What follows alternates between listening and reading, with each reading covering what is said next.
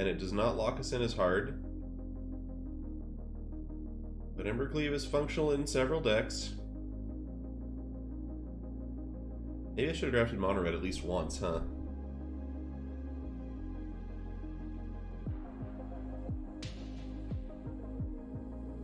Do we believe in the cleave?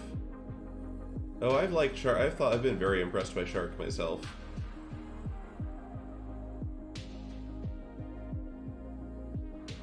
The cleave fits in green and red monsters. That's an archetype I like a lot. We can wheel Thalia, Frillback, Firebrand.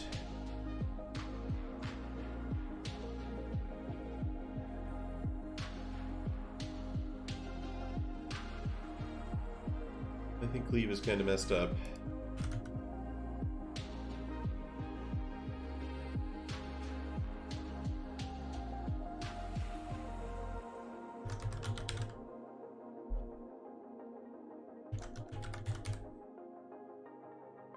The numbers on cleave are not even that good, is the funny thing, but we're gonna take it here for now.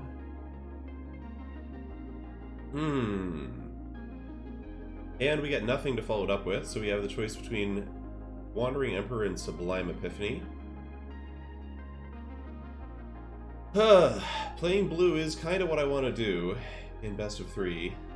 There's also Key the Archive, I suppose. It's these, or Llanowar Elves. There are four picks that are all reasonable. Llanowar Elves is the one that's like the green-red monsters pick. I mean, there are 0 red cards here, so it's partly just, it's not that whoever's to our right, I think, took a red card. I don't think you could actually have, I mean, you could maybe have Gigantha as your only red card. I kind of lean toward Wandering Emperor over Llanowar Elves by sheer power level, but maybe not. Maybe Elves is the pick.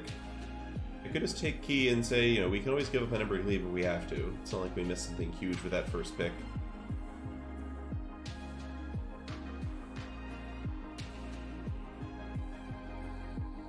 Elves versus Key.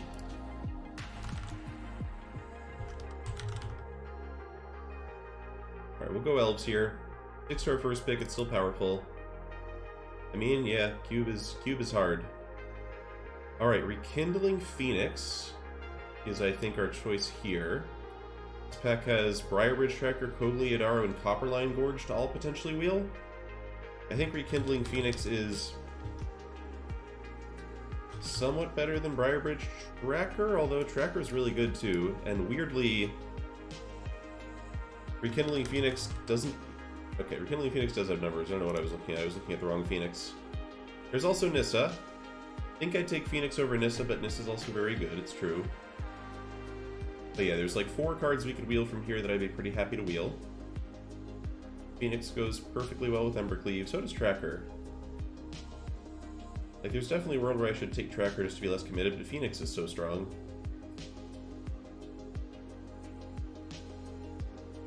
Alright, so now we get a bunch of cards that do not quite fit the Monsters archetype, but are fine for the Mono Red archetype. There's Dragon's Rage Channeler is a weird one. Not the best of the red 1-drops. There's Phyrexian Metamorph. I don't know about Burn Down the House. That doesn't seem particularly good in either of the red archetypes. I mean, there's also like Blue-Red, which you can do. Fine in.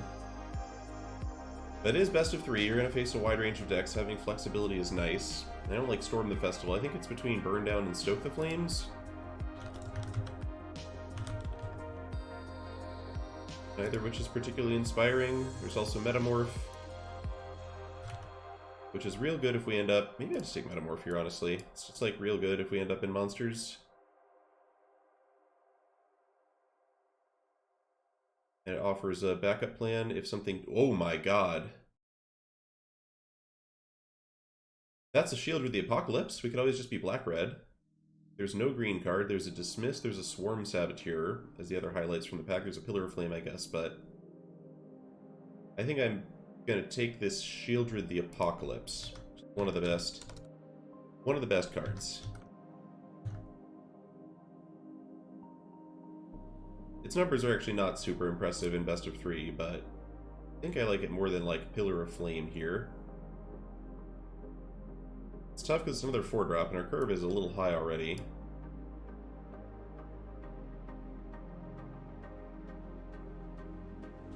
tough. These 17 lands numbers are just like so useless here. I think Shieldred is a very strong sign. No one is in black though. It's this versus like Dismiss. Alright, we'll try Shieldred. Now we get Undercity Plunder. Yeah, black is stupidly open. There's also Stomping Ground, but I think I have just not been really seeing green. Obviously Embercleave is better in the green decks, but I think black-red is also a pretty good place to be.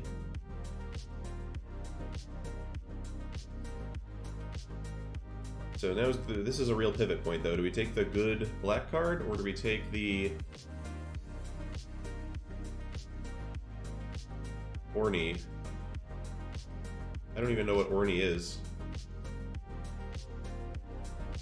Stomping Ground versus Undercity Plunder. I think black-red still can play Embercleave pretty well with the aggressive black cards that tend to go late. I don't think there's any... At least I'm not considering Ornithopter there. Llanowar Visionary. Alright, we could also just be Jund again, chat. We were Jund yesterday. It worked really well. Llanowar Visionary's a bomb. That was a pretty easy one. Alright, so we're still figuring out our colors. This pack has kind of nothing with an Ether Channeler. For Mocha's command, I guess it's Nurturing Peatland. The Pain lands are very, can be very sketchy. Like, using this on turn 1 to cast a Llanowar Elves, you're signing up for just, like, endless suffering. The other options would be, like, Breeding Pool or, like, Fanatical Firebrand if you want to leave open some kind of mono-red thing, but I think we just gotta take Peatland here. I don't know. Are the lands that terrible? Yeah, Nurturing Peatland is just a horrible land. I think we take Breeding Pool, actually. Which may seem crazy, but... Alright, now we got Rada's Firebrand, which is a great red-green card. Just overall, just a really, really strong creature, I think. Oh, never mind. Rada's Firebrand's numbers in best of 3 are garbage. I don't know what anything is anymore, chat. There's Overgrown Tomb for Jund, Rada's Firebrand for red-green monsters, or Tranquil Frillback.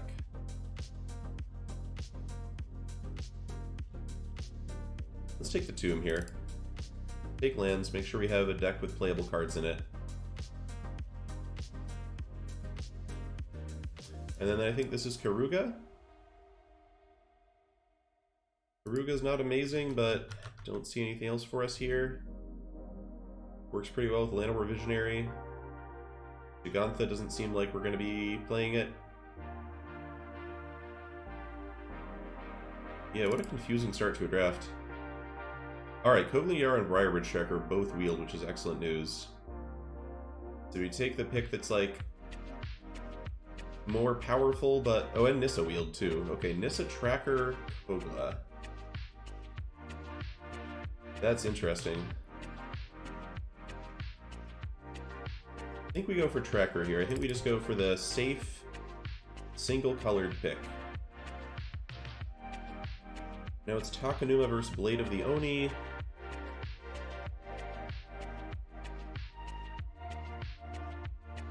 I think we go Taken... Let's just take Blade here. Make sure we end up with enough playables, basically.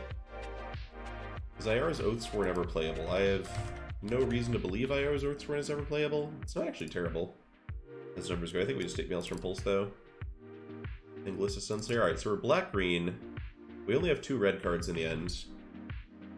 We have an angle to potentially splash blue. This is fine. We're functional. Hashtag functional deck. Alright. We have an angle to play some red too, although it's going to be harder. So here we've got Halanow Galpals, Thief of Sanity.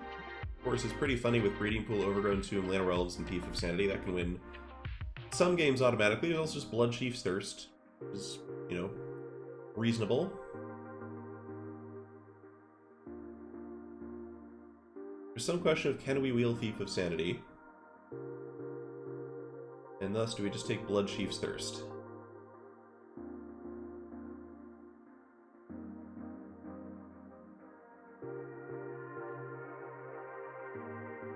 I kinda think I'm just in for Thirst.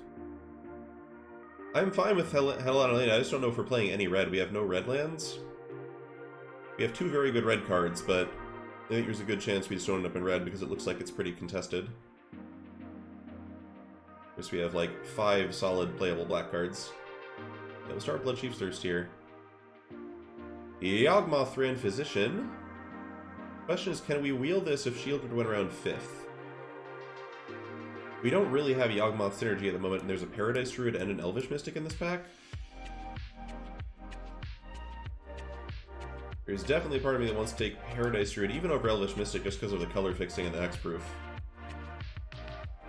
Although, it's probably Elvish Mystic, just because turn 2 Lissa Sunslayer is so freaking good. Turn 2 Llanowar Visionary. There's also a Jund Triumph, which we could wheel, but again, I don't know if we're playing these red cards. I don't want to be taking, you know, tap lands over 1 mana dorks just because we have these 2 red cards, however good they are. Yeah, I think this one's Elvish Mystic. I think even over Yawgmoth, I like the 1 mana dorks with stuff like Lissa, potentially wheeling Thief of Sanity. Okay, Kogla Lutri. Oh god, alright, we may have the deck that can't do Lutri. We do have Undercity, Plunder, Bloodchief, Thirst, and Maelstrom Pulse, which are all good Lutri spells, but there's also a Kogla in the pack. If people would just stop passing me Lutri, I'd feel much better about this whole thing. We've got the Breeding Pool.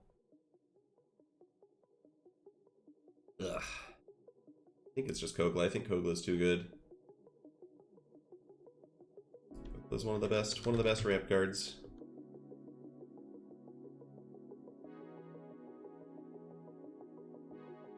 Pack is indeed stacked. Don't think we can do the Lutri thing here. Take Kogla, maybe we can wheel the Triome. Yeah.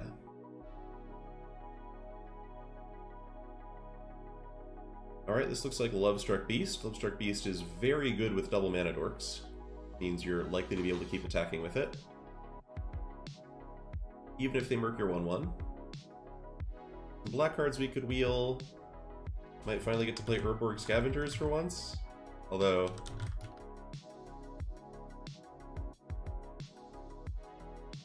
one seems to ever play that card.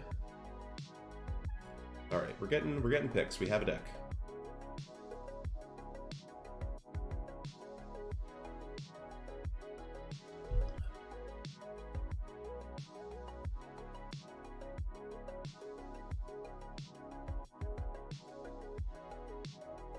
Yeah, this is the kind of deck where I actually would appreciate a Great Henge. Not a card I play too often in the cube. Okay, how about a... Oh, wow. Oh, wow. Oh, wow. Well, we've got Fable of the Mirror Breaker, Sky Sovereign Vorinclex, and Chandra. What in the world? I mean, we successfully cut red, I guess, in that last pack. Us and the person to our right. Is this Vorinclex or Sky Sovereign? I think it... feels like it should always just be Sky Sovereign. Vorinclex, actually, Vorinclex has stupid numbers. I think Sky Sovereign's good, but I think this might just be the Klex. Fable being here is criminal. Sky Sovereign being here is criminal. There's just crime happening all over the place. This is Vorinclex, but...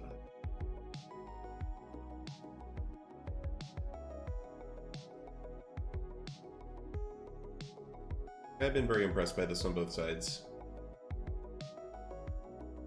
Despite Yetboat. Okay, so looking at Cultivate here, yeah, I mean, given that pack, everyone's in the right colors. There's some person with a red deck who's, you know, getting hooked up there. So Cultivate versus, like, Hydroid Krasis. We already have Llanowar Visionary, plus Elvish Mystic and Llanowar Elves. We're, for now, kind of 2 colors. Not even necessarily splashing blue, we have like some slight capacity to do that. Hydroid Krasis is good. I think I still lean toward Cultivate though. Seasoned Pyromancer, are you kidding me? Seasoned Pyromancer is so sick too. We successfully cut red. We successfully cut red. Also, we're not really getting much black. There's Misery Shadow, I guess. Like, We've seen a single black card. Wait, so the Blood Chief's Thirst literally pack one, pick one? I don't know, that's tough. I thought about taking the Pyromancer or the Radha there. Alright, here we'll take Scrap Gorger. I think we gotta stick to the guns and just hope we don't play whoever's to our right. Alright, Thief of Sanity Wield, that's excellent. I don't think we're Forge Fire Automaton deck here. Although I guess we only have the one breeding pool. Maybe it is just Forge Fire Automaton, actually. I've heard good things about the card. This might be finally the time to try it. We've got the Tracker, we've got the Scrap Gorger, the Misery's Shadow, the Mana Dorks. There's also an Unholy Heat still in the pack. Yawgmoth Wield. Okay, we'll take Yawgmoth. And Zagoth Triumph. Alright, so we're fine. Our colors are fine. Everybody's just going to get a good deck today. Crypt Break, even Crypt Maker with Yawgmoth is not that impressive. I guess it's Urborg Scavengers, and I don't know if we're playing it or not. Yeah, what a strange draft. And I guess Deadly Dispute for our Yawgmoth deck. We actually do need some card selection.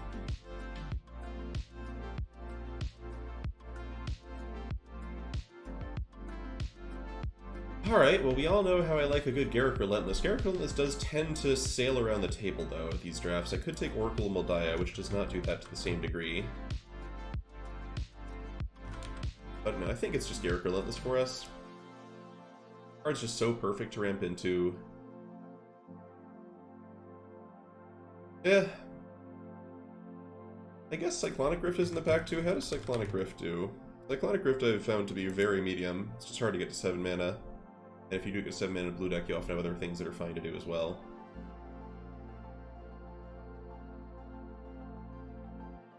Yeah, we'll just take the Garruk, goes incredibly well with everything we've got going on. There's the Great Henge we were talking about. There's also Ophiomancer and Incubation Druid.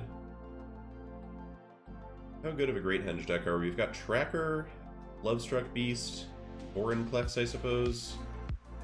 There's also a Shelly. This particular Shelly is worse than the other Shelly.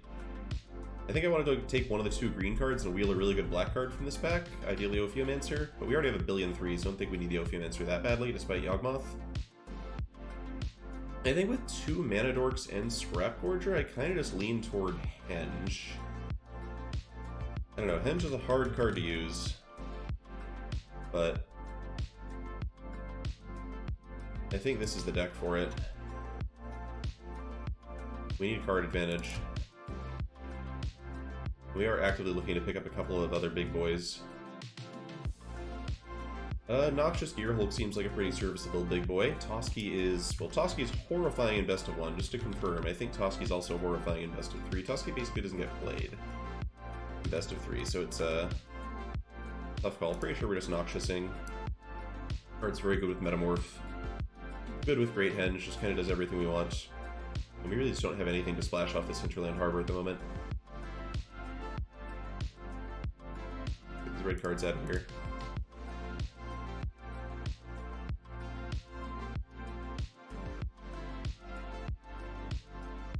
Okay, so Scrapheap Scrounger is pretty good with, like, Great Henge stuff. We are leaning a little bit aggressive. I guess Cultivator's Caravan also goes very well with a Great Henge, huh? Thought about that. I think with 2 duels, this is probably just go for the throat. We have, like, no removal right now. We could use more. Duels are nice, but, like, we've got our, you know, solid 2 colors set up. And now we've got Liliana Dreadhorde General, I think is pretty impressive, versus Cut Down Coldsteel Heart.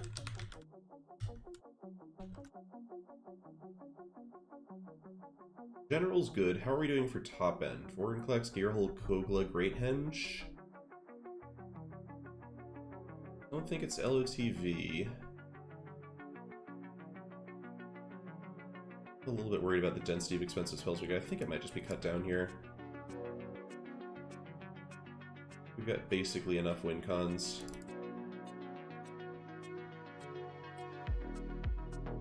Possibly be less scared of aggro. Alright, Explore's good. Stand and Explore. Why would I take Golos there? And now I can take Breach the Mold. Oh god, Nantuko Slicer. Oh man. Is that Breach or Nantuko Slicer? Breach is really sick. I think it's just Breach here. I think we want like one more way go over the top thing, even though Slicer is so strong in green-black. Yeah, Breach just wins games. We got plenty of good stuff to bring back. Our opponents love good stuff to bring back. It would be very funny if we get Slicer 15th. I would not object to that. Blooming Marsh versus Cruelty. Oh, I love Cruelty. Y'all know how much I love Cruelty.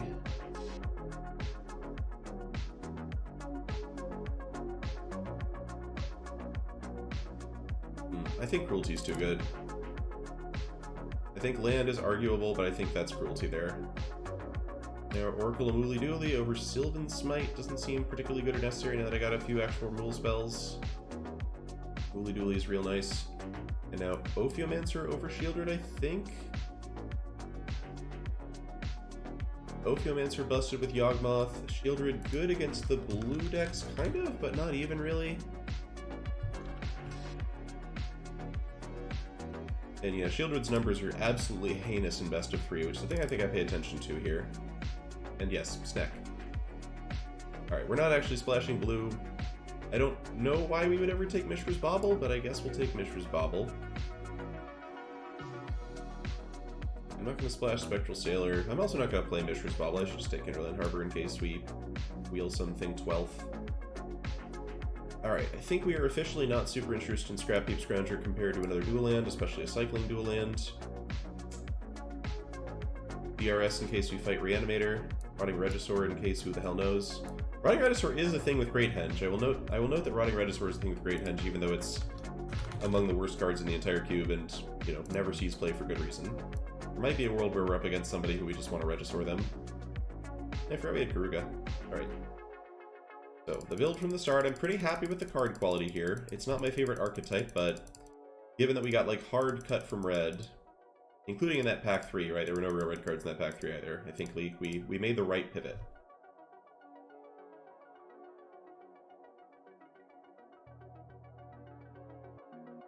Green-black good cards, definitely capable of getting there. Good cards are good.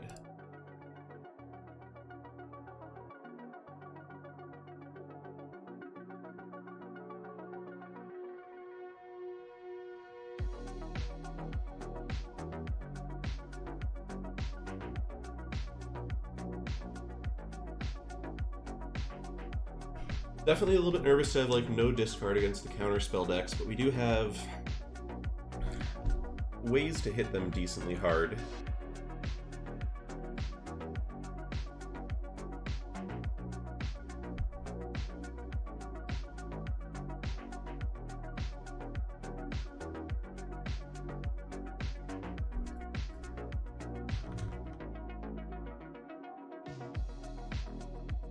Yeah, Fortifier's numbers at best of 3 are, as kind of expected, garbage.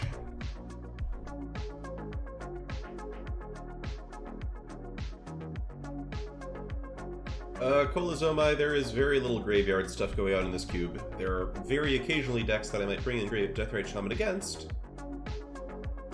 But I think that even if you're green-black, I suspect it's not worth it. It's not a horrible card by any means, but just doesn't do enough on turn 1, doesn't do very much on turn 5 either. Unless you are very specifically up against someone who's graveyard you need to hate. We should always play Ophiomancer. Ophiomancer is just good. Ditto go for the throat. I think Misery's Shadow, with all the mana we have, is pretty great.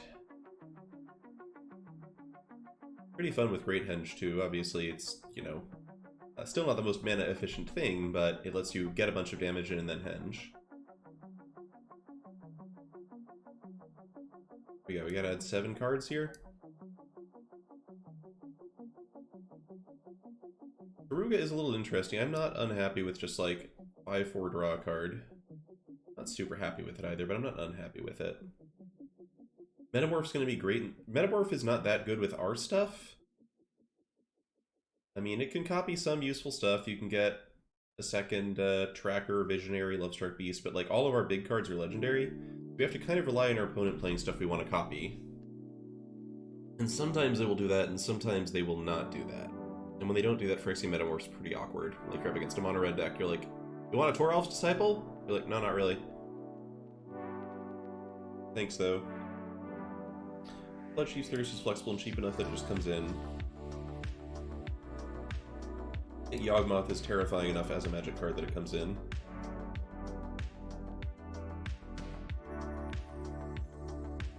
Anything? Probably Blade comes in. We just need the cheap stuff.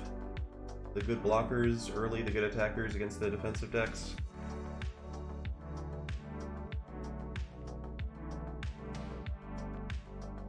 The Menace is also nice with stuff like Glissa.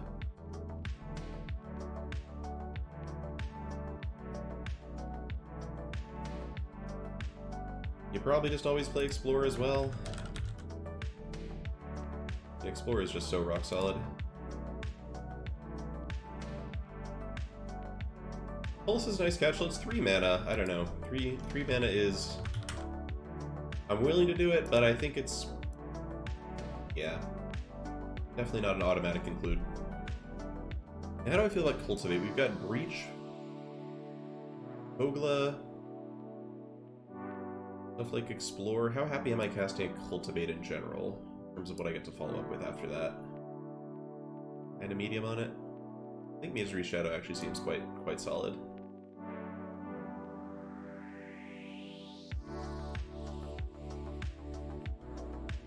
Scavengers gets big pretty quick. One of those cards would be better if our opponents have stuff that we're killing and then taking with it. Yeah, as I was saying earlier, Metamorph is a sketchy one.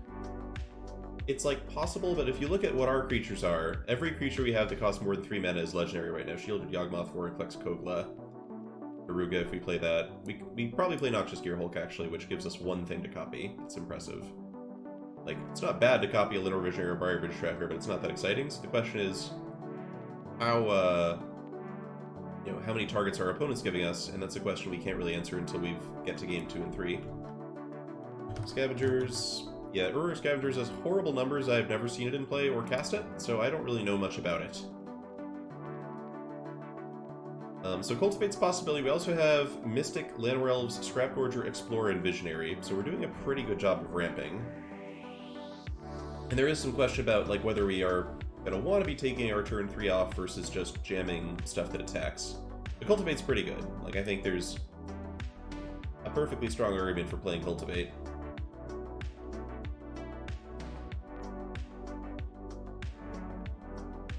The more I look, the more I kind of like this as a henge deck. It's just like,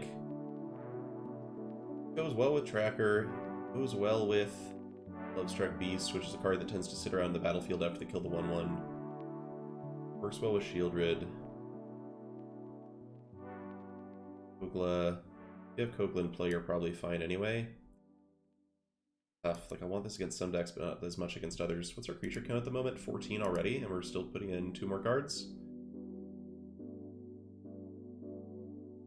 So what are the contenders? Blade, Henge, Oracle, Cultivate, maybe Pulse, Deadly Dispute, great with Ophiomancer, otherwise kind of tough to use in this deck. Just don't have a lot of decks. We have Garruk, but otherwise there's not a lot of fodder going on. There's Lovestruck Beast tokens as well, which we don't want to sack, but we can. And there's Metamorph, which I think is more sideboard. I think. Like, the decks that I'm most scared of with this deck are the blue decks. So I'm thinking about, like, what cards give us the best game against the blue decks. I think Blade of the Oni might be kind of on that list, because you do just need to make them tap out. So you can actually land big stuff, because there's so many good card advantage counter spells in the cube. Oracle's also one of those cards, if you land it against a blue deck and they can't get rid of her, she's, you know, does good work. But she's, I think, a little too sketchy against decks that just have a bunch of ways to kill her for 1 mana, which is a whole thing.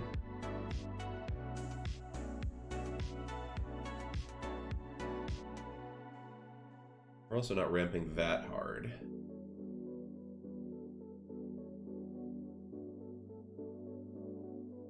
So if there's not really like a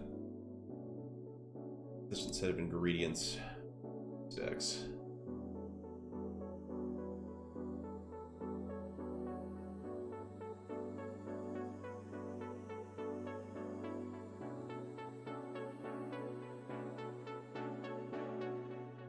There's also Cut Down, I guess. It's also, like, it's good against aggro, but a lot of the control decks do have, you know, there are cards like Agent of Rafine, Fairy Mastermind, that can be pretty scary too. Like, I feel like we have less trouble with aggro in general because we've got stuff like Lovestruck Beak, but Cut Down is so brutally efficient that it's probably a choice I should be making.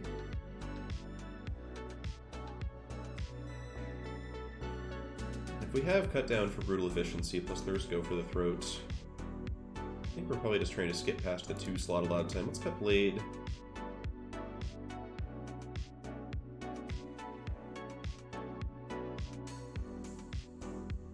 Naked Henge.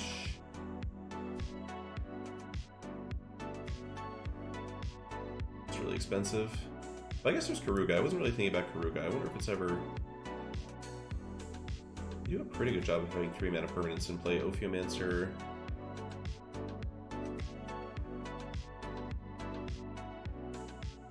Maybe Karuga goes with Henge, such that if I'm going to put that card in, I want to keep Henge and cut something else. I could cut Bloodchief's Thirst. Could even cut Misery's Shadow in theory. This card is not very good against aggro either. It's okay against aggro.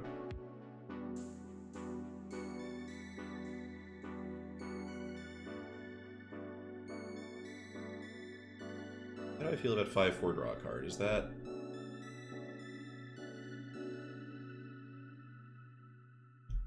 Still seems fine, frankly. We also have Cruelty of Gix, which goes really well with Karuga. And a thing that stays in the battlefield for a bit, and it's hard to kill. There's also a question of whether Yawgmoth is worth main decking with just Ophiomancer and some Elves for synergy. Like,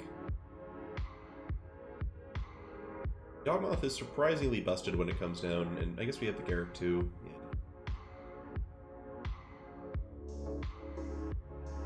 Damn, it's a tough build. It's a tough build. Maybe Yawgmoth is a sideboard card here. When I'm thinking about blue decks, Yawgmoth against the blue decks, I mean... Alright, Yawgmoth is a 63% game in hand win rate. It's one of the best cards in the entire cube. Yeah, and with Ophiomancer it is super sick. Garruk. Alright. Do we do that? Maybe we do just Pulse. We have the ramp. We have some finishers. Maybe we just go for interaction. Maybe it's Karuga. Alright, Great Henge versus Karuga, chat. Where do we fall in the end of this? The creature count of 14 for Henge. 1 vote for Henge. 1 vote against Henge.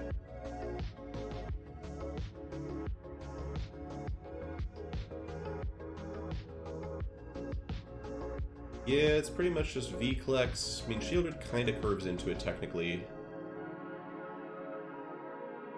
V-Klex, Lovestruck Beast.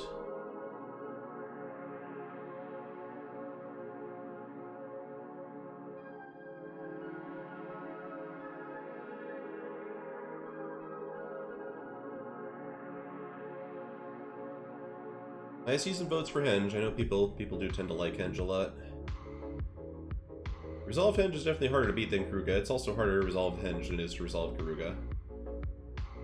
Yeah, I could see, like, just gamble on the high power level card, see what happens. Being an argument, for sure. Alright. Let's do this. Let's do this. Get our games in before the draft's over. Alright, there will be a lot of sideboarding with this deck. Oh wait, yeah, we should cut Breeding Pool, that's a good point. We are not playing Phyrexian, that would be very funny, just like the Breeding Pool in. Alright, Breeding Pool's going away. Would have been pretty embarrassing. Alright, and that gives us 8 turn 1 greens. Honestly, do I dump? Probably dump a green source here just to play these Llanowar Elves more consistently. Yeah, this feels better. 9 black sources, still fine. We've got the Scrap Gorger. Explore to draw cards. A lot of double black, but it tends to appear later in the curve.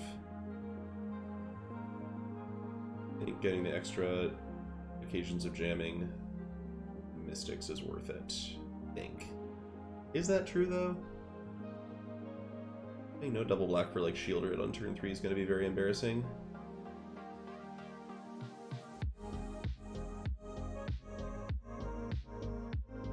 Yeah, it's tricky. As far as mana goes, not having green is much worse than not having black, because our green card's the ones that draws cards. We have also triple green here. Do this. Alright, back in. Whew. Alright, exciting draft. Had to draft the hard way there. Did not get to force. Worried about the... Oh my god, chat! It's us! It's us! We've got to beat Aaron. Oh god. What am I gonna do against Aaron? Hand's very good, also. Opponent starts with Shambling Ghast. That's encouraging. Consider that to be an encouraging sign, chat. Shambling Ghast is not very good. I mean, maybe they just go Deadly Dispute here, and I just eat my words completely. Black-red sack, Robert of the Rich.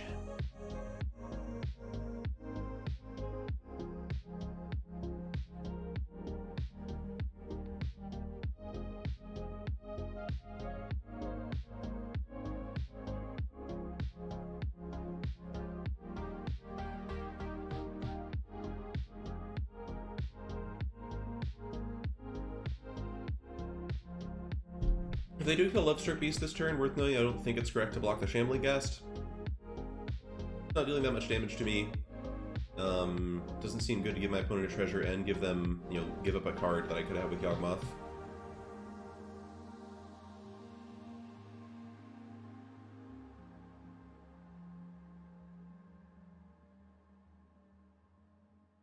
This is the kind of deck where, depending on what we see from them, this might be the matchup where we think about Deathrite Shaman or Urborg Scavengers coming in for Graveyard Hate.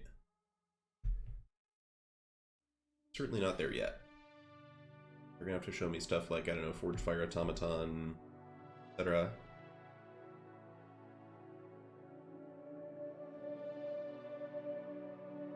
Sure. I think we discard Forest here. It does mean that we have to wait a bit to cast Vorinclex, but I think that's fine. This feels like a pretty attrition-y matchup. Our deck is going to have a tendency to flood late. This attack... What the... Huh? Alright. Do they have a Wrath? Or do they think Lovestruck Beast can't block, chat? What do we think that was?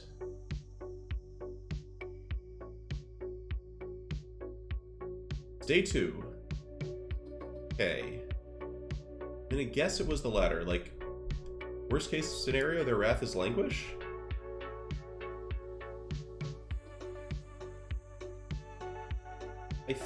I guess I'm disinclined to play the Elvish Mystic, in part because it can get picked off by Shambling Ghast if they have a Deadly Dispute or something. I could have attacked for 5? Maybe that's correct. I'm just like so weirded out by that last play that I'm like a little bit confused and nervous. I possibly should have played Mystic Attack for 5. Okay, they're also attacking with Ghast, and you know what? No, I'm not going to give you a treasure. I take 1. If they had Swarm Saboteur there, I would have been embarrassed, but I feel like we just don't let them have Burn Down the House or whatever they want to do this turn. Yeah, block with O3 is... Yeah, block with O3 is probably correct, not me. Brotherhood's End, okay. So they're just trying to do... Okay, they're trying to soften up Lovestruck Beast, so this all makes sense.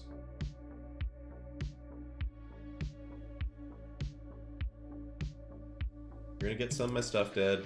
That's fine. Alright, so...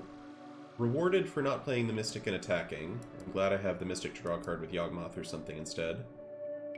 There's Ophiomancer. Do I start... I guess we start Ophiomancer Mystic here. And we get to attack with Lovestruck, which is great, and... Then Yawgmoth has food for next turn. They also have Burn Down the House, that would be very funny, but... Then we have Vorinclex as a follow-up. Not so bad.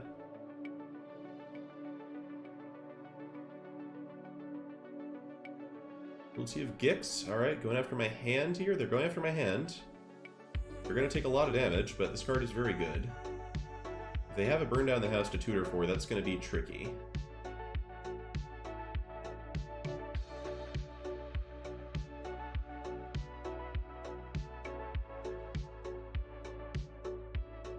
Ah, Shieldred the Apocalypse, though. Another question is, what do? I think this is just Yawgmoth here. If they do have a burn down the house to tutor for, Yawgmoth gets to sack my whole board. And we just draw 4 cards, and then follow up with Shieldred, which seems good. But it's not going to have anything crazy to pull out of the graveyard to beat me with.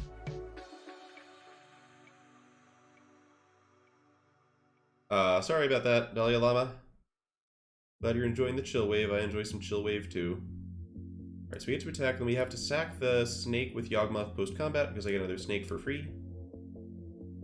Make sure we do that.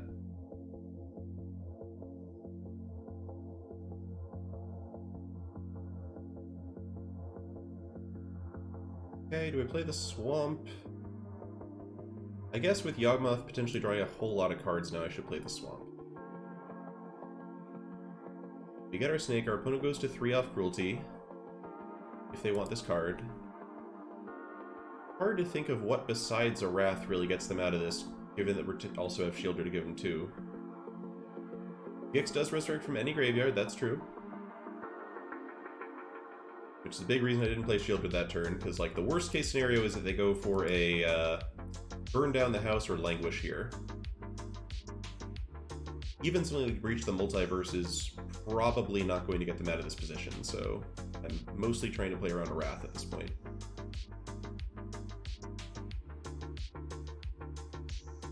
Okay, it was Inferno Titan. That is actually fine. Inferno Titan is extremely beatable. I don't think there's any way they line up this damage that even works.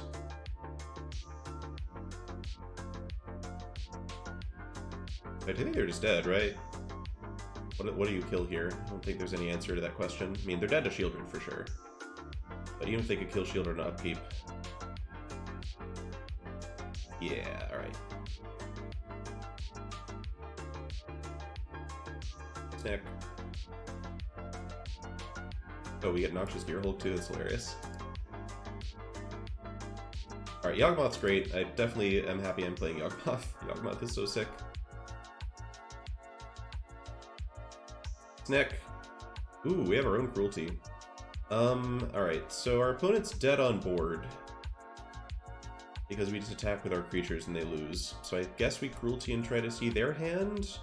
I'm comfortable revealing my Cruelty to see my opponent's hand if they'll let me do it.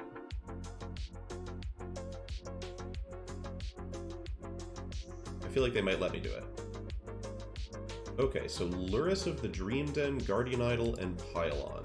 Okay. Good to know they have a free, It's good to know they have a free removal spell. Okay. Alright, Aaron. Let's dance. Okay, so we saw Cruelty of Gix is a card that scares me. They also presumably just have a bunch of removal as a red-black deck. I think Great Henge does not feel the best, especially against Kolaghan's Command. So let's cut Henge. Oracle Moldiah also doesn't feel great against Kolaghan's Command. I think I like the,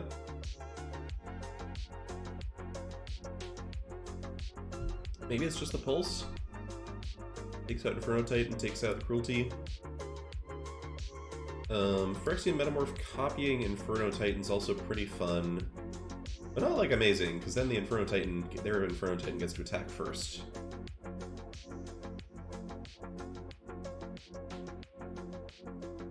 How do I feel about Misery's Shadow? Feels fine, I guess?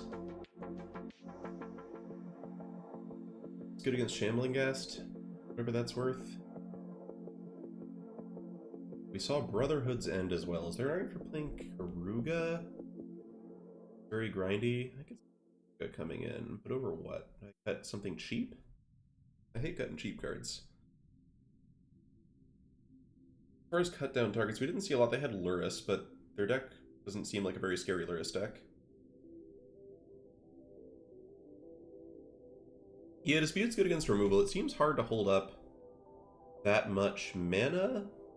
Like, our deck taps out a lot, so I don't love Dispute for that reason, but maybe there's something to it. We also have the Clue Off Tracker for Dispute, which is something. Think about Karuga over Shadow. That down. That down. Not that fast.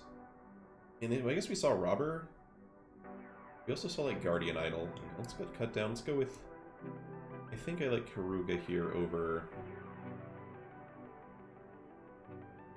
Mutant stuff. Shadow is nice against Luris. As I said, Metamorph just to copy Titan doesn't feel like the best thing.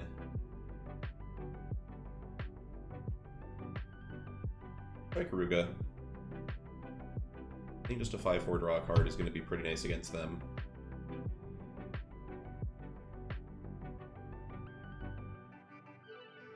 And we had a really good draw on the play there.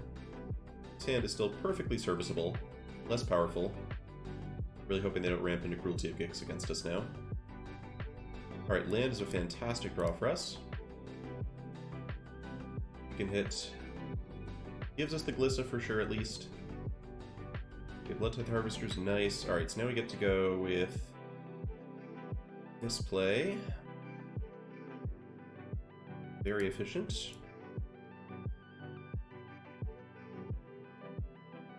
We are back on the play, kind of. Warinclex helps us hit Gear Hulk, which I'm happy with. Lux. Follow up there. Crucius. Crucius is, well, on the one hand, Crucius is powerful. On the other hand, Crucius is about to die to Yawgmoth, which makes me very happy. Opponent goes Ambitious. Cool, cool. Alright. Play Yawgmoth. We even get to draw a card off of this. Nice. I think we just killed Crucius now before everyone has like Deadly Dispute up or something like that. Attack first was good. Attack first was good. I would have been sad if they'd traded. But yeah, it's possible they like see Yawgmoth coming and trade. But attacking first was probably right. I can hunt myself for not thinking about that and just be excited about my play. Alright, so really hoping they don't go Land Cruelty. Land Cruelty is tough. Yeah, Cruelty is insane. It's like such a extremely powerful mid-range breaker. Big score, okay. That's not Cruelty at least, that's something. Really want to hit this land for Vorinclex. If we hit this land for Vorinclex, I feel great, because then we have Breach coming on schedule.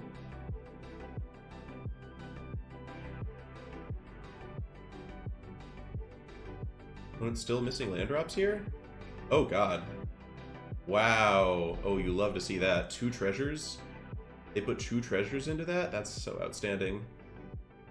Okay, is this Glissa or Lovestruck Beast? I think I like Glissa, because if I play... They already discarded Brotherhood's End. I feel like this puts the heat on them to get rid of Glissa instead of Elvish Mystic if they have a kill spell.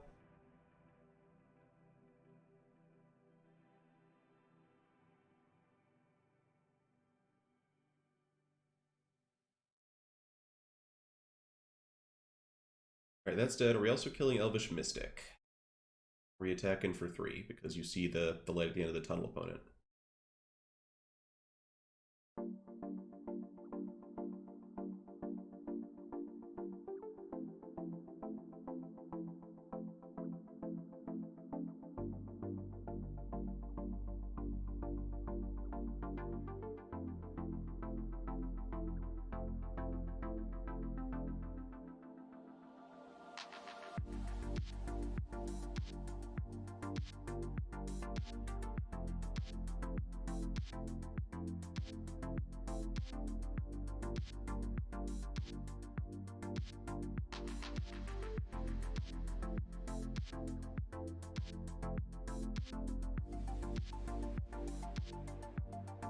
Yeah, tough choice. I think they know I missed a land drop, though, so it makes it, like, more natural that's what you would do there.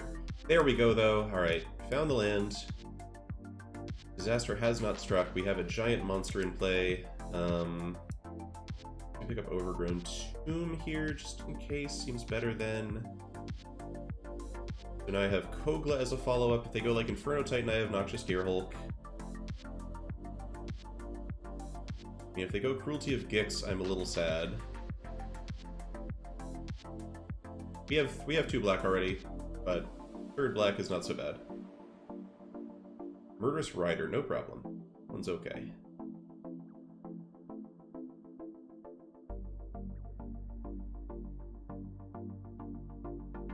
And boot me, sure. Alright, so now we just cast Kogla. Which, not fighting something's a little sad, but getting to attack and kill a Guardian Idol's great. And we have Noxious Gearhulk sitting here as a backup and then breach the multiverse next turn.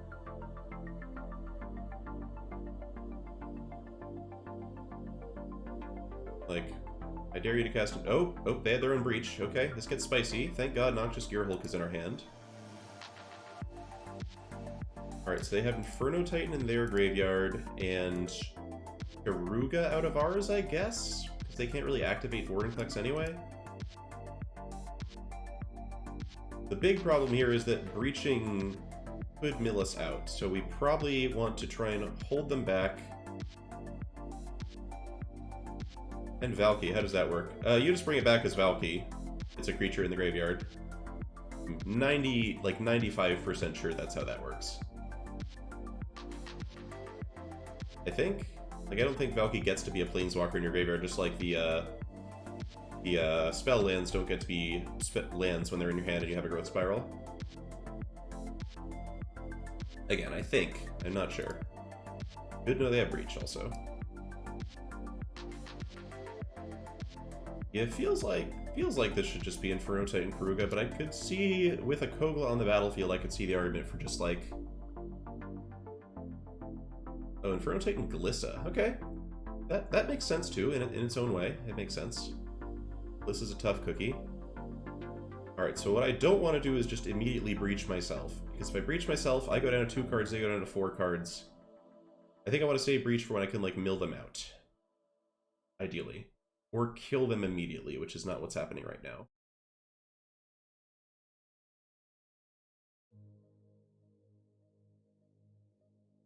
The options are actually interesting. I could just play Lovestruck Beast to chump the Glissa for a turn if they're going to attack with it. I go like Maelstrom Pulse the Titan, Lovestruck Beast, plan to chump Nissa, then followed up with Noxious the turn after. But the life gain on Noxious is really good, and then Maelstrom Pulse can also kill Cruelty of Gix. Let's just do this. Go to 14.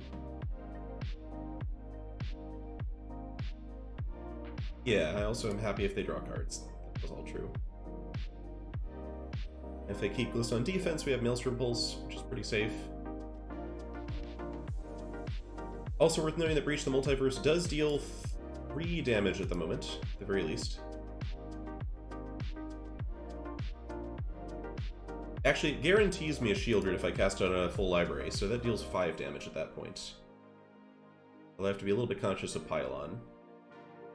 Alright, opponent's just going to be drawing off the Tenacious Underdog, sure.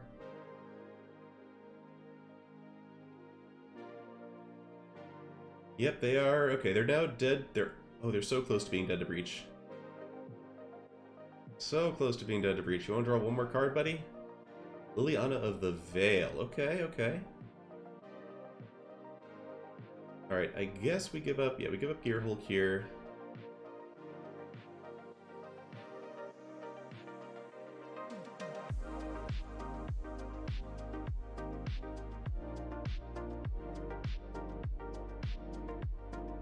Alright, so if I breach, I get to kill Glissa, put our opponent to almost dead.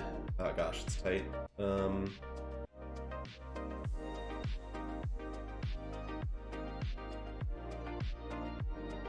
I think we just wait one more turn and be extra safe. I don't even know if they have like forced draw effects in their colors, but I don't want to sit around and find out. Just play Lovestruck.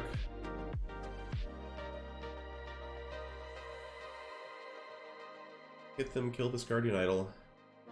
Liliana Plus doesn't matter. Save 2 lands so we can handle like Liliana Plus Undercity Plunder or something like that. And we've already seen Breach, so it's like, what could they possibly have at this point? Pylon Kogla, alright. Not bad, it's grindy, but that's going to be end of game for him here. We just need to make sure we don't accidentally draw a card.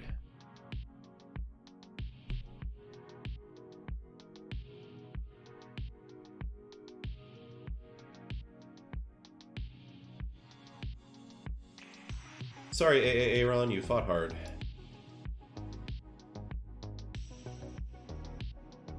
Okay, no drawing cards by mistake. I will take Inferno Titan. And Shieldred the Apocalypse.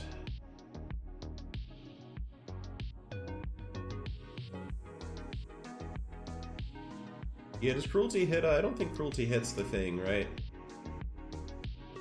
Oh, wait. Cancel. Oh, we almost lost the game on the spot there, chat. We almost lost the game on the spot. Don't worry, we're not going to do it. Not going to do it. No Murderous Rider in the bottom of your library. Holy shit, that would have been embarrassing.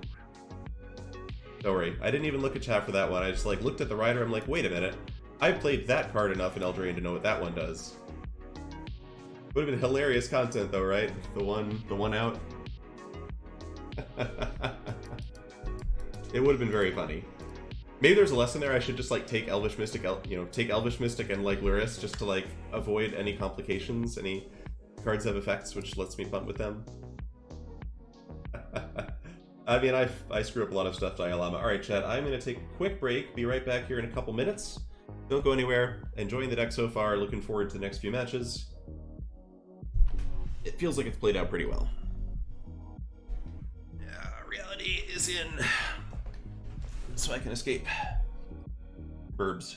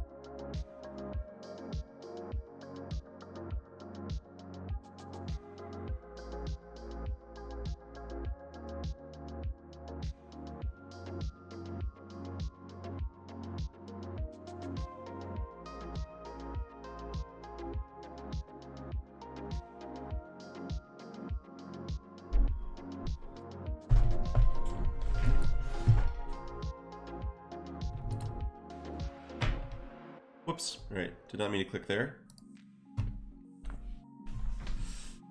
Alright, well, we avoided the horrible content loss there. Yeah. I don't know how their streamers do the green screen thing. They just... are other people's green screens just way bigger than mine? Just very... I should just probably zoom in the window a little bit, I guess. Hello? There we go, that actually helps. Okay, cool. So, after that first round, we also are not playing Embercleave leaving the deck, goodbye.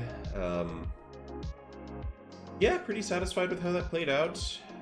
Don't know about Henge. Just thinking, like, I don't really like this against the blue decks that much, and this opponent who was just, like, killing my stuff also didn't feel great.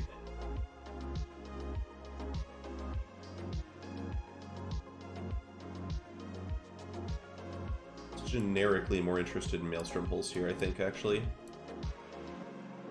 Henge feels like more of a side-in, I think. And 8-6, yeah. That's one way to do it. I like the gym approach. Don't know how our landlord would feel about that one.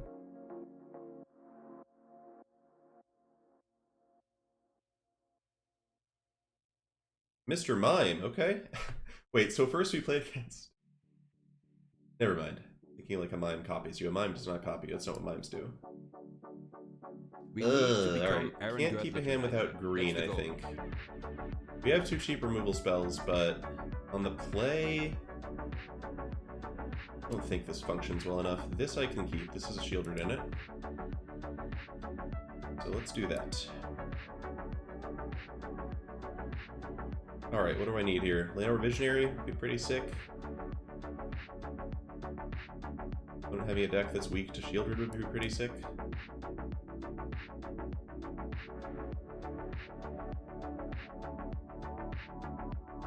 Actually, Jetmir's Garden in the mountain is exactly what I want to see. I feel like Shieldred should line up pretty well against red-green, if that's what's happening, or red-white, if that's what's happening.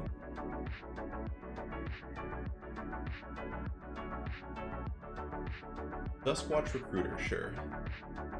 Okay, Vorinclex is good. Let's just... This curve might actually just do the thing by itself. Okay, didn't get Swords to Plowshare, Pog. Dodge Thoughtseize. Okay, didn't dodge Fable, but Fable we can handle. Fable's not so bad. Cruelty of Gix. Okay. Huh. Alright, I think this is Vorinclex just to hit land drops. Yeah, this feels like it's Vorinclex just to hit land drops. Opponent's red-green. It looks like they're gonna struggle a lot with this.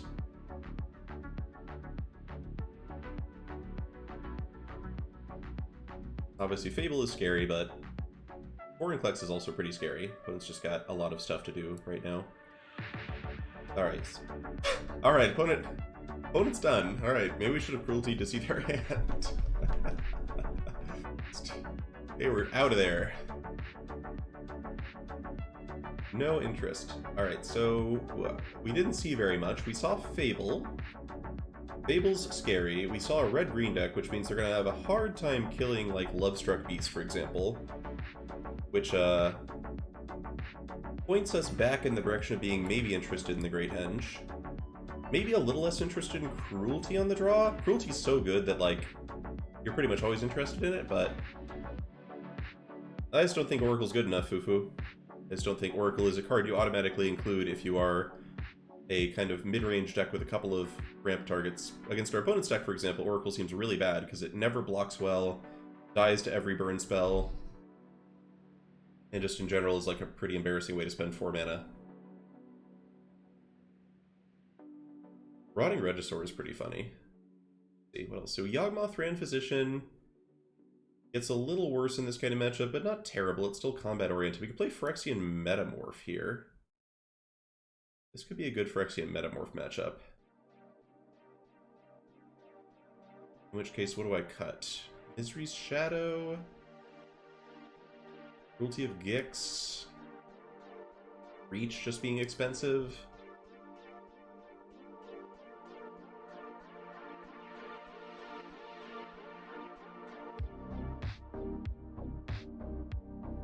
Yeah, maybe cut Breach for Henge. Then add Metamorph over Cruelty. Problem is, how good are my opponent's cards at blocking? Like, Metamorph copies stuff like Chariot. It's good to copy Glorybringer.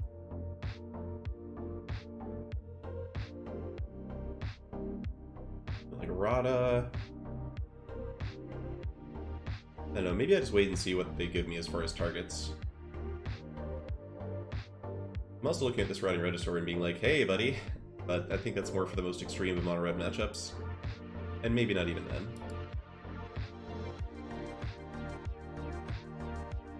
Breach is just a 7-mana card, Mez. I just boarded out an expensive card against an aggro deck on the draw. Turn 2 Regisaur, turn 3 Henge, our sleeper. Oh god. Alright, 9 black sources. We've cut down and Go for the Throat and Ophiomancer, so it's incredible if we hit one of the black sources. And like Armored Scrap Gorger gives us 10 hits, kind of.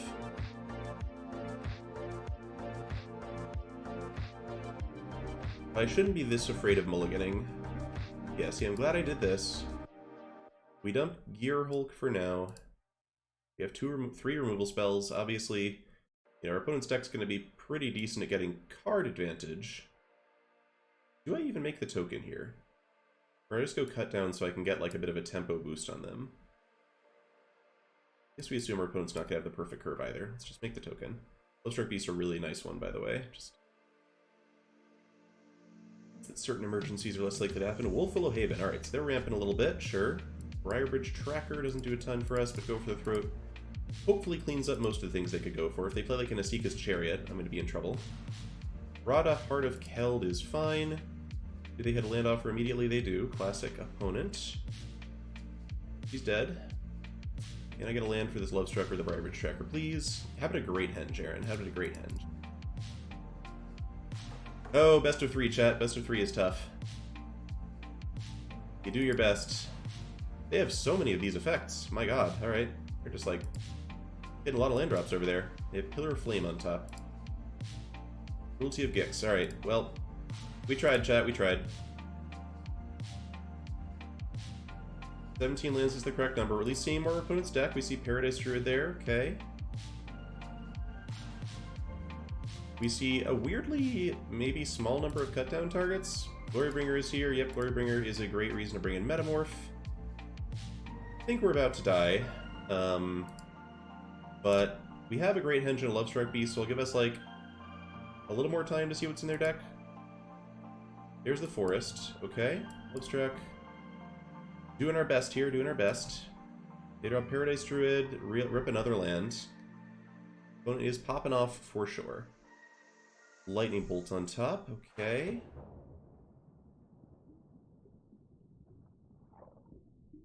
I can pulse the... Oh, Kogla on top now, that's not good.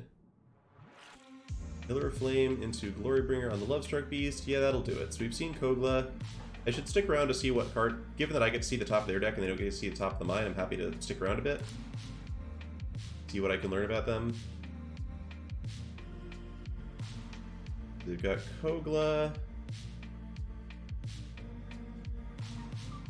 I guess I live one more turn by pulsing the Glory... Yeah, we don't need to pulse the Glorybringer. They're gonna jam Kogla. I certainly can't beat it, but yeah, let's just see what's going on in their deck there.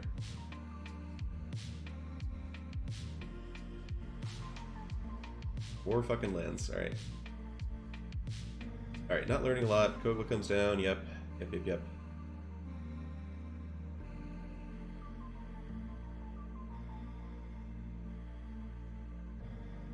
Oh wait, I still have Cruelty in my deck. I thought I boarded this out. Oh well. Alright, not going to try and win here. We're just going to see what's on top of their deck. It's a Forest.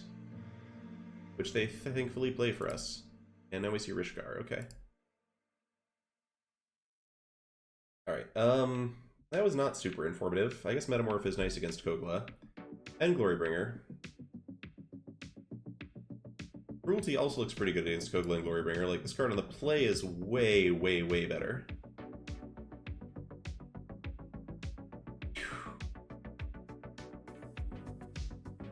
Misery's Shadow is pretty inefficient. Dies to Glorybringer, dies to their stuff, doesn't really ramp us, doesn't like get us ahead on the curve, which is where I want to be. Might just cut it for Cultivate.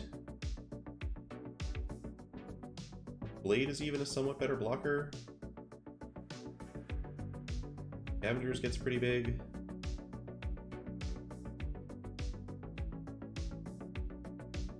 Sarada plus Cutdown was weirdly bad there. I don't know how I feel about Cutdown. It kills Duskwatch, it kills the Fable token, it can kill Paradise Druid, but kind of late. I think on the play, Breach looks much better. We also saw some big stuff to Breach for. They're like more of a ramp deck than we realized. I think I'm down to trim Cutdown, I'm in to add Metamorph, and I'm in to trim Misery's Shadow. This makes our curve overall higher, but we're on the play. And like games where we don't hit 3 lands, we're kind of doomed anyway. The question is, do I bring in Cultivate for anything? I don't think so. There's a question of like, if we did bring in Cultivate, we could cut Henge for it, I guess, but I don't know, Henge still looks kind of okay. They don't have the easiest, they are a red-green deck, we didn't see any specific artifact removal. But maybe it is just Cultivate to be extra safe, because we have so many good big spells that if we just cast those, we're probably fine. I could see the argument for Cultivate, but also I don't want to update too much. We have so many mana sources in our deck, and if we mold to 2 lands, I don't know, Cultivate doesn't help us anyway. If we get 3 lands, we're probably in much better shape just as far as surviving goes.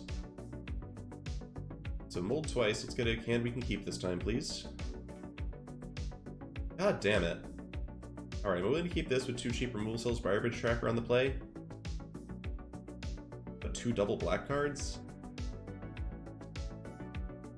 Now this is much worse. Alright, this we can keep. Tracker Garrick. Go for the throat. Yeah, chat, this is it. This is just our bad match for the day. Alright, opponent also mold. I think we trim Yawgmoth, and then I think we probably just trim the Explorer, and just try to make it so all the cards I have are like 2-for-1s. I don't even know how good Garrick is, frankly, but I think we just hope we draw spells, or lands from here. Pretty bad, but what are you gonna do? Okay, Scrap Forger's a lovely draw. Scrap Forger's a land. Means also if they go like turn 2 Recruiter, we can potentially draw land, go turn 3 Garrick, or our opponent just whiffs on their second land drop. Opponent, I would say sorry, but this is the Arena Open Day 2. I am here to get ya. I am here to get ya. Yeah, like, I'm sad for them, but also I rolled a 5, so I will take what I can get here. This is where nice, kind Aaron, yep, sorry, Mr. Mime. Whew, RTG Bo, by the way, thanks for the follow, if you're still here.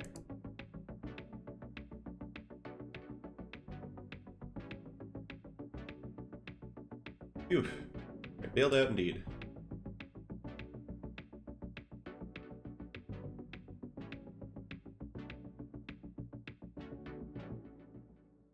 So one thing I'm thinking about is how do I feel about Misery's Shadow versus Blade of the Oni?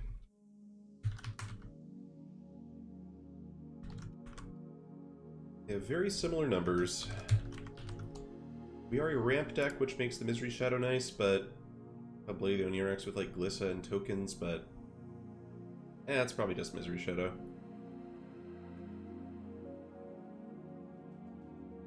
Yeah, I think once they had seen me mold a 5, I would have molded a 5 in their spot, but I also don't know. Their hand could have been like Wolful Haven, Paradise Druid, you know, lots of stuff that helps if they just draw the second land.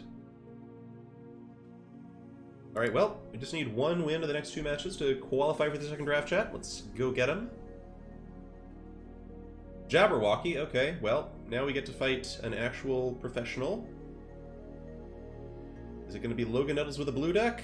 Logan Nettles with a blue deck is not what I want to see, but... Okay, Logan Nettles with a Once Upon a Time. Okay, can I get a Llanowar Elves on turn 1? Surely I've been a good boy this year and deserve a Llanowar Elves on turn 1.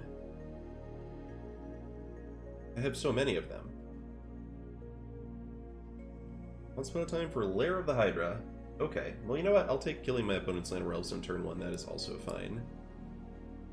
Pretty sure this one is cut down over thirst. Thirst can do more stuff later. Pretty much everything cut down can kill, thirst can also kill. Hell, is that true? It feels true. Most likely things, they go for a 2-drop and I kill that too. Yep.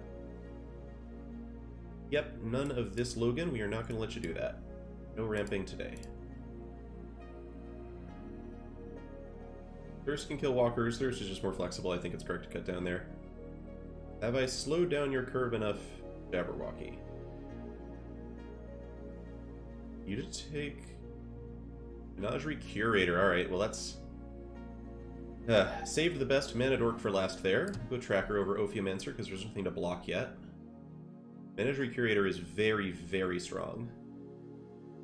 Probably going to draw them a couple cards, but... is what it is. We have a Noxious Gearhulk. That's some inherent card advantage. We slowed them down a bunch. Curator at least doesn't ramp out a Planeswalker. I don't know. There's Yawgmoth, which goes well with it, but is not very similar. Seeka's Chariot. Okay, it doesn't trigger the Curator at least, and Ophiomancer holds it off decently well. Explore is also wonderful. Right there.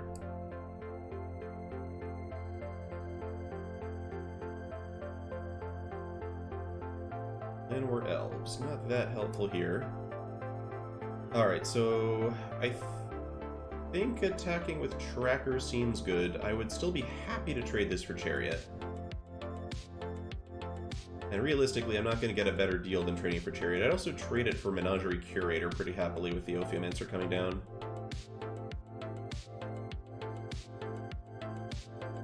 So double block with Cats is fine, block with Menagerie Curator is fine. Yeah, let's get rid of this Curator.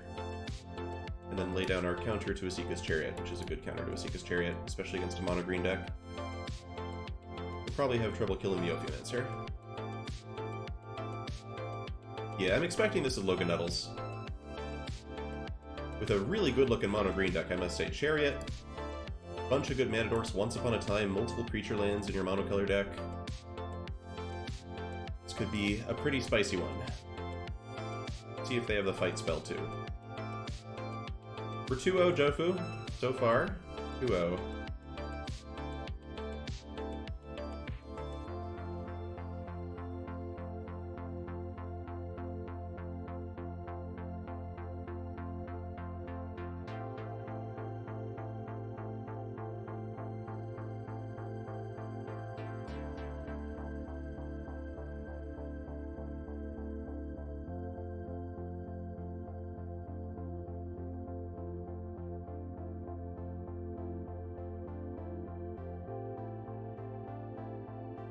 Alright, hovering over the clue. Do we have a Reclamation Sage? We're trying to think of whether to save it for something better or kill the clue.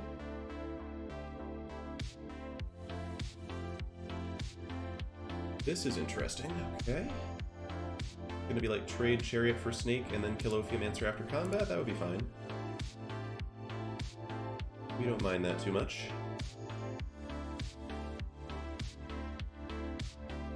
Got plenty of answers to Cats.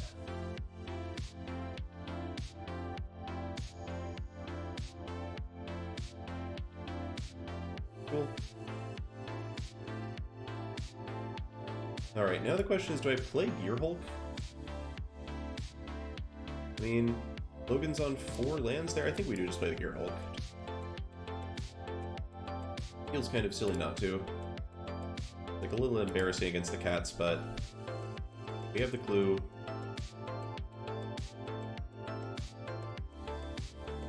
Really hoping they don't just jam Gearhulk here. Alright, Duskwatch Recruiter. That is a reason to save the Gearhulk. It's a tough call. Go ahead, crack this clue. At least get to stop it. Well, actually, I kind of want it to flip. But never mind, we have Garruk. That's a really good one. Okay, go Garruk. I think we just pop the Recruiter with this right now.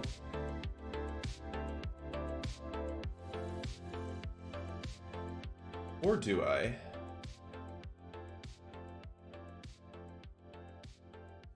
RFY MTG, I assume it's just, not giving me more information? Like, forcing me to block without the information that my Ophiomancer was about to die? Alright, the question is, do I kill the Recruiter or do this plus the Garruk? If I plus the Garruk, slam Llanowar Elves, Garruk's really hard to kill, and then I can kill the Recruiter next turn. Logan gets a turn to, like, activate it. But that doesn't seem too worrying. The problem is if Logan has a way to kill Garruk, which is hard to do, but I think Sylvan Smite might do it, for example. Let me look up Sylvan Smite. Does Sylvan Smite kill Planeswalkers? No, it doesn't. Okay. We kill the Recruiter. We play Llanowar Elves. They can activate Lair of the Hydra and forcibly kill Garruk. They have to lose Lair of the Hydra. I mean, Logan's playing mono green. Logan could be playing a lot of different stuff. I think we just zero here.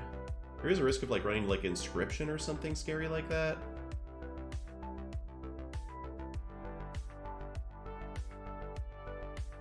Actually, let's do this.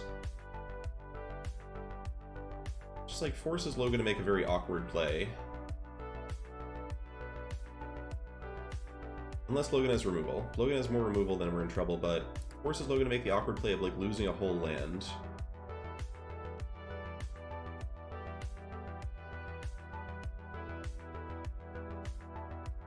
Or having a Sylvan Smite. I mean, they can just Sylvan Smite the Llanowar Elves. Yeah, I think getting the Dustwash off the board feels good. If Garruk lives, I can just get Kogla. Seems pretty good.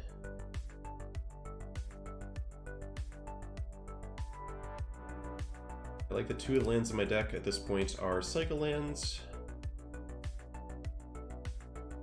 Paradise Druid, oh my god. Garruk lives? Garruk lives. Glissa Sunslayer. Alright, so do I start making Death Touch tokens? Or do I just go get Kogla now? Kogla would set up really well against like a Gearhulk or a Sky Sovereign. Because 5 mana could be Sky Sovereign, could be Gearhulk. I'm pretty sure I would just get... yeah, I would just get Kogla every time with this. Yeah, Kogla just seems really hard to beat here. Like, the Death Touch Wolf is nice, but if they do have, like, a Sky Sovereign, I guess they have to choose between killing Glissa and killing... I mean, I'm scared of this one card that I don't even know is in their deck. Feels weird. Didn't have anything last turn, like... Glissa does so well against everything that's not Sky Sovereign.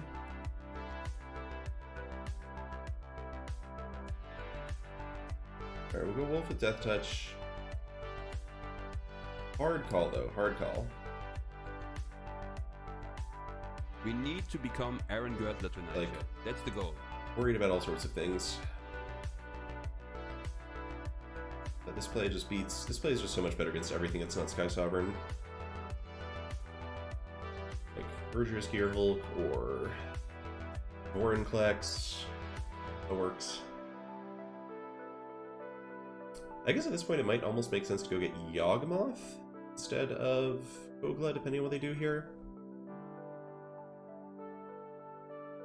Depending on what we draw, of course.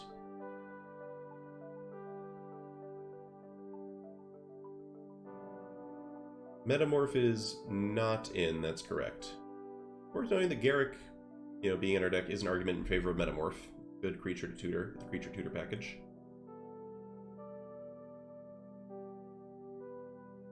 Actually, I think Metamorph might be in now. I think we cut Misery Shadow for Metamorph. Let me check 17 lands for that.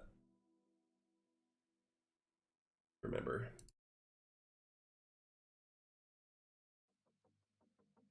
Six. No, Metamorph's not. We cut Misery's Shadow for... oh, we do have Metamorph in. Metamorph is in. Okay, it's just Nissu shakes the world. We're fine. We're fine. Don't think Nissa's gonna get him there. I mean, they could have something terrifying in their hand, but...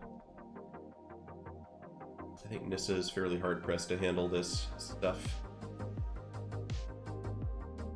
We will see, we will see.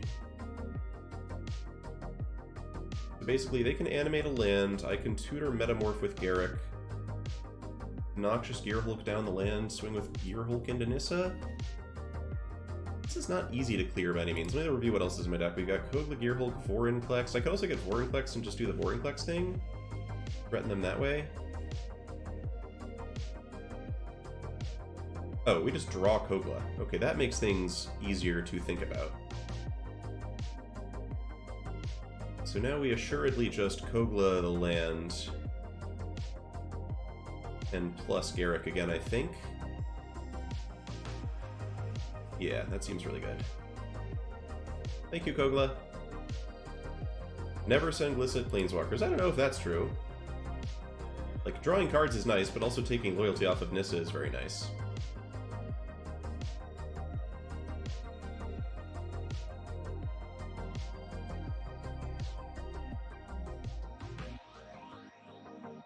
Glissa's ability takes... Ah, you're right, you're right. Right, should read Glissa Sunslayer and assume my opponents are making sense. Alright, down to trade Gearhulk for 2 cats. Well, the only reason not to trade Gearhulk for 2 cats would be getting Metamorph to copy it. But clearing out blockers is really good for actually attacking Nissa down. I can copy Kogla, but then I die. Actually, I think we just... Yeah, I just think we... that's tough. That's tough. Like, Metamorph... Yawgmoth is also so good if I can clear the cats. Yeah, let's do this. Figure we're just going to trade 2 cats here. Then the question is, do I draw a card or do I take loyalty off Nissa? Oh. Logan is not giving me the choice. Logan's got a lot of mana. I wonder what Logan's mana is being spent on here. Very curious. We can also minus Garrick to get, like, Misery's Shadow, but that clearly seems wrong. It's just plus. I mean, can't get Crater Hoofed here, so what is this going to be, Logan? Logan's got lots of mana. Storm the Festival, alright. Logan is playing Pioneer Green, I guess. Nissa isn't even in that deck, but... And how crazy if there's like a mono green deck in Pioneer and Nissa doesn't even make it anymore. Crazy. But... Okay, Vivian Reed doesn't do much. Guess it's nice that we traded off that Noxious Gearhulk. I think this is going to be Yawgmoth win the game now.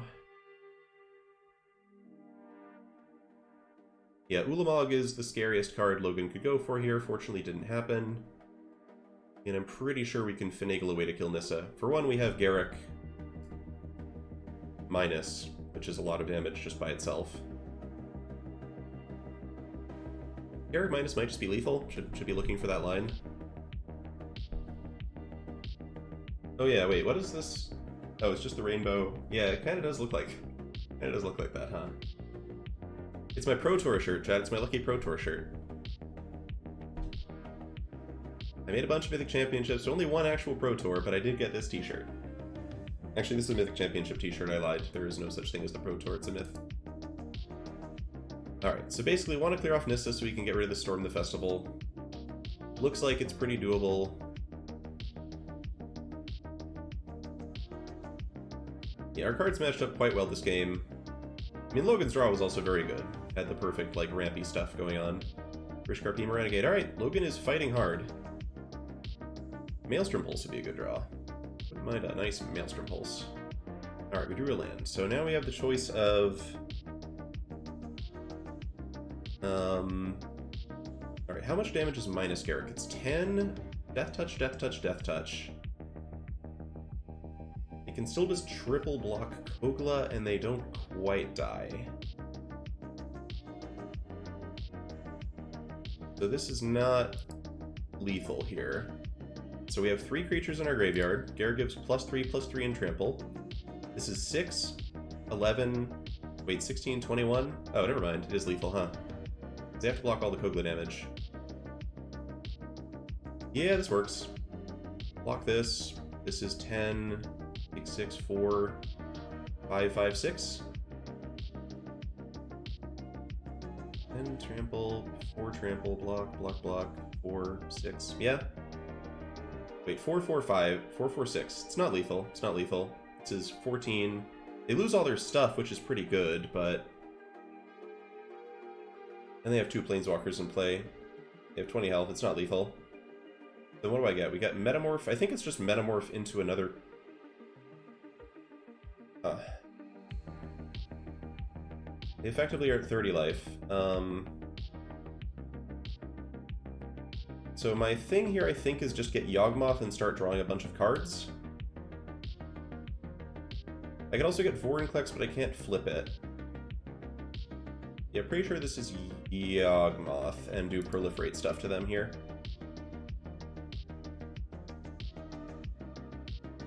Gotta play quick here.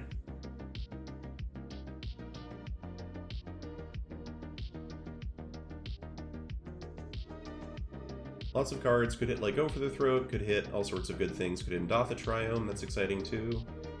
In its own way, you know?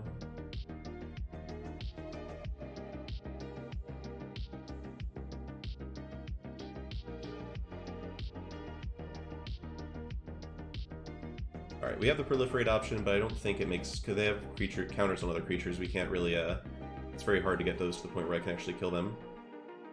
Eesh, these draws have been bad. Okay, let's see. Cycle Triome.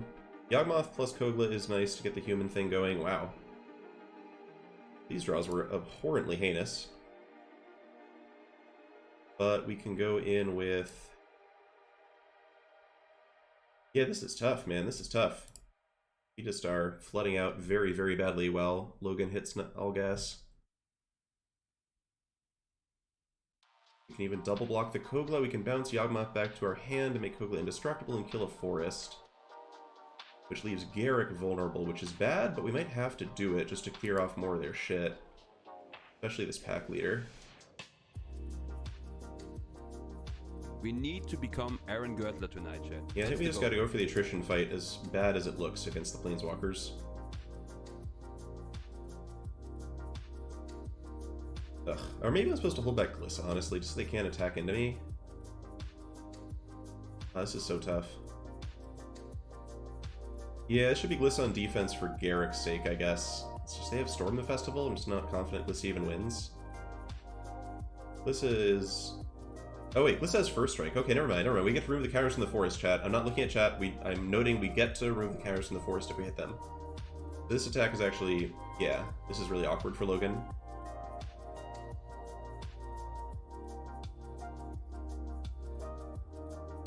Yawgmoth also has protection from Werewolf Pack Leader. Noted.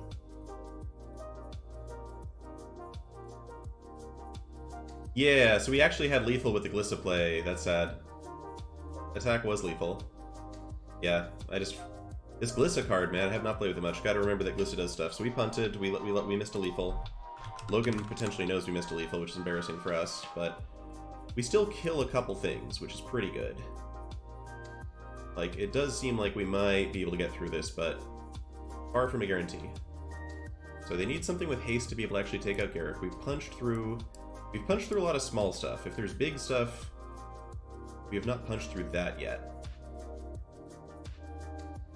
The lethal was just, if we attack with everything, we were 2 damage short, but once Glissa hits them, we get to remove 3 1/1 counters from their land blocking, and because all of our creatures would have trampled, that was going to be lethal. We missed that.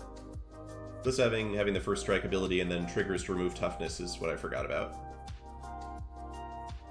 So if we lose this one, I definitely could have won it. Worth noting that Yawgmoth can proliferate Garruk back to an ult next turn.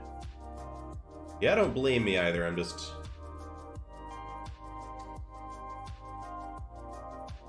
Yeah, so as I was saying, we can proliferate Garruk, which is good to know about. They have a land off the top, that's good. They're gonna storm the festival first? Doesn't make any sense. No, they're just gonna... They should certainly activate Vivian. Which I assume they're gonna do. No, they're just gonna storm? Why would we not activate Vivian here? What does Vivian do? Seems like if they have like an Ulamog or any huge thing, they should just go for it? No, they're gonna storm the festival and die. Okay.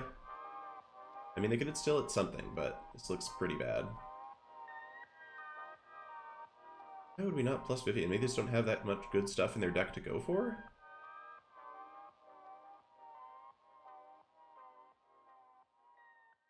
Yeah, no, we definitely 100% missed lethal there. Nightpack Ambusher.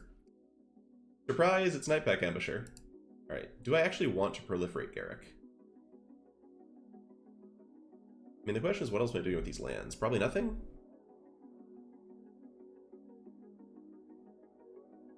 We have Llanowar Elves in the graveyard now, so this could end up being lethal, especially if we draw like a creature.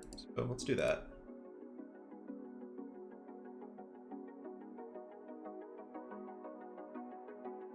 Just one, please.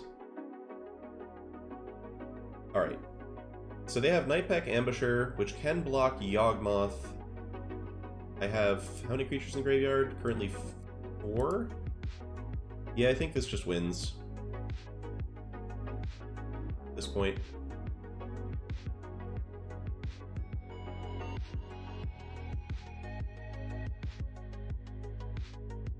Feels very Gigalethal here, especially getting to take some toughness off of the dog.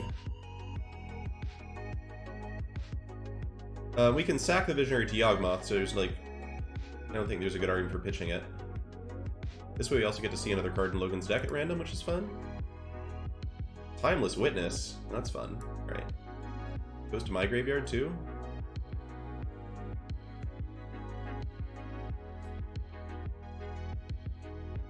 Alright, now this is Gigalethal.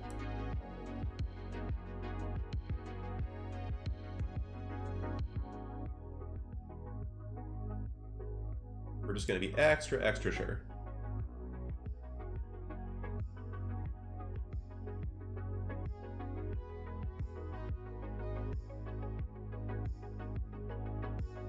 Alright, so 13 trample, 9 trample. Yeah, this is way too much.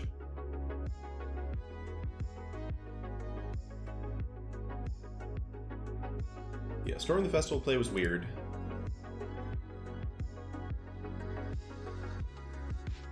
But at least tells me probably not getting Ulamogged, which would make sense because Ulamogged's not a very good card.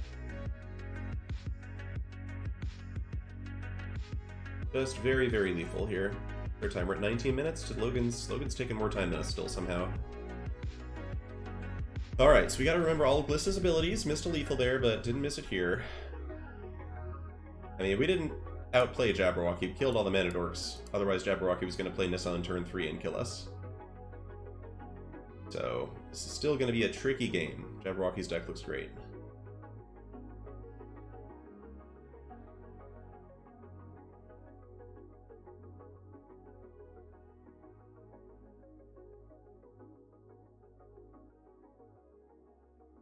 Snicker snacked the Jabberwocky. You might be right. Okay, so Phyrexian Metamorph against Jabberwocky's deck. Planeswalkers are the big threats. They do have Chariot, which Metamorph is very good against. They have Vivian, which makes me really disinclined to do the Great Henge, especially, I don't know, mono green. Mono green implies they might be playing some stinkers, and all other green stinkers kill artifacts. Regisaur does not work. Can't be playing the card disadvantage game. Forgefire Automaton is awkward for the same reasons. Oracle against relatively little removal might be kind of good. We need to become... And Karuga on big... I like Karuga a lot on big boards here. The question is, what do we cut? Misery's Shadow again? Looks kind of small. Looks kind of small and... yeah, puny against their stuff. Henge still feels awkward. Metamorph being tutorable... I kind of want it. We also... I don't think we saw Kogla from them, did we? Oracle against so few removal spells is definitely a decent idea. The question is, what do we cut for it? I like a lot of our stuff. Could be Oracle over Karuga, just as far as, like, card that draws a lot of cards, in a certain sense. Karuga actually has a meaningful body, which does matter. I could see an argument that Tracker is too small ball. It was nice in that game. Like, a 4-3 for 3 is, like, still good against a deck that's trying to beat you down. And the Vigilance is actually pretty good. But I could see going bigger game with Oracle. Metamorph can't copy Planeswalkers, so that's not gonna be a deal. It's still plausible. We just didn't see that many huge green creatures from Logan there. No worries, no worries. Fine to make suggestions. It's my job to process the suggestions. All right, Tracker versus Oracle on the draw. Tracker just being like a turn 2 play feels so cool. And being able to attack, like, pressure walkers is really good. I think just for pressuring walkers, I'm going to keep Tracker here, but I could see Oracle over Karuga at the same time. That's the goal. I think we keep this. I don't like Forgefire very much at all against the Vivian Reed, essentially Uniline up the shot, Reclamation Sage deck. Is Karuga greedy on the draw? I don't know. I think Karuga and Metamorph are both, like, reasonable things you could do, and there's a question of, like, what is too greedy versus not. We're gonna keep this. Hand's a little expensive, we need some ramp, but 2 removal spells for Mana Dorks is very, very good to have. And if we just draw 6 drops and die, we draw 6 drops and die, and that's fine. Yeah, playing against good players is indeed very fun. No argument there. Okay, like the land there, like the land. We just need to survive. 5/5 is not really bigger than anything we've seen. We've seen planeswalkers, which are just huge in their own way. Alright, we're just gonna pulse the tracker. I basically just don't want to get super behind on board. You know, my hope is that Logan doesn't have a 4-drop, and I can draw land and land Garrick or something like that. That's the goal. That would be very good news. Alright. Logan did have a land drop and did have the Timeless Witness, which looks very good, but if I do trade a land, I can Garrick minus on the Witness. Linear Visionary is not bad either. We have a Bloodchief's Thirst for Nissa, potentially. Undercity Plunder is not great. We have 4 mana now. So Logan's got the card advantage, but we've got the massive hand for the late game. The question is just, does Logan get to slam like a Vivian this turn? It's like land Walker, and Logan does start to pull ahead.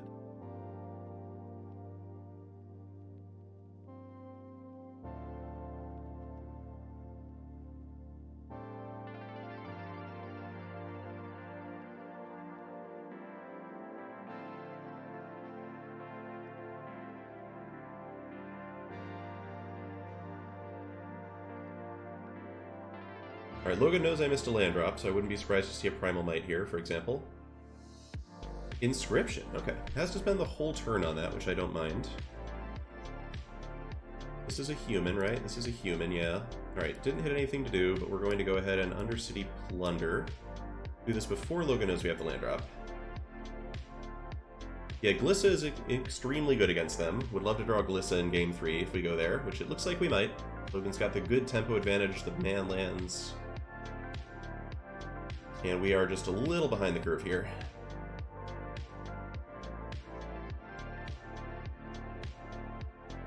Okay, we get the forest. Can't do anything with that yet, but it's not unhelpful. That's the goal.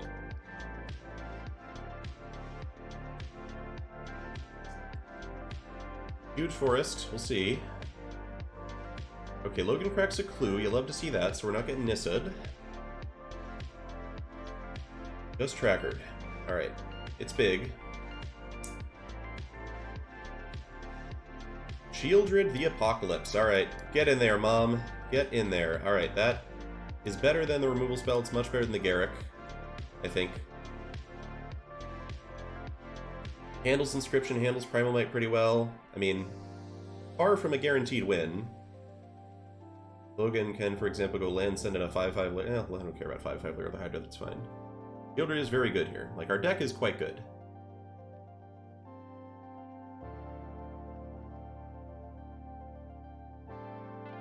So we've seen Primal Might, Asika's Chariot, Vivian, Nissa. We still do need the land also, but if Logan has to spend a turn Primal Mighting Shieldred, I'm kind of down for it.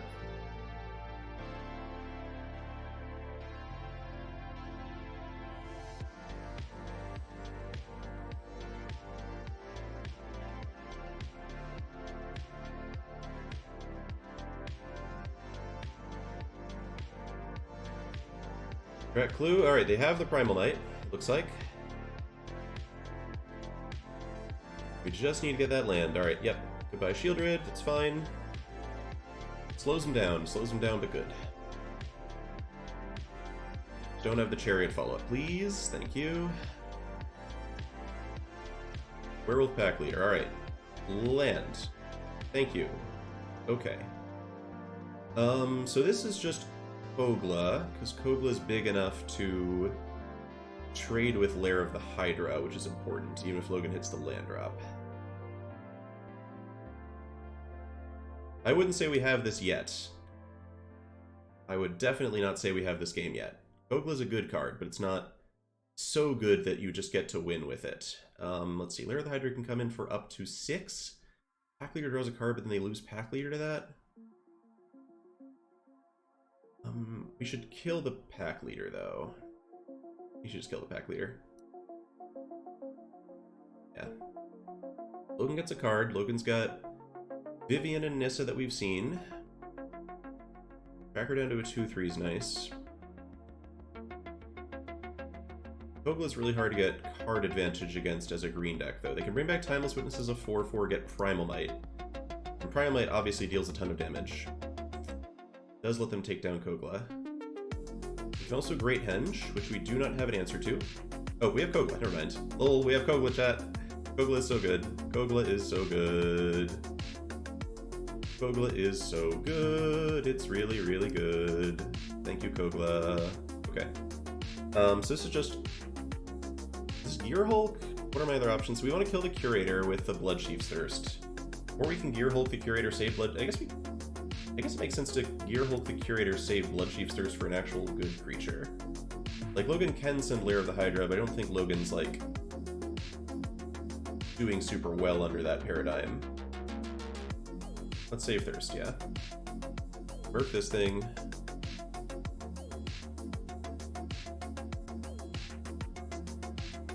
Swing, kill, henge. Thank you, Kogla. So really glad we played this over Gear Hulk. Logan's deck is very scary. They still have Timeless Witness. Can get back the Great Henge, although again, against Kogla it's not very effective. Nissa plus 2 lands that both become sized is pretty scary. Nissa can make very large lands. We gotta remember how large the Nissa lands are. Eric's Sniping Tracker next turn could be great. If we can do Metamorph things. Do I have Metamorph in my deck now? There's a question. Remember.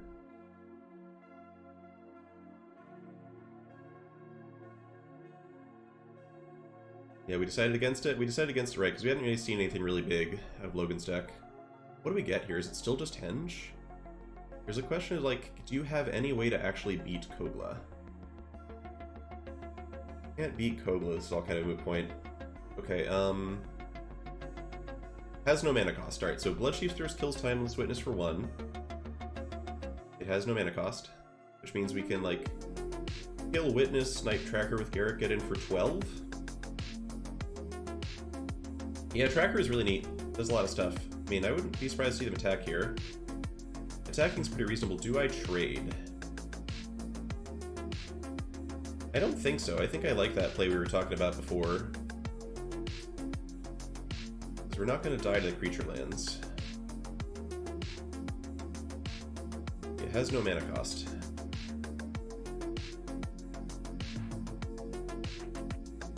Yeah, I'll take the hit. I'll take the hit here, Logan.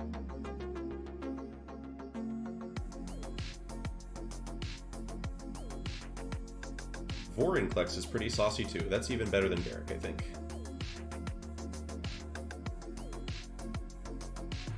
Does that mean I thirst still?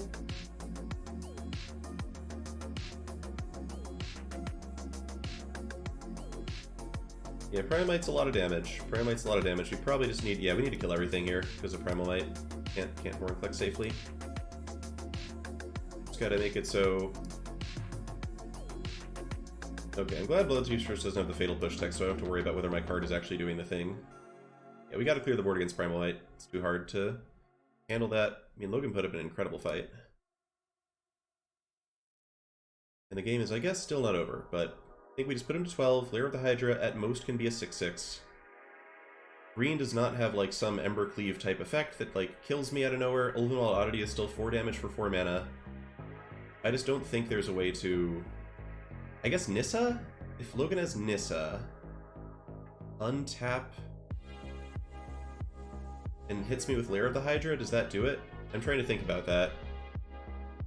I mean, there's like a question with given Primal Might, I don't think I can beat Nissa. If Logan goes like Forest, Nissa, untap a land, Primal Might the land, I would have to heat both creatures back, which does not feel like the right move. I think we just threatened to put Logan to dead here. Nissa makes a 3/3 Hydra that pumps a lot, so I think we... It also makes Primal Might happen, which means that blocking doesn't matter, because Logan has 1-mana removal spell. So I think we just attack with both. I don't think we beat Nissa either way. Like Nissa, unless I, again, keep both blockers back, and that does not seem like a winning play with my Bloodchief Thirst out of my hand. Logan didn't seem to have Nissa last turn, or he would have just used Nissa, I think. Also possible I got set up to die, but...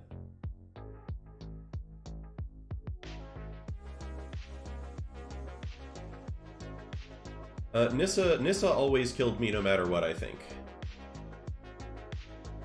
Okay, Augur of Autumn does not hit Nissa.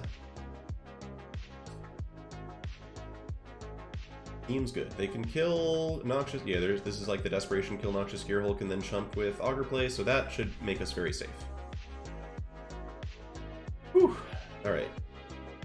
Is there like a Garruk lethal that just kills Augur? I can sack Yawgmoth to get nothing, though? Gosh, Gearhulk in the yard. I can Metamorph the Kogla, but then we don't fight. Alright, let's just Vorinclex here. Right, there's just nothing. I should be playing very carefully here, but I'm looking at my deck and all my good creatures are already in my hand. Metamorph doesn't do anything. Alyssa is not that great compared to slamming Vorinclex and having extra Death Touch token. Garruk does not have the ability to kill Augur of Autumn, no.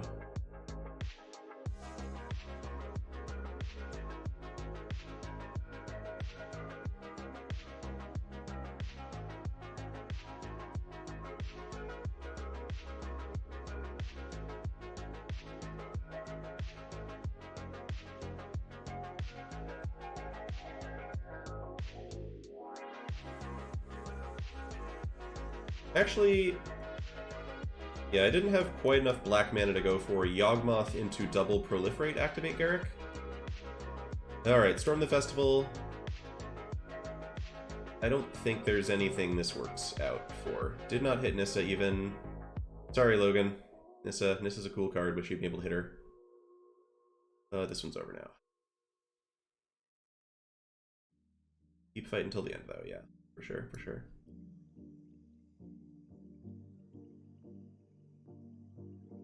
Pretty spicy games here for sure. Hey, look, it's Karuga. Alright. Do we have lethal here? Yawgmoth killing a bunch of stuff, plus Kogla, plus... Yeah, this is lethal. Yawgmoth. We also proliferate Garruk for the win. We have enough creatures in the yard, right? We have... Yeah, this is plenty.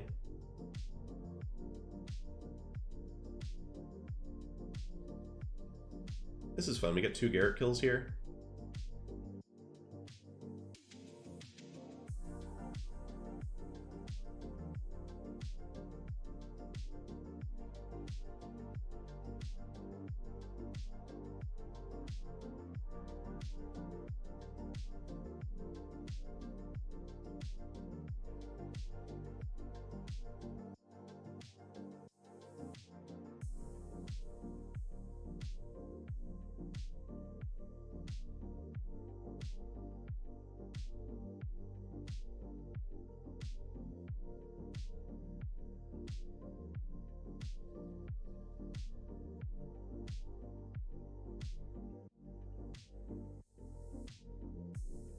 Cool.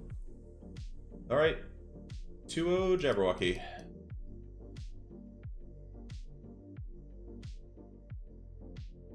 Alright, chat. Qualified for draft 2. Let's see if we can win one more. Get ourselves a little bit of buffer. Deck's been playing out great. Thank you, Deck. Love just having consistency and solid interaction. These best of 3 matches where everyone deck is stumbling a little more. Alright.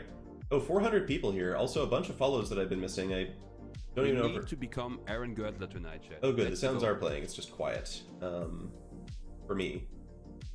Are people hearing the alert box okay? Thank you, Kiliano, Sexy Noodles. We need to become Aaron P. Girdler Bateman, tonight. Shiva Pacham, MW, DG, Eric, and Nimrod, and Blululululu. We need to become Simon says, Aaron welcome Girdler to everybody. tonight. That's the Thanks goal. for following the stream. We're going to keep this. It's a little sluggish, but turn 4 Vorinclex is probably Aaron fine. Girdler tonight, chat. That's the goal. Thanks, Elodin. Okay, another green deck. We like seeing the green decks. We have been dodging the blue decks. We have been dodging the blue decks, as I said. Never didn't dodge the blue decks. Ophiomancer versus Visionary is interesting here. I think it's just still Visionary. Vorinclex is really good and hits land drops for us and stuff. Puts our opponent to the test of... We need to become Aaron Girdler tonight, chat. That's the you goal. kill Visionary, develop your board, which is nice, but... there was some argument for like Ophiomancer or Glissa into Shield Red. Okay, Hal and Al Galpals, very scary magic card. Really, really good card. Alright, we're going to want to kill those at some point pretty soon. Let's start with Vorinclex, though. Grabbing... Boom Forest. Yeah, this is a lot of damage. Like, this card absolutely can go off against us and just murder us. Like, if they Primal Might it, for example.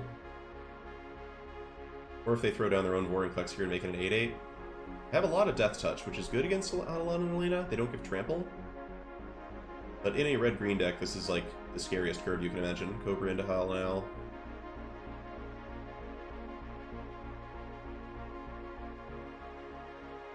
You need to get to 7 wins on the day, which means if we win this, we'll have 3 wins to do in Draft 2. If we lose it, we'll need to go 4-0. Rada's Firebrand, okay. Card's good. Opponent is... what the hell is this? Alright, so opponent has some kind of... ow! My god.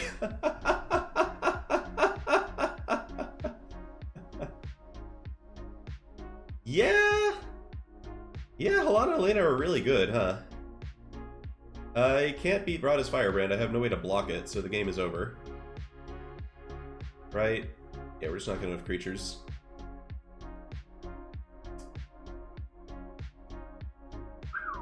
Alright, well, we'll need removal. We'll need removal for the next game, or we'll need them not to have Halana and Elena. It only stops 1 creature from blocking, but we're still just super dead to whatever their 4th hasty creature is. Is this a Rotting Regisaur matchup? Answer still has to be no. Rotting Regisaur is not a thing. Phyrexian Metamorph does well against Halana and Elena. It's unclear how good the rest of their blockers are. Once again, Misery Shadow should not be in the main here. Urborg Scavengers has to attack before it's big enough to do anything. Alright, so they're obviously not going to have that start every game. We don't want to be like turbo defensive to you know, to a fault.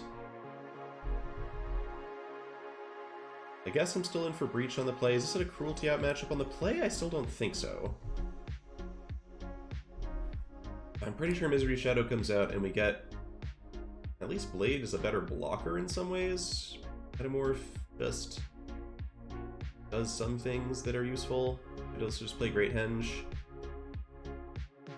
Great Henge on the play. Caravan's big, kind of. Alright, I think it's down to Henge or Metamorph here as far as what I wants to come in.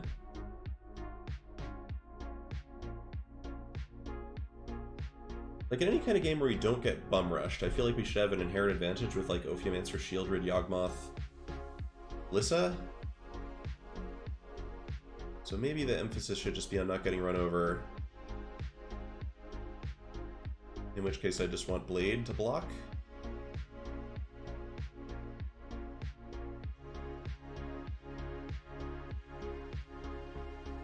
Yeah, having cards stuck in hand just feels awkward. They have, like, we saw Sylvan Smite. We don't just automatically keep big creatures on the battlefield. Wasn't the play that game. Oof.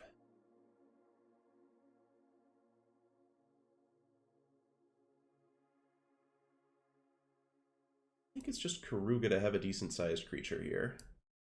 One more big thing. I don't know for sure. I really wish we had, like, one more cheap piece of interaction. That would be the obvious thing to bring in here. But still, I think inherently our deck should be pretty good in a matchup like this. We kept a slow hand for sure. God, if this were a swamp, I'd be pretty into this with Glissa, but... Alright, this we gotta keep, unfortunately. We might just go 3-1 here. Do we have to keep this? We have Explore, go for the throat. Our opponent Mold is... No, it's Mold. This I'll keep. This looks good. I don't even know what's in it, but I'm seeing things that are cards. We keep this. We have the Cut Down, the Visionary, the Garrick. We just get rid of the expensive stuff for now and just try to curve out.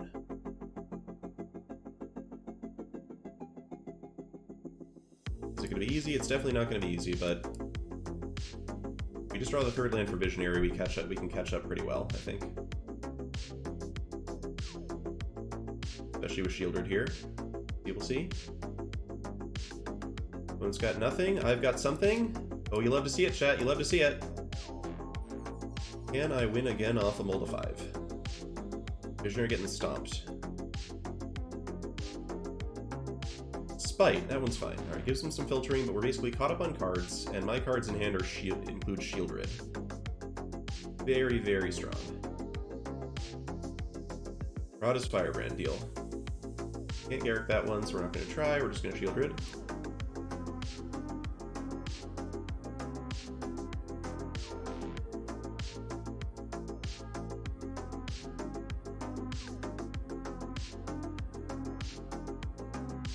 Love Shieldred. Glad we pivoted into black for this card.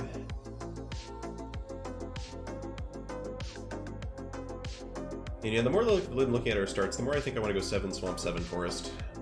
Actually, that's a change I should have made and should make here. Am I willing to trade Shieldred here? With Rada's Firebrand can pump? No, I'm just gonna say no. Pump that if you wanna. This gets +2/+2 for 2 mana here. Which means it can protect itself from cut down on their turn if they don't play anything. Just keeping that in mind.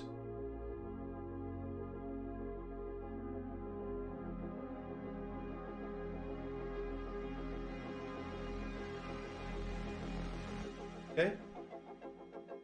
Oh, and they've got the Sylvan Smite. Alright, that's strong. Oh shit, this thing's out of range of cut down now. That's so annoying.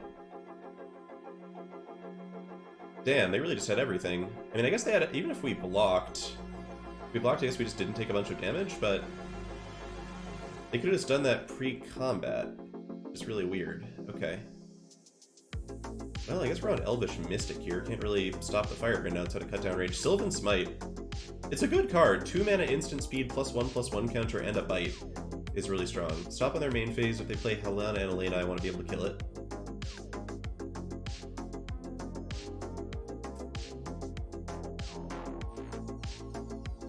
My god, alright. Yeah, this is tough. This is so much fucking damage.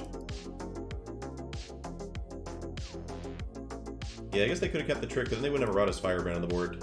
I don't know. Maybe I could have... I don't think I was too greedy. I could play something that kills Garrick pretty easily. Yep, cut down not doing it. Vorinclex doesn't do it either. We just lose immediately. Because Rampaging Raptor pumps. Yeah, it's over. Firebrand. Actually, Firebrand... No, Firebrand gets blocked. Yeah, we're dead to Raptor Pump. Yep, alright, that opponent's deck was very good.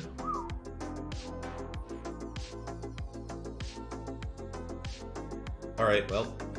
I think it was correct not to block with Shieldred, but the Ketria Triome into Swamp with Rada's Firebrand was too good, man, too good. Ugh. Yeah, I mean, we also mulled to 5, did not have a lot of choices there, right? We just needed to go for the throat in either of those games. Squirrel Dig, Force of Will, thank you both for following. I could have sacked Garrick to deal with the 4-2, but I just don't love the way that lines up compared to getting a guaranteed Vorinclex the next turn. Draft 2 starts at noon, so we're sitting around here, but like looking back at the deck... Oh, we can't look back at the deck, never mind. Looking back at the deck, probably would have just trimmed Misery's Shadow for some other thing, possibly just the Blade of the Oni there. And would definitely have played a 7th Swamp over the 8th Forest. I don't think we had turn 1 Llanowar Elf in any game. Which is a little unlucky, of course, but mostly it's just like, we need to draw black every game. We often need to draw double black. I should be playing 10 black sources. So that could, in theory, have saved us from a mulligan, from the mulligans in that game. Yeah. Pretty happy with our quality of play and quality of drafting there. Not like super regretful or anything, but... That's the goal. But still made improvements. Yeah, but our opponent's draws were off the hook. Like fucking Ketria Triome, just End of the line for us there.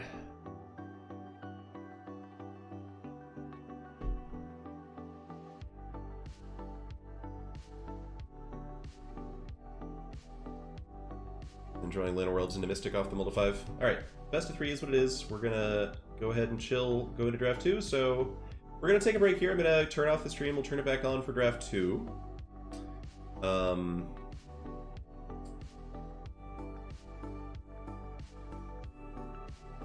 Yeah, I think that's gonna be the move, chat. So I'll see y'all back. Actually, you know what? We have 400 people. We can keep playing. We can just keep playing. We can do like a for fun arena cube draft. Yeah, let's just stay warm. Actually, let's just stay warm. I don't really feel like getting up. I feel like drafting. All right, so we're gonna do a casual arena cube draft. Obviously, our date. Let me change the stream title real quick.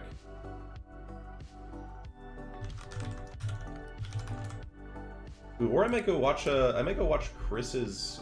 I wonder if Chris is still playing, so you can spectate Chris. I do want to see how Chris did. Oh, Chris is still playing. All right, let's spectate Chris.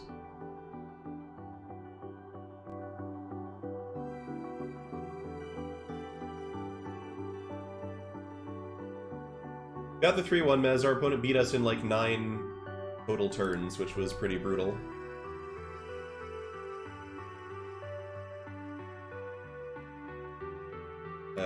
We had to make some choices, but we also just like mulled the 5 in game 2. Just wasn't much of a match. Our opponent's deck was good, and their draws were absolutely unbeatably off the hook good. But it's fine. I was happy with the 3-1 with that deck. I was a little bit nervous about it because green-black is not like a standard supported archetype. Never going to be mad about qualifying for the second draft, and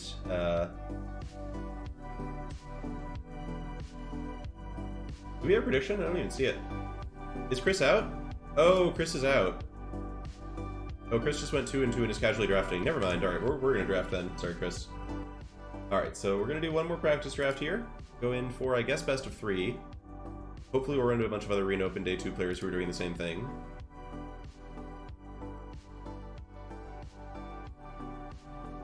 Oh, I'm not seeing it, Mez. Huh.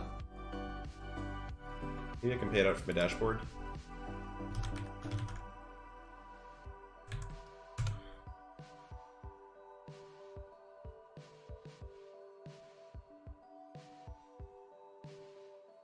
Oh, I see. Yes. We did not 4-0, sorry chat. Tried our best. Alright, so casual, traditional arena cube draft, staying warm, keeping some viewers around, and while for the Arena Open Day 2 draft, I will probably be like a little more hardcore focused and talking a little less. For this one, I'm just gonna like yabber on through the whole thing. Oh, thanks for the bid, Sorry Davis. Let me sort of throw up a viewer message as well so people know what's going on.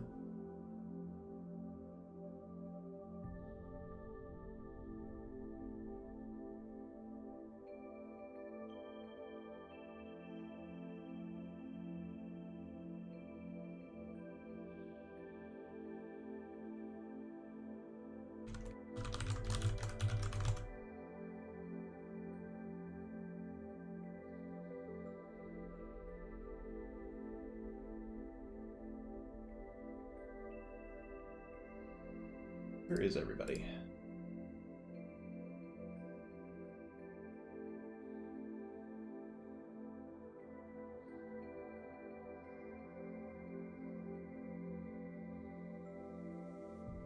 I think I need to bring it to the front here. Do I though? Your message, why are you not showing, bud? Oh, that's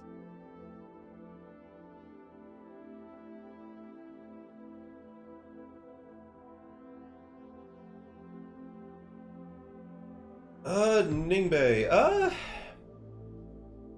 What's a good mindset? I think, like, I will say 2 things that immediately come to mind as far as a good mindset for cube drafting. The first thing is just, like, follow the usual rules. A lot of people see cubes, and the cubes are filled with cards that are, like, very expensive and sweet, and you want to live the dream. And I totally get that. But in order to live the dream most consistently, it's sort of like, if you want to live the dream in life, the best way to live the dream is not to go to the casino and just, like, start gambling and hope you win money. The best way to win the dream is to, like, have, like, a job and make some money and, you know, live the dream once you've eaten your vegetables, as it were. And Cube is much the same way. You want to draft cheap cards, interactive cards, you can have some expensive sweet stuff, but you need to like really prioritize low curve stuff, lands, just... If you're ever like, I could take this really sweet finisher, but also there's like a land in my colors, or a cheap card that like, kills a creature. You want to put more weight on the latter thing than you might expect. You should play Vintage Cube then, Wax and Lyrical. Vintage Cube. The other thing I'll say is just like, play cards that make your opponents have to do something. Like when I see people play cube decks against me and it's like not a very close match and they're just like not doing anything I have to be concerned with, they're usually playing a bunch of cards that like seem like kind of value oriented or something, but also don't make me do anything. Some good examples in this cube would be like Jacob Hauken. Jacob Hauken looks like a pretty efficient card. It costs the amount of mana you'd think you were going to spend for that effect, but it's a looter. It can just like sit there. I don't have to care about it. I can just kind of ignore Jacob Hauken basically forever. And if you look at a card and you're like, your opponent could ignore this, or this is not going to be like a card that really bothers your opponent very much, that's like a good sign to be worried. So in this pack, for example, I think that like Seal Away kind of fits this, right? Like Seal Away is not proactive. You have to like wait for your opponent to play into it. There are lots of ways to get around it. Yeah, I don't think Seal Away is very good. Or Restoration by Ganjo is one of those cards like very efficient and can be powerful, but also it's something your opponent doesn't have to worry about for a couple turns, and so I like downgrade a little bit, versus Asika's Chariot your opponent has to worry about immediately. It's never Foundry Mez, it's also never Big Chandra, it's always Asika's Chariot. This is one of the best 10 or so cards in the cube. It's incredibly efficient, very hard to handle with removal. You just like are never unhappy after casting Asika's Chariot. Sacred Foundry isn't even a particularly good land. Red-White is not a deck you're supposed to play that often. Like, red aggro is good, white aggro is good, red-white is fine, but I think notably worse than those other two. Chariot is insanely splashable, just does all the things. Alright, now here we have a card I like a lot. You've seen me do this one a lot, Garruk Relentless. Retrofitter Foundry is closer. Retrofitter Foundry is a great card, but I think without a ton of broken mana stuff, it's always fine. I'd pretty much play it in any cube deck, but Chariot's just like actively so powerful. Yeah, so the best cards here are Skyclave Apparition, efficient removal that doubles as a threat. Stress Federation, it's two colors that were not. Invasion of New Phyrexia has good numbers, but it does not pass my test. Of like, my opponent made 4 2/2s. Am I worried? And I think all too frequently the answer is no. Palladium Mirror is like a fun Live the Dream card, but it's very fragile. And I just like Garruk a lot. Den of the Bugbear is legit. If you're in a red deck, you should take Den of the Bugbear highly. But if we're not in a red deck, I'm pretty happy to staying monocolor. And now we get Llanowar Visionary, one of the best green cards in the queue. Happy to slam this one. So you see, Breach the Multiverse is very sweet. Mythos of Balloon is very sweet. We don't have to commit to anything. We can just take Llanowar Visionary and be satisfied.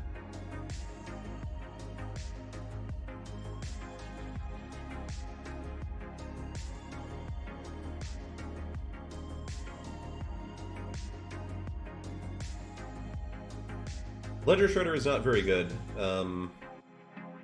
I've liked Mythos less in the cube just because blue has so many 4-drops, but I don't think that, I don't think Ledger Shredder... It's just like, this cube does not have so many cheap cards that it's trivial to cast 2 spells in a turn. Alright, we have Incubation Druid versus Reckoner Bankbuster. This pick can be close in places. If you have a good amount of ramp, Reckoner Bankbuster is a very powerful card. But for us, it's Incubation Druid pretty easily. It's a 2-mana ramp spell. These 2 cards are both incredible to ramp out. That's a tough one, Waxen.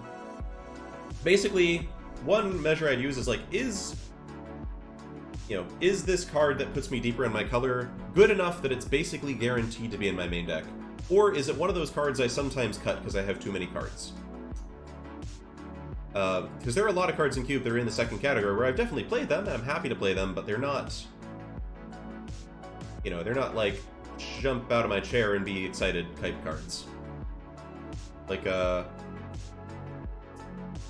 we'll see if we find examples here. Ooh.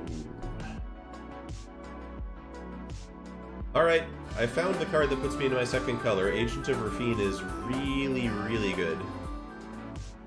Like, it's about as much of a grown test as turn 1 Llanowar Elves in my experience, because it's like a Maze Mind Tome, but it costs 1 mana, so you can start drawing cards on turn 2.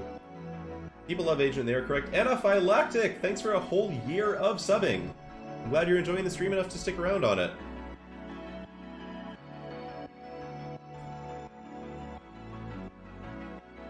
Alright, so we take this Great Blue card, because Reclamation Sage is not that exciting. It's a card that I rarely main deck. It's good in best of 3 to have it, but I'm not excited by it. And now in this pack we have a couple options. So the most powerful card in a vacuum is Kolaghan's Command, but it's 2 colors that we're not, and I'm not like super into that. The other options I think are Thassa's Intervention, Electrostatic Blast, Phoenix of Ash. I think I'm going to take Phoenix of Ash here. You could also take Atraxa, right? Atraxa is an option if you want to go more in a green ramp direction. I find Atraxa kind of sketchy. I just think it forces you to play a pretty bad mana base, but it does work with Agent if we're like blue-green with a double splash at the top. I also think Phoenix of Ash is just one of the strongest red cards in the entire cube. I think you could argue both picks. I'm happy to take Atraxa here and try it since it's a casual draft. I think in a competitive one, I am at least tempted by Phoenix of Ash, although... Okay, now we have... Yeah, it's probably just gotta be Avacyn's Pilgrim here. Especially in green-blue, where you're like turning mana into cards at a pretty good rate. Stuff like Avacyn's Pilgrim just goes way up in value. Blue Sun's Twilight is extremely powerful. Like, this is tempting. It's like a good removal spell early and an incredible game-winning bomb late. Despite the Avacyn's Pilgrim in the pack, I would not fault anyone for taking Blue Sun's Twilight. I think Blue Sun's Twilight's a fair amount better than Hydroid Krasis. The one thing I'll say in Hydroid Krasis' defense is that it's nice to have as a tutor target off of Garruk, but we already have Atraxa as a tutor target off of Garruk when we have lots of mana. So I'm pretty sure this is just the eat your vegetables, take Avacyn's Pilgrim, pick up sweet stuff later. The Blue Sun's Twilight is so good that I think it's a solid consideration. Okay. We had an amazing time in day 1 yesterday with Emrakul the Promised End, and I am super down to try it again. There are kind of 2 ways to do Emrakul. You can ramp a lot, or you can put a lot of stuff in your graveyard. This looks like it's more the ramp a lot kind of deck. Emrakul is still a little it's tough. Like, our Jund deck yesterday had a lot of interaction. Emrakul was the thing we did at the end of the game when both players were out of resources. Emrakul, you know, in a deck that does not have a lot of interaction, can be kind of dangerous, but it just wins games you otherwise have no business winning. And Teferi is a pretty replaceable 5-drop. He just tends to be pretty vulnerable to getting killed if he down-ticks and lives at 2 loyalty, for example. Alright, this one looks like Retrofit or Foundry. Restoration of Aganjo is a little interesting if we think we're going to play more white. But I don't think we're really in that boat right now, and Foundry is just like a really good card. It's a great way to use mana, saves you from flyers. Okay, we're now down to having less and less stuff in the pack. I think Jin Gitaxias is terrible. It's a 7-mana 5/5. You know, if you weren't winning the game when you cast Gitaxias, casting Jin Gitaxias does not mean you're winning the game afterwards. We've got basically Godless Shrine versus Kaito or Invasion. As I said before, I don't love Invasion. It's fun that it's a battle for Emrakul, but I think we just take Godless Shrine here. Like, I don't want to be super greedy on mana, but like, if I'm playing Atraxa, having like 1 Godless Shrine in the deck seems fine. Okay, and now Mythos of Illuna I do like. It might just be Absorb Energy, actually. Absorb Energy is nice when you're ramping. Mythos is powerful, but it's by far better if you can make red for it, and it doesn't look like we're going to be making red for it. I think this is an Eat Our Vegetables, take the cheap counterspell pick. This pack has basically nothing for us. Savai Triome on the outside chance that we want another white-black land. I'm fine with it. Cycles. And now Commit Memory is... This card has like one of the highest win rates in all of best of 3. You can tell this is kind of a casual draft. Commit Memory should not be here so late. Super solid effect on the front end, and then, okay. Is it ever Priest of Felrites in case we get some kind of Atraxa thing going? Neutralize is probably the better pick there, but I'm like... Neutralize is one of those cards I'm pretty sure we end up getting to cut, given how this draft is going. So I take the Priest of Felrites just in case. Yeah, Ardavis. Mythos used to be better, but now we have C-Double, and we have cards like Dismiss and Kindred Denial. There's just like a lot of 4-drops that are very good. Okay, this pack is pretty iffy. So, like, I'm pretty sure we're green-blue, not 100%. We could be green-black with a splash, but Agent of Rafine is a strong pull into blue. We already passed Thragtusk, so Workscraft Warsheaf has a better chance of doing something. Rishkar is pretty bad. Is Jugan good? I have never liked Jugan very much, but I'm happy to look at some numbers and see what we can find from the numbers. Jugan does add green, but it's a 3-mana ramp spell. 3-mana ramp spells that don't even give you 2 cards right away are a little sketchy, I think. I'm down to maybe try it, but I have not been impressed by it. But I'm not sure what else we take here, so it's like a possibility.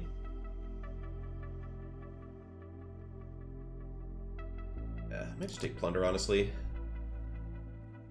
Alright, Plunder it is.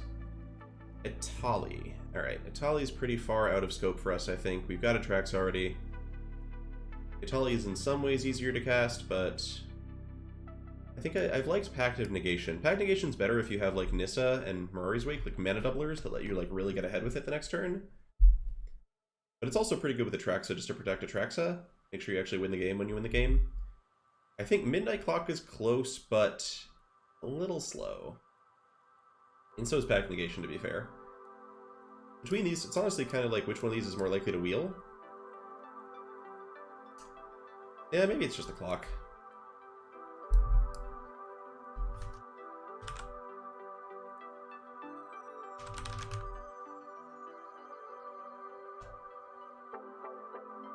Yeah, it's a tough call.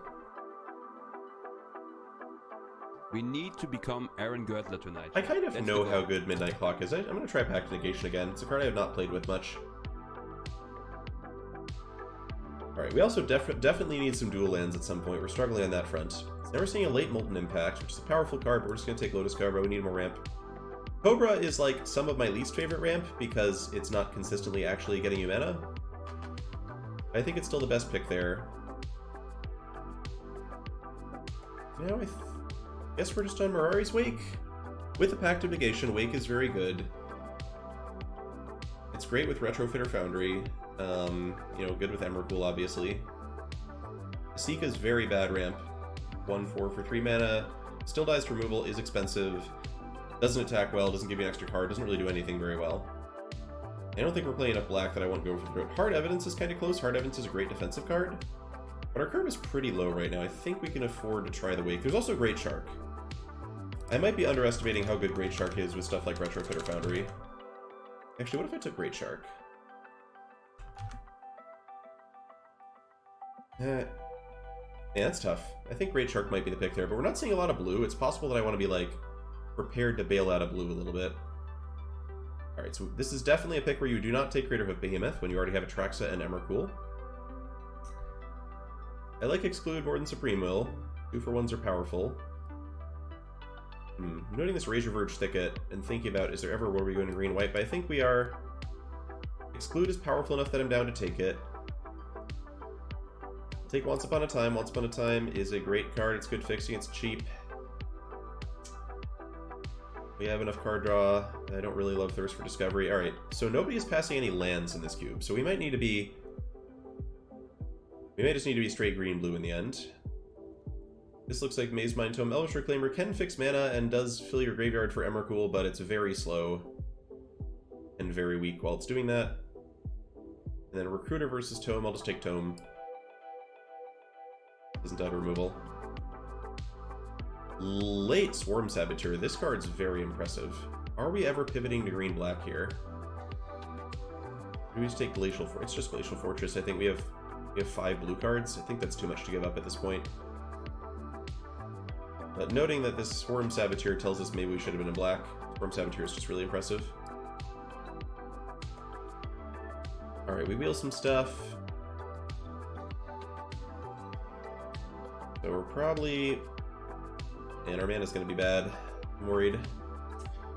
Probably just War Chief at this point. War Chief is not my favorite big chunky card, but it's fine.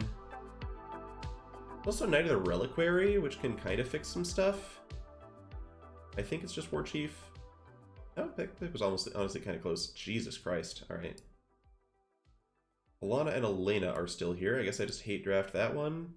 Don't think we're playing Magma Opus. Yeah, it's rough though. We had that late Agent of Rafine, but then no one's passed us any blue-green dual lands. It's been kind of unclear what was open in this draft.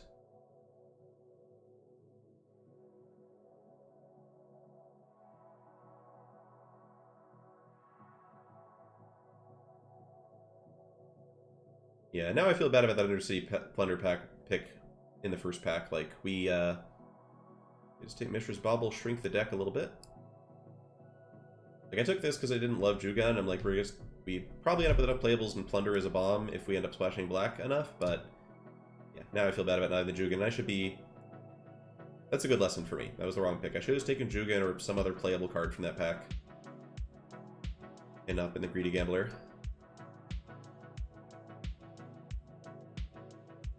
Okay, Hard Evan's Wheeling is great. That's at least a solid playable.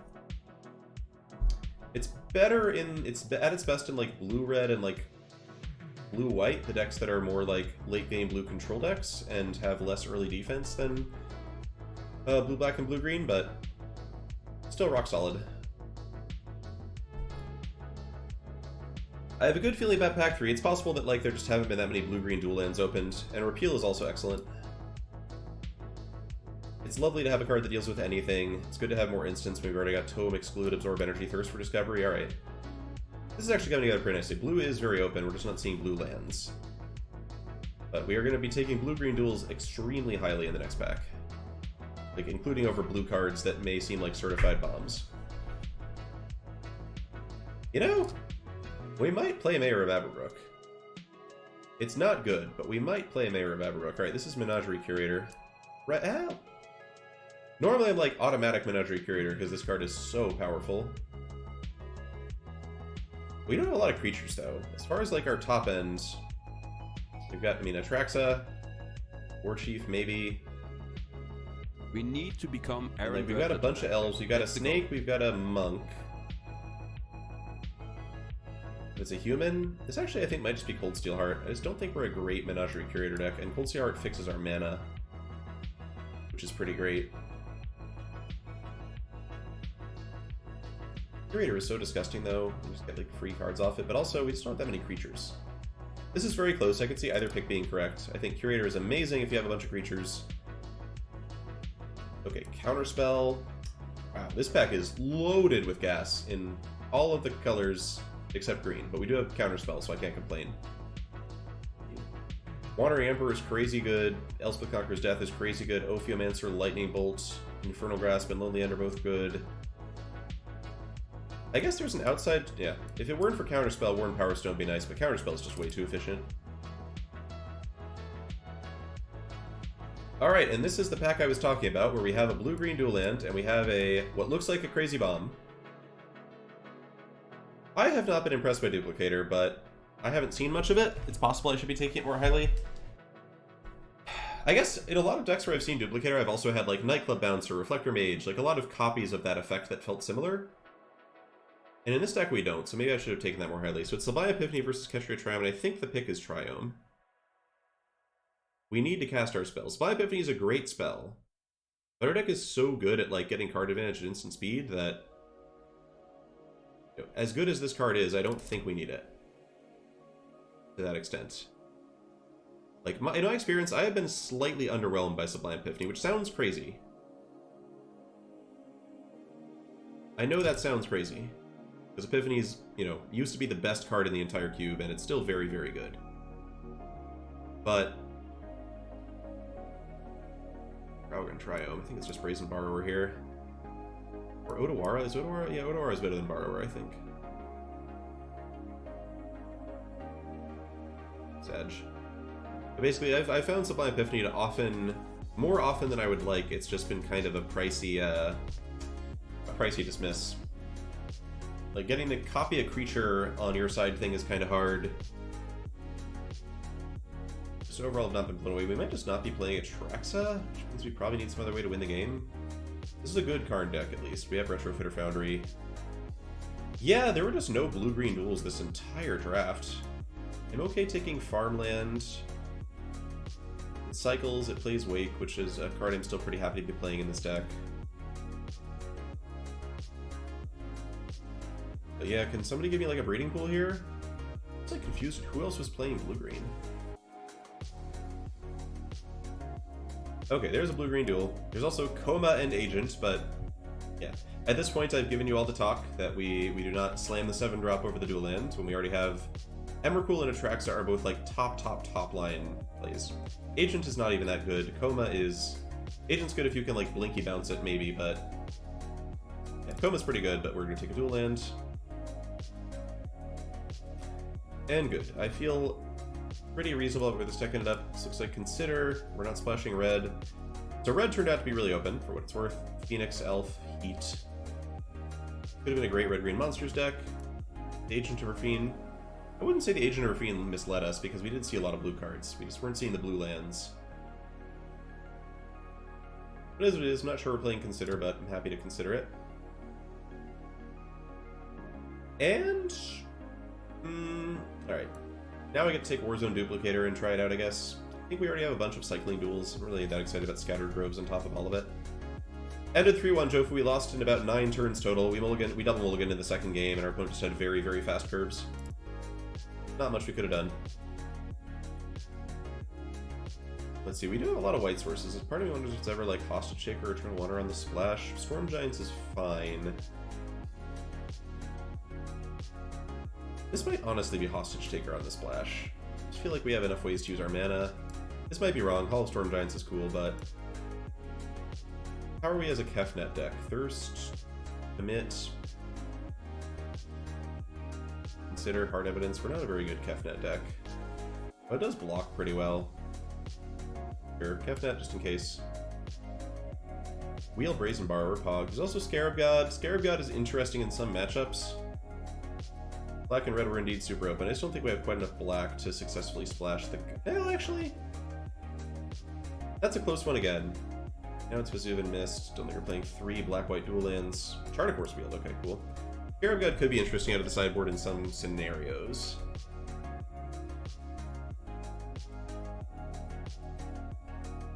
Alright, so building the deck from the ground up. Probably play like one match with this and then might just draft again. I really want to get the draft practice in. The game practice is not as interesting. Alright, so what are we doing? Our colors are kind of weird and wonky. Mostly green just fell off. Green was not very open at all. We had this incredible pack 1 for green and then we were just hard. Someone else was, I don't know, hard force or something because we didn't even get any green back from our left. But no matter. This is fine. Yeah, Lotus Cobra is super awkward in this deck because we're trying to hold up mana at instant speed too. We don't have like Fabled Passage, we don't have like land-based ramp. It probably still has to be in, but I will note that I'm suspicious of Cobra a little. Like it's almost like a Gilded Goose, like it adds relevant mana every other turn or something. Ramping to 4 is still good.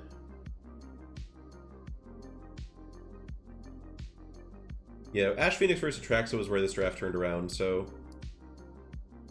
I think Ash Phoenix might end us with a better deck, but again, we have a lot of good blue cards. So I'm not, like, unhappy with these results by any means. Repeal, Boundary, Cold Steel Heart, Maze Mind Tome, Karn. I feel like pretty easy includes. Okay. I suppose we only end up having 4 pieces of ramp, 5 with Lotus Cobra, but again, this Cobra sketches me out a little bit. It is just an early creature that blocks, which does make it better than something like Incubation Druid in that respect, so maybe it's fine. There's some question about what our top end should be. Are we trying to play Atraxa, are we trying to play Emrakul, or are we trying to play both? I think the correct answer is just one of them. Because we have a ton of card draw, ton of filtering, we have Garrick to tutor. I think we pretty much need to one big finisher, and the question is it worth wrecking our mana for Atraxa, or do we trust that we can just make it to Emrakul?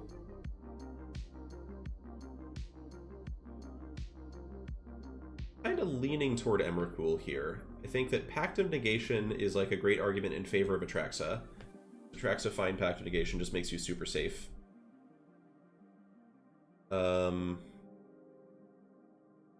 We have a good chunk of card types. We have like Mishra's Bauble, we've got Thirst for Discovery, Chart of Course, Hard Evidence, Consider. Just a lot of ways to put random stuff in the graveyard and get Emrakul to that like 9-8 cost where it's pretty castable. And I think Atraxa just messes with the mana. The other question is, am I playing Mirari's Wake? Playing Mirari's Wake, Atraxa is less of a sacrifice, but I think so. We have a lot of counter magic.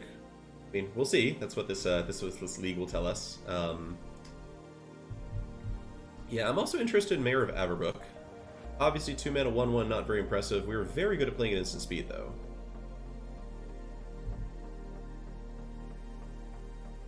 But it's your end step? Probably still no. Warzone Duplicator I like. We're playing Emrakul as a top end. We want Bauble, Hard Evidence, Consider, like Absorb Energy, Thirst. And we cut some lands. So what are the cards we're leaving out? We're leaving out War Chief, Kefnet. I don't like Vesuv and Mist. Kind of medium, even if you can always pay for it, and pretty unexciting if you can't. Leaving out Pact of Negation, which I think is correct if we're not playing Mirari's Wake or Atraxa. Workshop War Chief, given our like distinct lack of interaction, War Chief could be good. Definitely a possibility. We are at some risk of getting run over without cards like Shieldred in our deck. Yeah, I can see War Chief.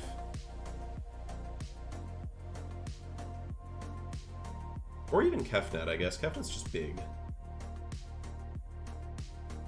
But it's not amazing. It does die to a lot of stuff.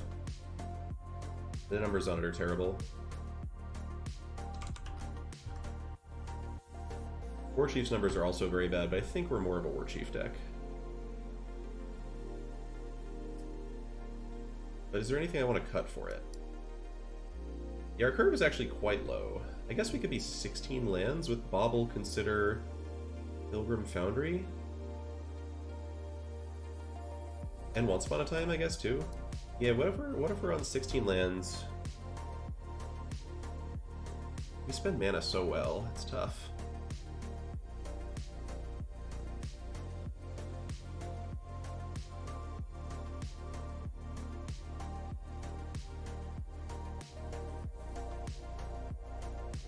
We don't really want the cycling land enough here. I guess we got Odawara 2 cycling lands, 17 is probably fine. We'll try this. Don't want to spend too much time debating in a casual draft.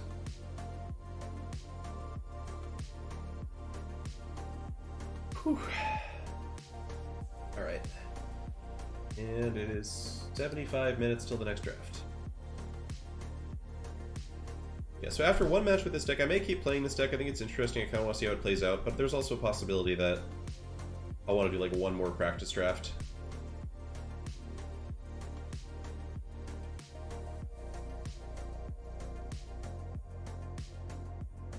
Also, chat, if you've been playing a lot of Lord of the Rings draft, would highly recommend rewatching the Lord of the Rings films at some point. It is... I've been doing that with Tammy, and it's pretty trippy to watch, like, the characters in Lord of the Rings just say the lines. How broken is Retrofitter Foundry? I think we're about to find out. So, we're in a space where, like, islands are good draws, because they cast Absorb Energy. Turn 1 Pilgrim's amazing. Start with Foundry so it can't get spell pierced. And Incubation Druid is a second blue source, so we are... I mean, we might just beat our opponent with this Retrofitter Foundry. We'll see what they do here. Okay, they did nothing. I have a very good feeling about this Retrofitter Foundry. Foundry is indeed pretty broken, yes. Hard agree.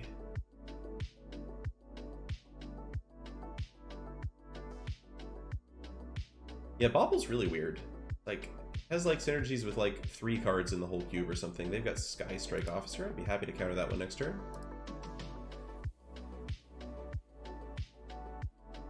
Yep, we get to hold up Foundry and counters. Actually, if our opponent taps out for Sky Strike Officer, I'm definitely just going to pump Incubation Druid. And that's just gonna... It has... Yeah, I said it's got Luris synergies. It's got... Yeah, I think we just pump the Druid here.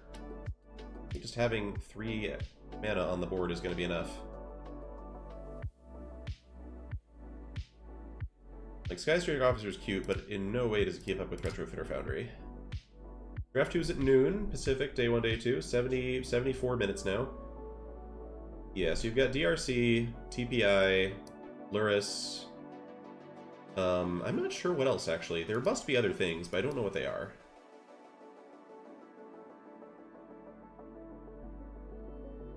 Okay, so... Tippy Tap, Mega Servo.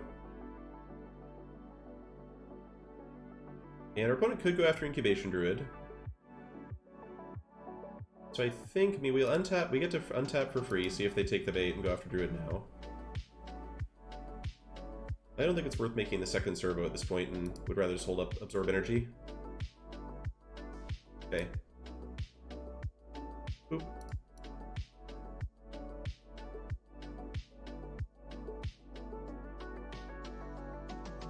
Yeah, Kenra, Spell Spear. Yes, Bobbles just find a mono red. Alright, so we are flooding out a little bit. It helps that one of the lands we drew is Otawara. We haven't drawn any cycling lands yet. We haven't really had card draw so far. Okay, so I think at this point I want to go for make a 4/4.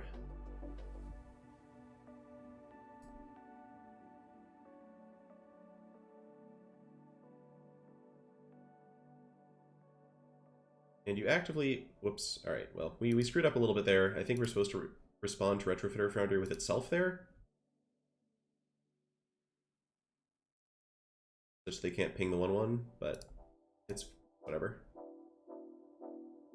Yeah, I do wonder, actually, maybe pumping the Druid was a mistake, because I now feel just very awkward having to sit here protecting this Druid.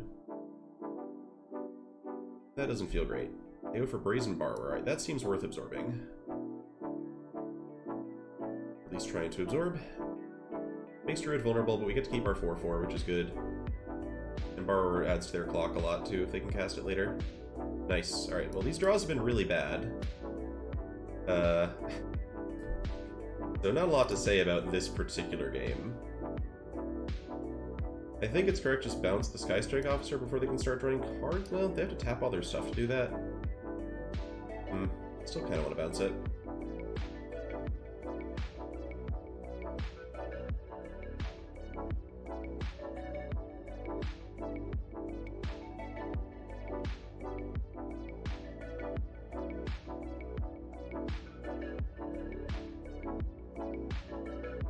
Okay, sure.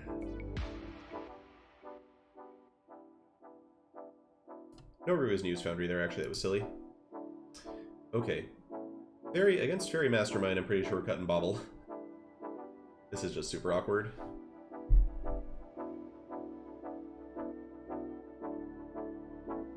Junji the Midnight Sky. Okay, that's not great news for us. Oh, but this is good news for us. Retrofitter is just a complicated card. People play into it pretty badly sometimes. We're getting closer to Emrakul. That much is for sure. Okay, so... Give us something here. Commit to memory, maybe? Okay, there's Daddy. Alright, well... let's try and protect... Or Mom, I guess it's Mom. Try and protect Mom here. Treasure Map is fine. Yeah, I'm liking Emrakul. I like that it's not... that even countering it doesn't really help.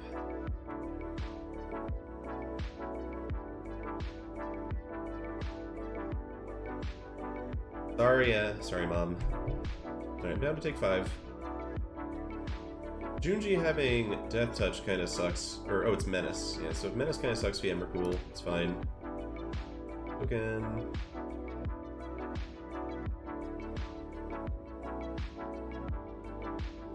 Untap.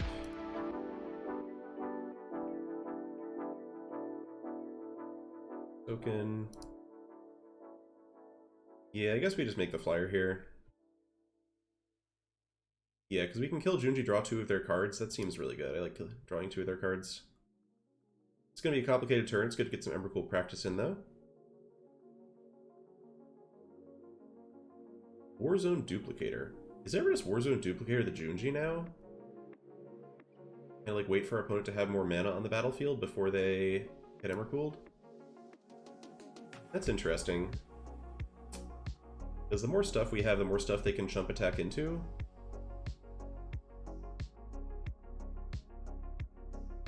Yeah, let's Emrakul now.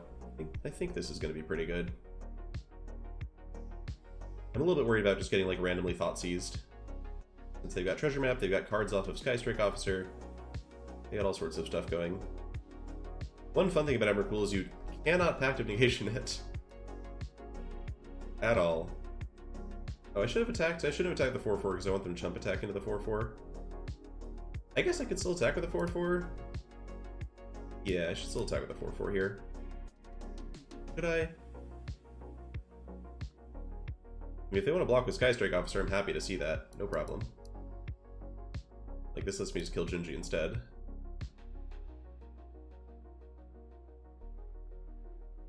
It is annoying. Oh, Junji doesn't draw cards. That's right. Alright, so we get to bring back Brazen Barb or something. That's fine.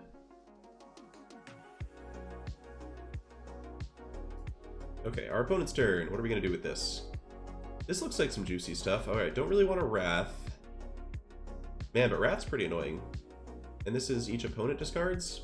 Yeah, this is tough. So we can just blink Junji. Can't blink Emrakul for our opponent. We can't Collective Effort either. Huh, yeah, this is weird. I mean, we can Metamorph a 1/1.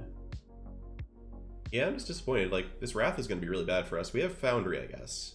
Oh, they don't have actually a second Black Source yet. Alright, so we can pay life, Metamorph a 1/1.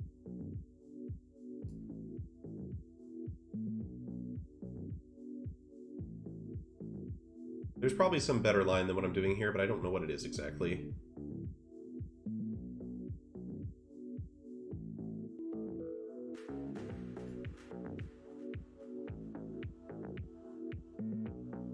They just gave up. Wow, this is not over. Yeah, they're missing a Plains for Wrath. So it wasn't full panic. Alright, game 2. Esper Control. As I said, Mishra's Bauble, I think, loses a lot of steam in this kind of matchup. Emrakul against Wrath is awkward.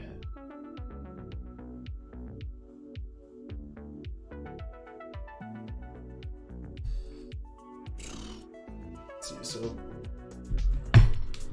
Whoops. Right. Desk freaked out there a little. That'd be a tough time. Yeah, Pact of Negation could be fine. Yeah, I think Bob will put in Pact. Warzone Duplicator. It had some of their stuff pretty well. I don't mind just taking a Fairy Mastermind or the Junji later. Good to have a top-end card. And there's some question of, like, do I ever think of bringing in white sources for Wake? I don't think so. Is it ever Kefnet? They have Blink of an Eye and stuff? I don't think so. Like, we don't need to be as fast against them. I probably cut hard evidence for...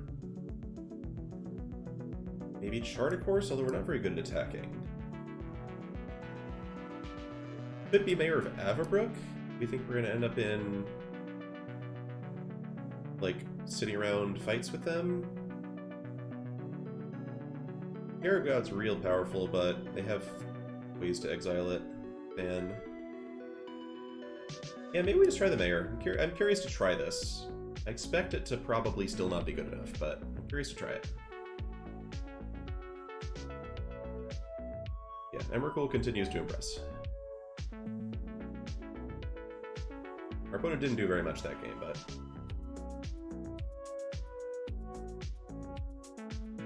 nope.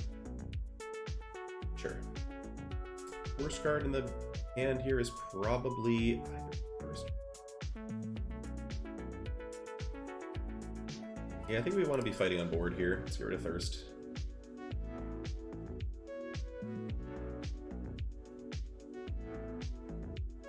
Third land's good.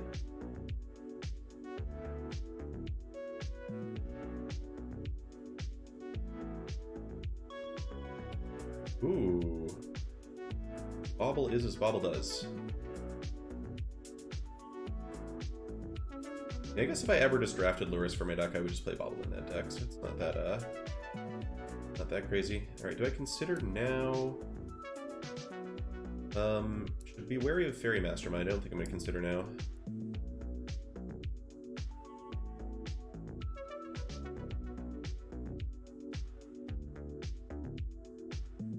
Ran. Alright, no. Opponent's deck is... yeah. No offense to them, cube drafting is hard, but I am not seeing a lot of, like, synergy in our opponent's deck. The cards are not really adding up to more than some of their parts. So we get to go Visionary. If they kill this, we can Garruk the Varan.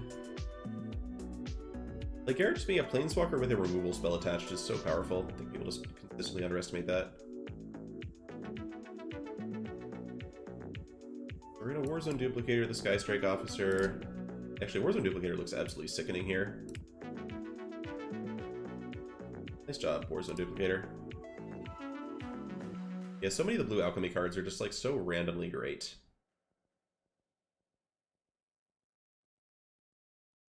Alright, 6 mana up, so we could go for Garrick, see if that resolves. They cast Misery Shadow rather than Sky Strike Officer for some reason. I'm a little bit wary of interaction. We could also just go Pilgrim Officer. We could go... Problem with jamming a Planeswalker that isn't Garrick is like Karn doesn't defend himself. I guess we have an artifact here. Or could get 2/2. Okay, Misery Shadow attacks Planeswalkers quite well, so I think I want to wait on those until I have a little bit more going on. Let's try Sky Strike Officer. Followed by Pilgrim. Our opponent currently just doesn't have any white mana, so we're not afraid of Wrath right now. Of course, if they did Wrath, we would follow up with a Planeswalker, which is not so bad. Fairy Mastermind, yep. Huh, alright, I need to figure out how to lock this chair. There we go. Recast Officer, and now we just get to kind of go ham.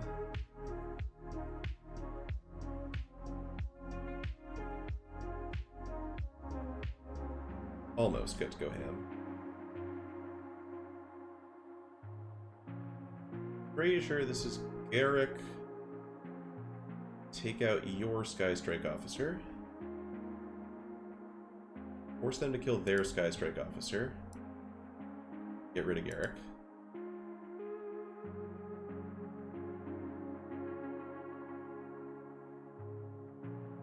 You get a Drain, which I don't care about. It's awkward that all my interaction costs... Oh wait, I have 4 mana. I just realized I have 4 mana thanks to Pilgrim, so we're actually in phenomenal shape.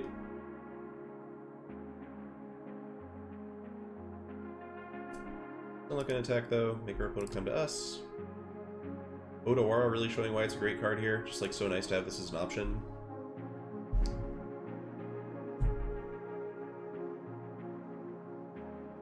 They're not even attacking with Shadow, which is a little weird, but sure.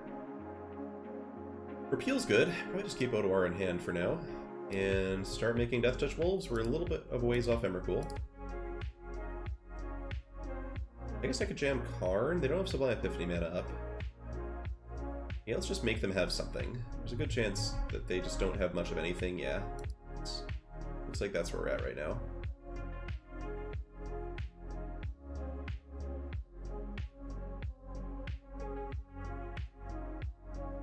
We want to hit land drops, so we're definitely plusing Karn here.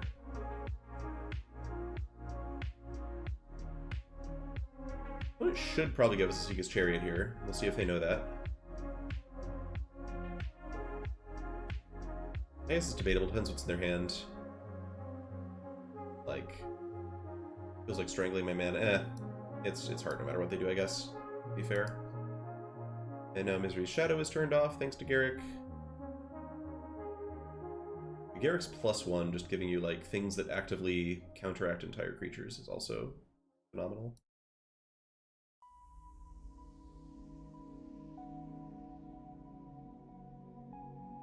The scariest thing they could do here would be like Liliana, which we just counter.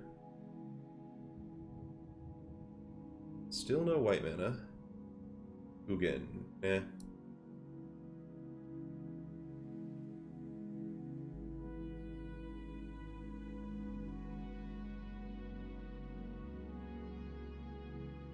Mayor of Everbrook. Alright, at this point, not really needed.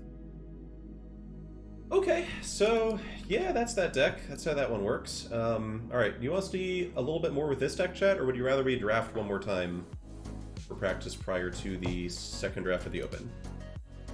I'm gonna get a drink. Everybody just like kind of say how you feel about it in the chat, and I'll be back in a bit.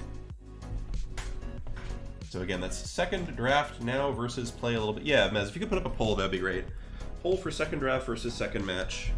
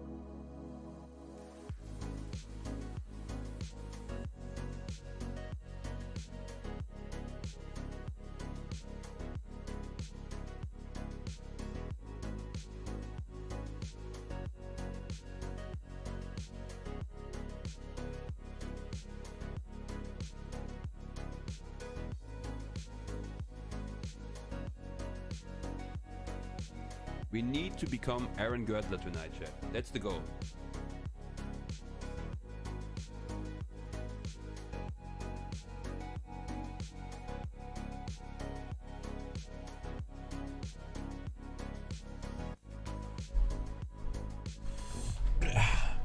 LOTR? Definitely not LOTR, yeah. We need to so we have a become poll. Aaron Girdler tonight, chat. That's the goal. Poll results 100% for draft one more. Alright. Well, the eyes have it, I guess. This deck was fine. I liked it well enough, but it's... You know, we'll see if we can get to something... I don't know, it'd be cool to get some practice drafting something a little spicier than Blue-Grade Ramp, although also it's day 2 of the Arena Open, we don't necessarily want to F around too much lest we find out, chat. Yeah, we'll throw this back on. Back into my cage.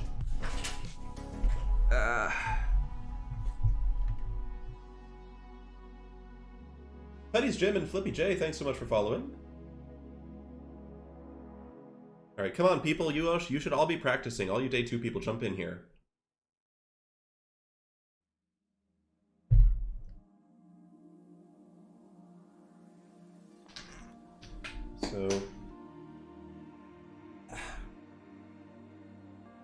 So one thing I do very seldom in this cube is I haven't been drafting very much white. Everything I have has been like green black, blue green, red blue, red black, blue black, all 6 of those, yes.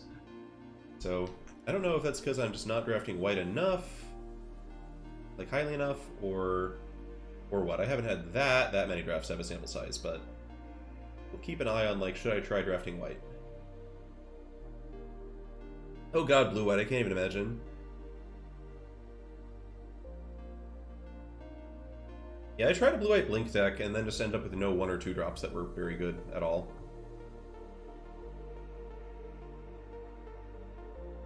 Yeah, mono-white can be strong if open. Have never really seen it be so open that I just wanted to jam it. We need to become. Yeah, I have a hard time Aaron drafting Girdler monocolored tonight, aggro in chat. cubes That's because the it, goal. like, puts you in one lane so early.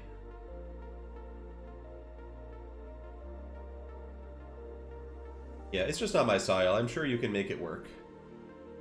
Wraths make me a little nervous, though. Okay. So I think two legit choices here. I think everything else is at least a step below those 2 choices. Those would be Sky Sovereign and Glorybringer. If you're obsessed with mono white, you could take Usher of the Fallen. I saw Ham do that once very early. Take Usher over some great stuff, but I'm pretty sure we're on Yep Boat here.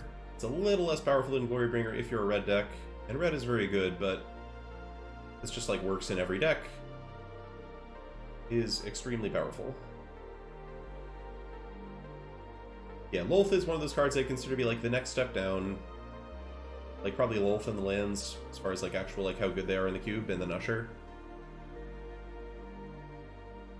I think we just boat him. Alright. So this pack's got a lot of middling options. Vorinclex and Liliana might be the best cards in here, but they're both pretty expensive. I mean, there's just no cheap cards. We're definitely taking a second expensive card. I don't understand Magma Opus at all. Like, are you just hoping to get Gear Hulk every time? As far as 8-mana spells go, this is an incredibly mediocre effect. It's hard enough to make Sublime Epiphany work. I don't know. Like, I hate it in the aggro matchups, and I hate it in the control matchups because it's so much mana investment. Yeah, I mean, I may just underestimate it. I think Raptor is pretty plausible. We did just pass a Glorybringer, which makes me less inclined to go Raptor. Yeah, what's the move? Still want to draft green every time, but Vorinclex is here, and it's really good, and I think it's better than Liliana. I don't think Immortal Sun is very playable at all. Cybus Siphoner is good too, but it doesn't go as well with Sky Sovereign? Complicated. Okay, now we have... Alright, so looking for cheap cards to draft. Thoughtseize and Sigardian Evangel are the standouts in this pack for me. Both are excellent cards that are, you know, good cheap, good early, still pretty good late. I think it's just Thoughtseize. Again, I'm not looking to draft green-black again specifically, but Thoughtseize is amazing. Sigardian Evangel is also amazing, and it's possible that, like, I should be trying to do like a white deck here just to see what it's like. Evangel in green-white is not at its best, because you're trying to like be attacking your opponent a lot, but there's no reason we have to be green. Vorinclex is not committing us by any means. We could just go into... you can go into black-white, although passing a Thoughtseize feels bad if we end up in black-white, but we might wheel Rankle. If we were Rankle, I'm very happy with the Evangel. Alright, let's try the Evangel. This is a good example of like, I would probably pick the Thoughtseize in the real draft, but let's try... and now we get Giga Punish because there's a Swarm Saboteur in this pack, and Swarm Saboteur is amazing. We could still take it. I just really like this card. It's like a 2-drop, you cast it on turn 2, your opponent's really sad if they can't block it. It's not that easy to block. It also just trades with anything on defense. It gives you cool ninjutsu tricks. Gobekon is good. I'm obviously, shy away from mono white, but maybe Gobekon's just good enough to be the pick here. God, I love Swarm Saboteur.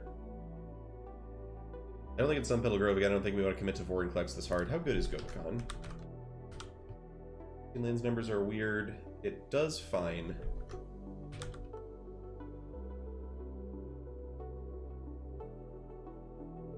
I think it's early enough that I'm kind of down for... Man, Gobekon is cool. But Saboteur is so cool. Just like go solo with like Yawgmoth and stuff. I think it's close. I think you could argue either way. You can see that maybe I have like some kind of bias here. Myrel, I don't love Myrel. My experience is she comes down and dies before she does anything relevant. My-relevant, as it were. I think she does pretty well against... I think she beats up on the decks that your white deck should be beating up on anyway. Like, blue decks holding up counter spells should not be good against you in general. This is just Briarbridge Tracker. Just like, Briarbridge Tracker is just like a very high quality card. Yeah, Myrel is terrible. Myrel is one of the worst cards in the cube by numbers. There's a land, but like which land is the question. Do I take the black-white land and go for black-white tokens? Do I take the black-green land because I have Vorinclex? Do I just take Tracker? I can see black-white and try to go into black-white tokens or something, but Tracker is a pretty good green card to be here this late. Like, Tracker is one of those cards, you cast it, you're just never unhappy. Okay, now we get Mind Stone. So again, not trying to force ramp, but Mind Stone's just like incredibly strong. Like, colorless, hasty ramp spell that then draws a card later is as good as it gets. I kind of think this is better than Llanowar Elves. Certainly pick one pack when I take it over Llanowar Elves.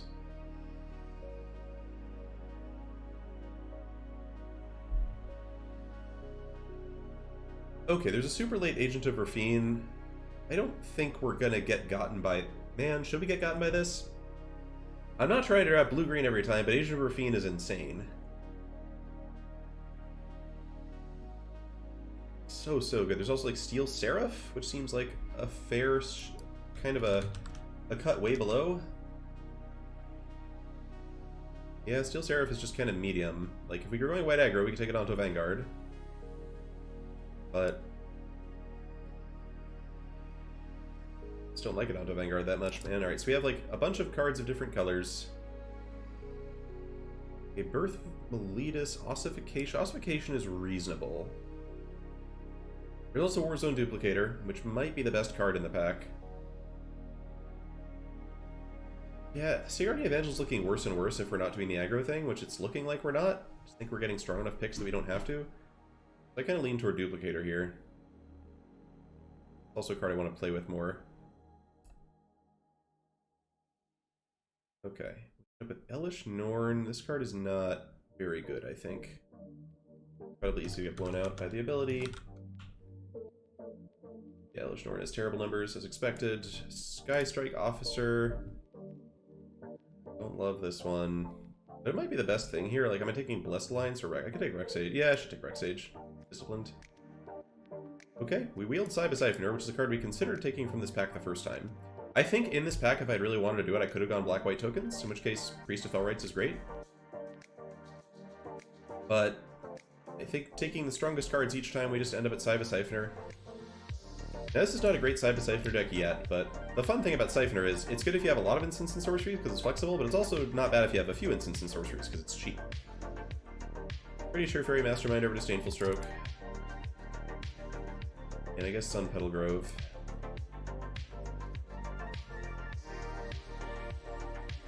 Yeah, blue-green again, huh? Jesus Christ, sensors in the pack? Alright. So we do have to prepare for blue not being this open in the day 2 drafts, but sensors amazing. I don't know. I think playing Cityscape Leveler is a terrible idea. You get to kill something, it's true, but it just dies to so much. Hard evidence again. Alright, we're just drafting the same deck again, which was not, I promise you, my intention. I guess, how much do we have to be green? There's a question. Like, is it ever just take Shieldred here? If you want to be green, blue, Lovestruck Beast is really good. Blocks, attacks, does all that stuff. We were seeing some green, but not a ton, and if we take Shieldred, we might just get to wheel one of these cards, both of which are pretty good.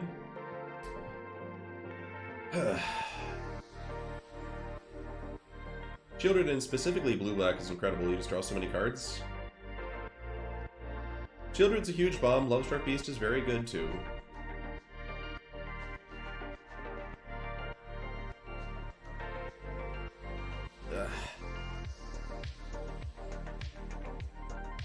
Our green is meh. I agree that our green is... Well, Vorinclex is pretty good.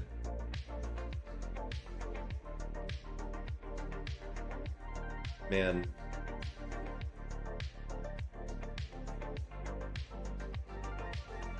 Lovestruck is just so good in the blue-green decks.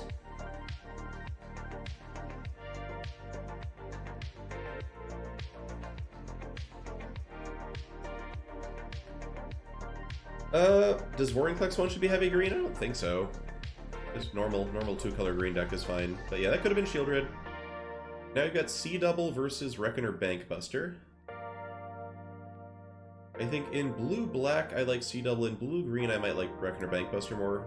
Green cruise it more easily, and you have fewer. You're putting fewer things in your opponent's graveyard for C-Double to take advantage of. Bankbuster also just lets us wheel a blue card more easily. Because somebody's going to want Bankbuster, so we'll take Bankbuster. Okay, yeah, good blue cards are flowing. Let Hydrocrisis maybe come to us on the wheel here. I'm just going to take Kindred Denial. Counter target spell, draw a card is a good card. Had we done the Shieldred thing, we might consider Bloodchief Thirst as well, just because we don't have cheap removal yet. This is not actual draft 2, Todd Words, we're just practicing. Might even have time to do one more practice draft after this if we don't want to play the games, which if we draft blue-green ramp again, might just not want to play the games.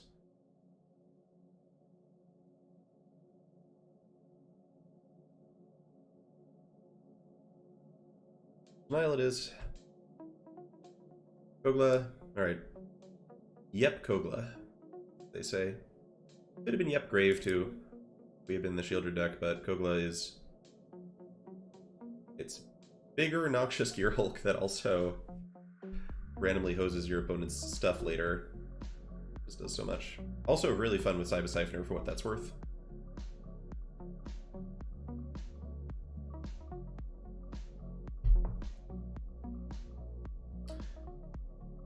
Okay, this is a great example of where we don't take Emrakul. We do take Midnight Clock. We don't take Waterlog Grove. Waterlog Grove is real dangerous. Waterlog Grove will kill you. I really don't like these lands very much. You think this is Emrakul? I don't know. We have, what, Hard Evidence, Sensor? I just think our top end is looking better, and it's like mid-pack too. I mean, we can keep taking Emma. I just don't think we're that good at putting cards in the graveyard here. We also have no ramp. We have Mind Stone. Our ramp currently consists of Mind Stone. So I think we should be treating this more like a blue-green mid-range deck than a blue-green ramp deck. There are definitely multiple archetypes in many of the colors. Alright, Xander's Lounge. Meh. Yeah, so blue-black would have opened us up to a lot more playables here. It turns out black's just stupid open. It's not entirely too late to pivot. The question is, how do I feel about Reality Chip? I don't know how I feel about Reality Chip. It's got some potential. It's like a little awkward in your blue deck's full of counter spells, but it blocks really well. It's an early drop. What are we splashing off of Lounge, though? Like Swarms? I don't want to splash Swarm Saboteur. We can splash them. We have Ogla for triple green. I think we just take Chip here. 0-4 blocker Supremacy. Alright, Nissa. I think it's Nissa over Rift, disallow here. Rift is not very good.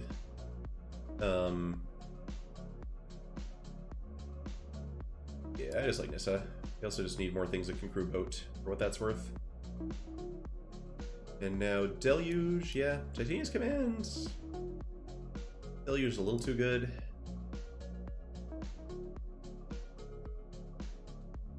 Rift is not very good by stats. It has not been very good when I've seen it either. Like, it's been fine, but it's like really hard to get value out of a normal disperse. Actually, its stats are fine. Its stats are medium. Rift plus Siphoner is fun. We'll give you that much. Alright, is this ever prime time? Yeah, no, we're not that rampy. We're almost mono blue at this point. Okay, now I think we might just take Warren Power Stone because we do need some mana. Search for Escanta is pretty fun with our deck, though. Huh. Oh, and there's still Sea Double in the pack. There is the Sea Double. Let's take the Sea Double. Sea Double's a weird one. Sometimes it's incredible, sometimes it's eh. Now that we have the Sea Double, I think I lean Ether Channel over Neutralize. I think you could go either way with this, but we need more board presence, I think. The 1/1 is good with Lovestruck Beast. Having 3 power on a creature is good to crew Sky Sovereign.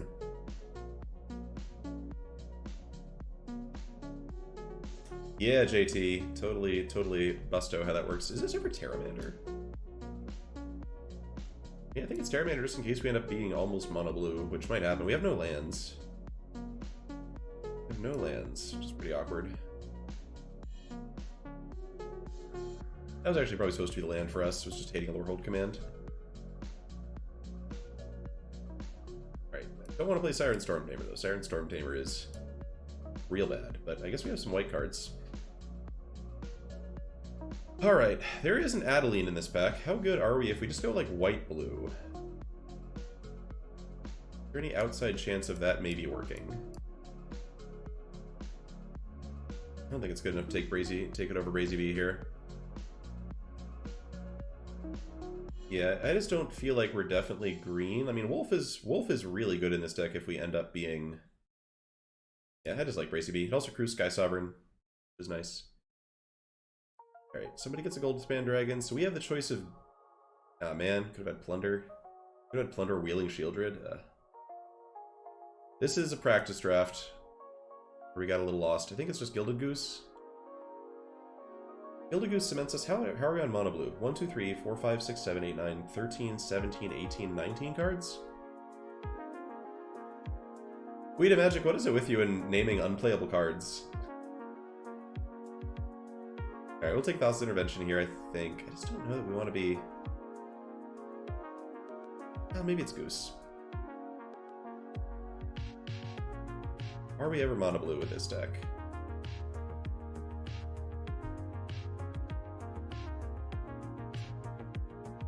Alright, yeah, no green cards here. We could... Ephemerate doesn't do a lot for us. It's really fun with Cyber Siphoner, of course. And Warzone Duplicator and Ether Channeler. Resets to Guardian Evangel, which is cool. So now I'm thinking, like, maybe we are just going to be blue-white. Take Negate. Negate's fine. Negate's playable. You don't even necessarily need a sideboard Negate and Cube. Decks tend to be pretty balanced. Draft 2 starts in 38 minutes. Take Negate. Maybe we'll Ephemerate. They're not great. I don't mind Intrepid Adversary as a 3-1 lifelink, but I think at this point we're just going to be mono blue. Alright, Torrential Gearhulk. Finisher. Haughty Djinn is wonderful. Haughty Djinn is so... Yeah, weird draft. I don't really understand what was supposed to be open at any given time. So you have 2 of the best red cards. There is also Incubation Druid, but at this point, with 0 lands, I think if we're mono blue, Haughty Djinn is much better. If you still want to play the green, Ornithopter could be it. Inky. If you're green, you should take Incubator Druid over Ornithopter Paradise. If we're just blue, I think we take Haughty Djinn. Haughty Djinn's really good. It's like a serious threat that also gives you a lot of mana. Okay, Commit to Memory versus Exclude. Yeah, I think we're just mono blue at this point. We are going to end up fine on playables.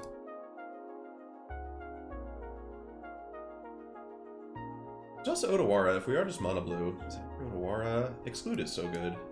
I like Exclude. 3 mana for what that does is crazy. And now I just assume we're never going to bring in any other cards of other colors. We're not going to bring in these white cards for any reason, so take Sword of Fire and Ice against red-blue decks. And Great Shark, I think, over Vendy Click and Brainstorm. I feel like I want a little bit more punch at the top end here. And now we've run out of stuff to do. But that's fine, we have a deck. Jesus. Alright, well, he could have been red-black, chat. Could have been... Look at this shit. Vraska's Contempt is terrible. These other 4 cards are good. Alright, Spectral Sailor will still have application against some hard control decks. 4 mana to draw a card is really expensive for being the only thing your card does, but it's... No! The desk! Come back, desk! Just keep hitting these controls. Alright, Ephemerate, whatever. Probably, if it's actual day 2, I'll probably just hate draft the Robber the Rich there or something. Oh, Vraska's Contempt was like the most expensive card in Ixalan or something for a while. But no, you can just do better for 4 mana. Which, to be fair, is probably correct. It should probably, given what creatures do these days, it should cost less than 4 mana to kill them. You should probably just take Vraska's Contempt out of the cube, but... I guess you gotta get the Ixalan representation in there somehow. Jesus. Okay. Yeah, so... Red, blue, yeah, red-blue would have been the place to be this draft, but I mean, we barely even saw lands, so I'm happy enough being... Just mono-blue is pretty good. In its own way. So what are the cuts here? We have time for 1 match, which I do... Alright.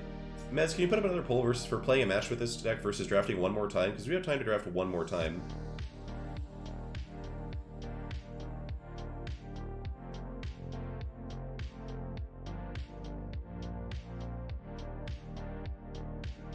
Best cuts here are probably gonna be Accruing Sky Sovereign, Shark, Duplicator, Gearhulk, Borrower, Djinn, Channeler. Boat is hard for us to accrue and it forces us to tap out. I think we cut Boat. And then Terramander in general is just kind of sketchy. Arts and Sorcery count is not even that high. Yeah, Terramander. Nope, Boat. Very rare to cut Boat from a deck, but you do have to look at your crew capabilities, and I don't think ours are there. Reality Chip is generally a little sketchy. It is nice that this has applications against both aggro and control, but I'm not sure if it has enough application against either of those. I see you, Mez. I appreciate the joke. Chartacourse is another possibility. We're not great at attack. I mean, we do have a couple of 1-drops that attack. And there is nothing like Attack with Crab, Chartacourse.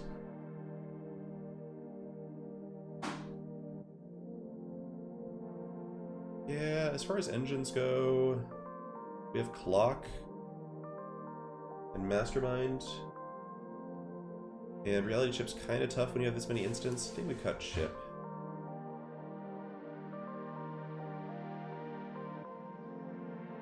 One match is the winner. Very good. 33 minutes, that's right. So we'll get it. And I guess we can just put Negate in the sideboard. Yeah, sideboard Negate seems fine. We have Borrower as an actual 2-drop. Curve seems fine. Yeah, stick to this. We could consider cutting a land. I like that the boat can be our mascot, chat. I like Shark. I think I like Shark more than Boat.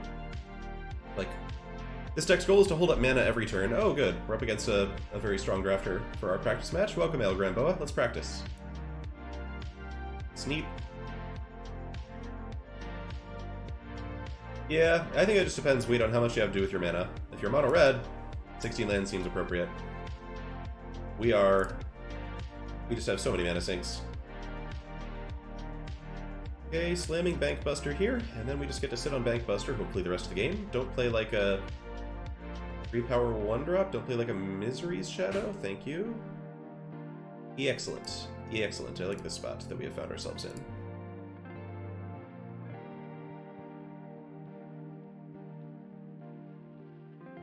Nope.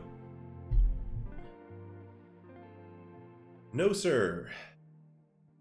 Not that one. Alright.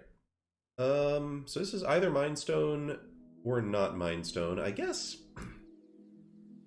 there's a question of like how good is Sea Double even going to be to copy most of their random spells? Sea Double's more of a late game card. I think it's fine to Mind Stone and hold up Gear Hulk for a subsequent turn. Rada, Heart of Keld. Yeah, that would have been a really good one to Sea Double, but we can still Sea Double it next turn if we want to.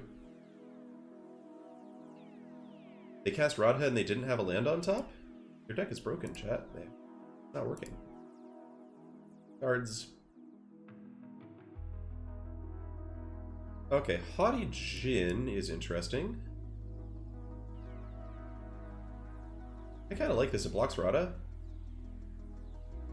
Keeping Rada in play is a little scary, but I mean, we can't really take Rada out of play. We could try to ambush her with Gear Hulk, but if Gear Hulk dies, I mean, we get to Flashback Consider anyway, so it's not terrible. Yeah, unclear to me what the move is here. They've got so many colors going on.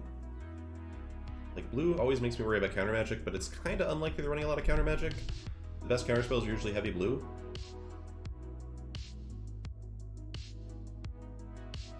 They don't necessarily have Bolt. They could have Bolt.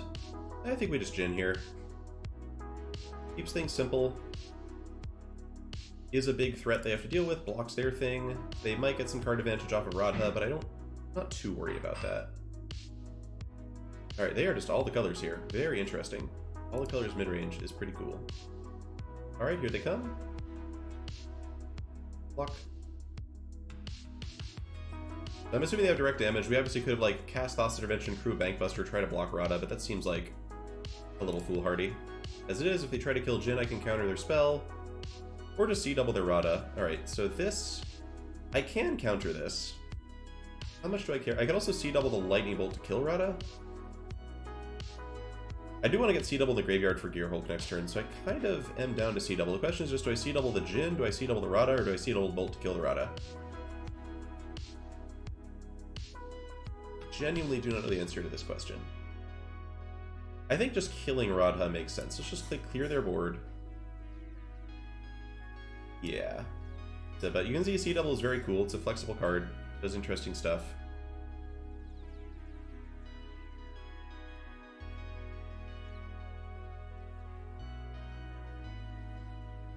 Alright, so they got some card advantage. I got some card advantage earlier. We're all square, kind of. Ah, they didn't have anything good to play. That is excellent. So our opponent, yeah. This is why blue deck, I think blue is overall the most powerful color in the cube, and it's like, not that hard to get to this point where if your opponent ever taps out for anything, they're just so screwed. Including that one, sorry. You better have Pact of Negation. They don't have Pact of Negation. Alright, so now we just get to Sea Double the Gear Hulk.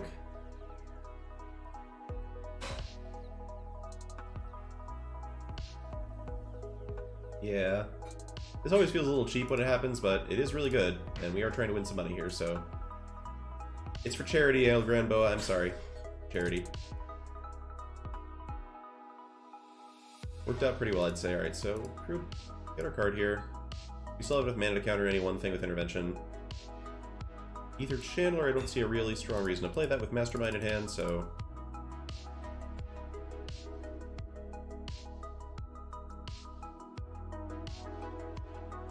Okay.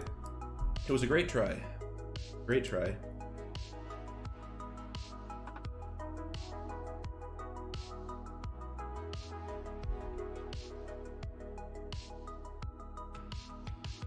Alright, 4-color ramp.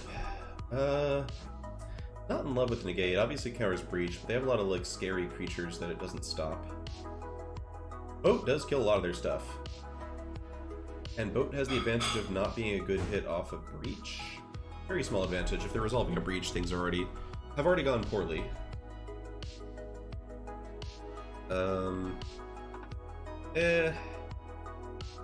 They also might just have like random artifact removal. There's like a bunch of colors that could do that.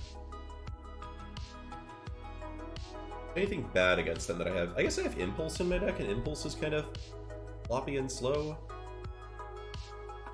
Is Impulse ever better as Reality Chip just to block early stuff?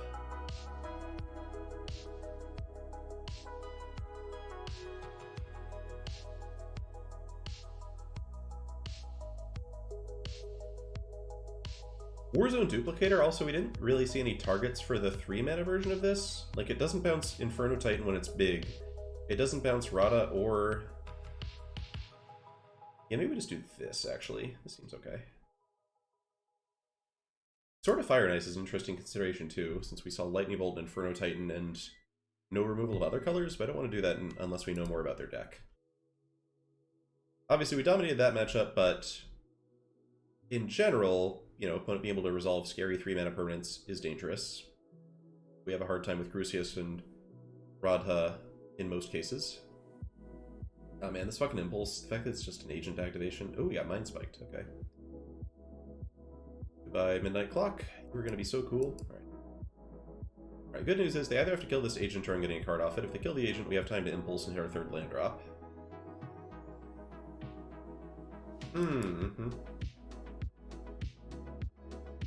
Okay. Well, this looks pretty good. Crucius, Rada, Cultivate. Alright, I can't counter that, so I guess I'm just gonna take one of your cards. We're gonna do this now, just because if I exile the basic they're looking for, it's gonna be hilarious. No, got a forest. They probably have more than one forest in their deck, but it would be very funny if they were looking for a forest. Alright, they got their stuff, sure. Shark Pog. Alright, so we definitely start with the island here, just so they don't know what we got out of their deck. If we play a forest, it's going to be very... If you play anything off of Agent, it's very obvious that it came from your opponent's deck. And yep, this is why Agent's a bomb, chat. We played it on turn 1, our opponent didn't kill it immediately, and it's just going to draw us cards forever until they do something about it, including lands. And yeah, we just got to keep sitting here. Yep, any strong reason to do anything. Ideally, they either play something I counter, and then I counter it, or they play something I bounce, and then I get to Impulse. It's fine. For a second there, I thought they might have Impact Negation. They don't have the blue mana up, though. So this one's a little awkward. I think we now... Our options are either play Crucius and start digging for lands, or go like Haughty Djinn, Impulse, hit a land, play the land. We could also go Impulse, play the land, Crucius? Maybe that's the best move, actually. Let's do that. Hopefully there's a land. Okay, there is one land, good. Get that. Obviously they could breach here. We can't stop a breach. We're temporarily out of counterspells, but... If they have it, we'll just, you know, die. That's fine.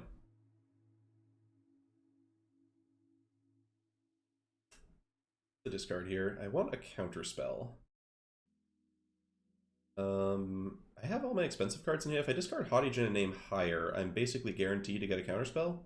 Borrower costs 5 in hand, I think.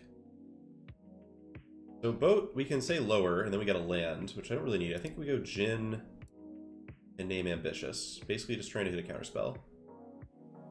Okay, we hit the counterspell, so they have one turn to have like the untapped land breach, or some other devastating thing, of course. Here's the breach. Alright, so we're probably losing to that, but we do have all of our best cards. They get like Ether Channeler, Inferno Titan. And we have Torrential Gearhulk Sea Devil. I definitely think we discard there. Alright, they take Ether Channeler. What are we doing with this? Drawing a card, probably? They draw a card, wipe my board. Obviously, this is the flaw of the blue deck. Sometimes you don't have every counterspell you need. But we're still very far ahead in terms of card advantage stuff. So the question is, what do we do now? I think I just Brazen Borrower the Inferno Titan and prepare to counter it on the way back down. The other option is Gearhulk into Sea Double the Gearhulk, or Sea Double the Inferno Titan, which I don't love. I think we just bounce this and make them come up with some other good thing to do.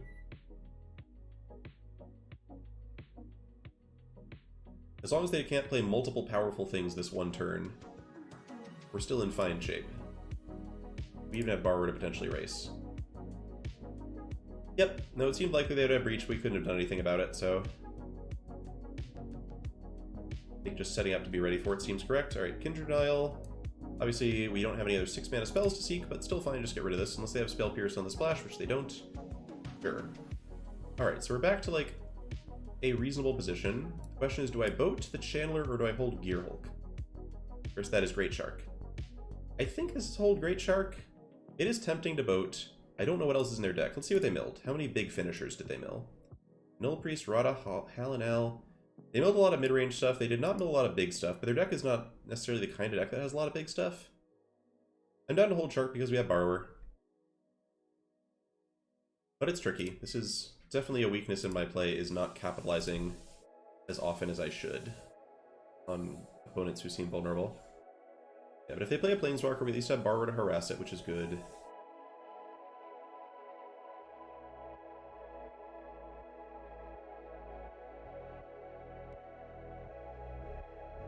You're looking at my graveyard.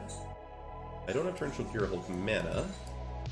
Notably, we're at 14 cards to their 11. Plarg, Dean of Chaos. That one resolves. Here's Brazy B. Brazy B does not get killed, that's cool. Didn't hit the land. And we obviously always attack with Brazy B. There's a question of whether we chart a course or not. I think we do need to hit land drops to win the game. I think we just hope they're kind of stalled out here. Alright, we have some land drops. We now have Siphoner into... not a lot right now, but Siphoner is around and available. But yeah, this is their turn to really devastate me if they can. They also use Plarg, but I don't know how much stuff I am afraid of off of Plarg. If they Plarg, I'm like quite happy, I think. Cool. Alright, they are afraid... oh, no, just... wow! They discarded Molten Impact? That card is so good here. Molten Impact is so good here. Alright. Hellish Lord, Mother of Machines. Alright, well, we know what we gotta do about that. I will take one copy of... C double, I guess. Just make my own Hellish Norn. They've got all the cards in their graveyard. Seems pretty good. Yep, C double. Hellish Norn's pretty scary. We'll have to see what they do next. What's it gonna be? You got some doubly thing? Nope. Cool. Mastermind. Alright, so boat is turned off. Tonight, that's we do not have a ton of ways to get rid of Hellish Norn. We're probably gonna have to block her down or something. Currently got Gearhulk up. I could cast Hard Evidence just to like stall for a bit. Oh, Gearhulk doesn't do anything. We need C double and Norn. So as soon as our opponent casts a spell, we get to copy that spell, which is cool. They're also going to run out of cards before we do at this rate, so if I just play the Hard Evidence to stall, I like Hard Evidence to stall. Gearhulk doesn't work, Great Shark doesn't work. C double does work. But we're also attacking for 5. Not nothing. Like, I think we're actually technically winning the race, although it's obviously complicated. As soon as our opponent casts a spell, we get an Hellish Norn and we get whatever spell they have, but they know that. They can try to play around it. But the crab is pretty helpful here.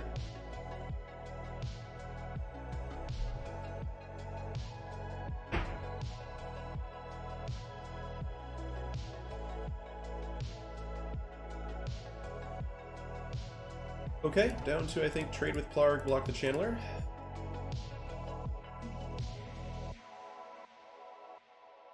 At 8 cards, I'm at 11. Or, sorry, yeah, I'm at 11. Oh. Okay, that's pretty good. Does it beat me, though? We'll see.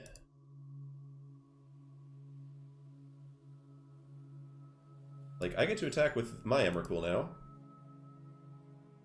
And it has protect. Everything is turned off. I'm not going to crack this clue for them. That sounds like not useful. Okay. Yeah, I don't think Emrakul... thanks to... because of Hellish Norn... weird splash card, by the way, in this deck. I don't think Emrakul does anything. I think they just have to block. I mean, they can...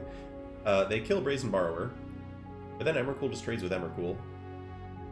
They can activate Fairy Mastermind, which just gets them closer to milling, but maybe they'll find something.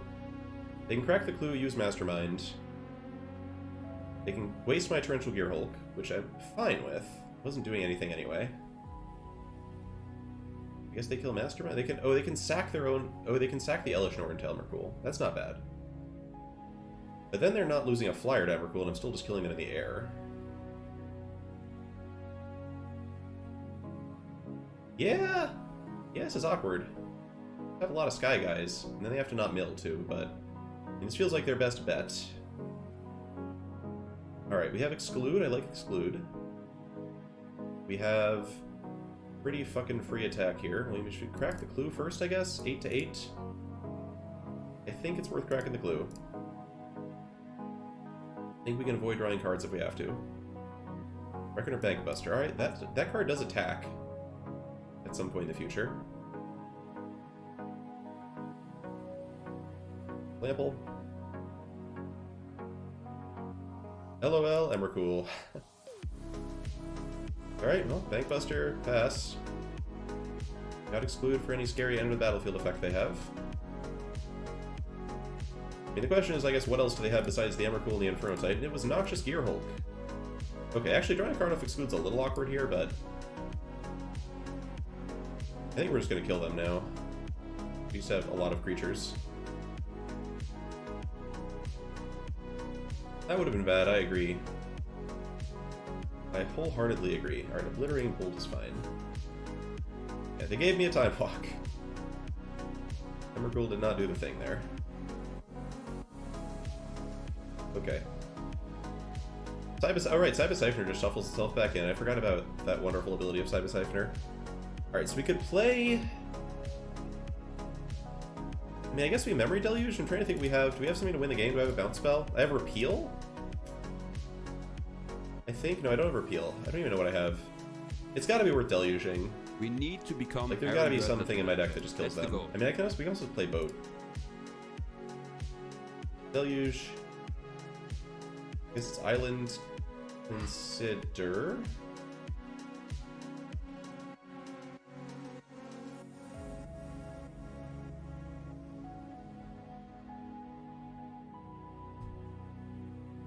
Alright, so we've taken out the Breach, the Gearhulk, the Emrakul. We have no counters.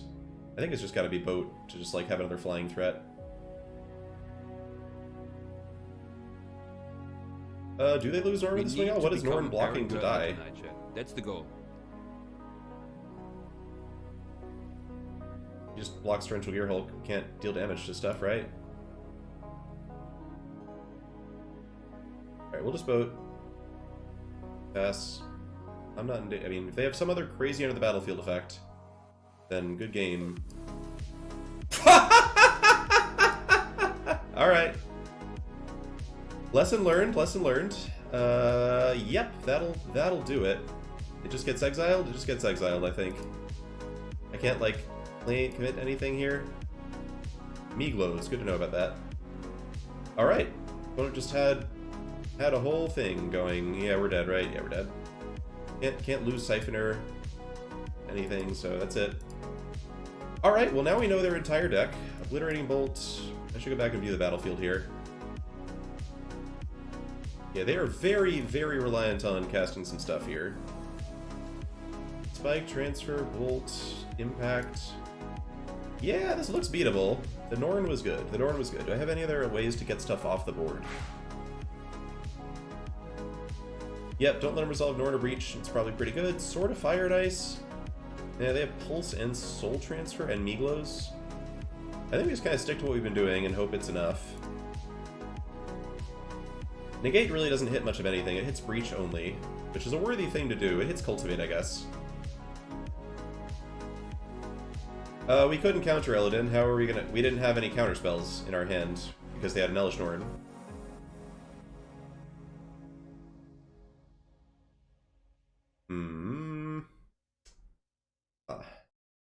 It's good enough on the play against a pretty attrition-y deck. I think we mull 5 lands. This is much better. Okay, keep 6. I think we note Boat again.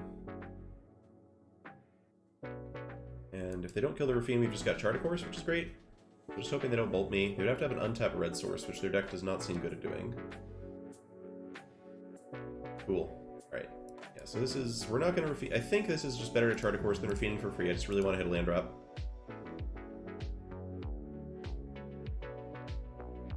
And now we'll have counters up for the rest of the game. What can they do on 2 here? Kill a Rafine? Kill a Rafine. No problem. Okay. Let's dance. Alright, gonna be a spicy one. Gonna be real spicy. Love Deluge. Yep, Deluge.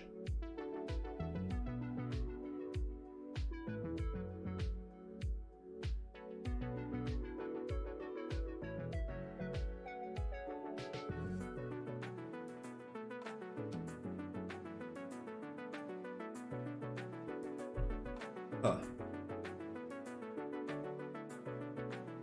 I'm thinking Supreme Will Bank Buster here. Fairy Mastermind just seems to open up their creature removal for no good reason.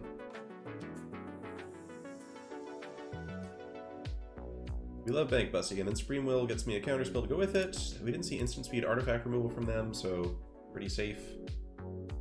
Maybe. They don't have white. Oh, they do have white mana. They have all the colors. They have Elish Norn. Goodbye, Elish Norn.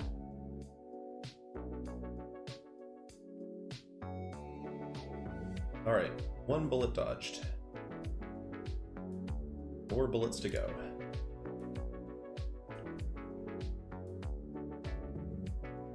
Wow, so much stuff going on with them. I mean, we just counter this. We draw a 5-drop? Yeah, I wouldn't mind a 5-drop here. Great Shark or Boat.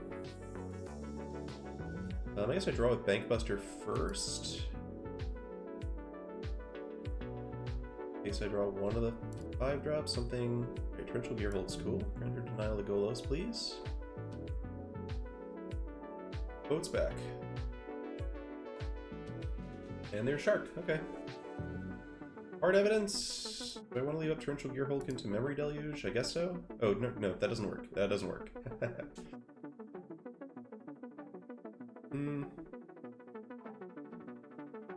Multiple 5-mana counters here. I don't see myself Gearhold King this turn.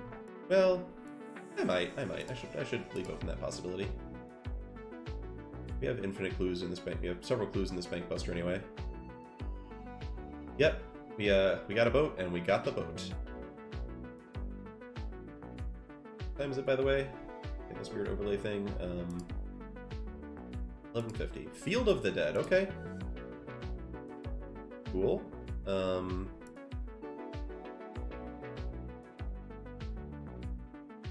That's a good one. That's a good one. That one, you have my attention.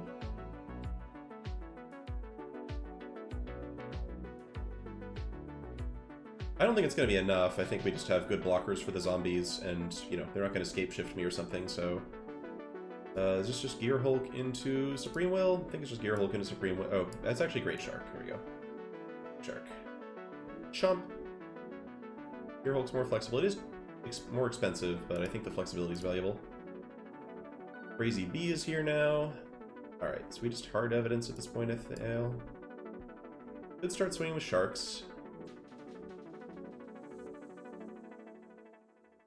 We want to hit some land drops at some point, but at some point they're just going to run out of Haymakers.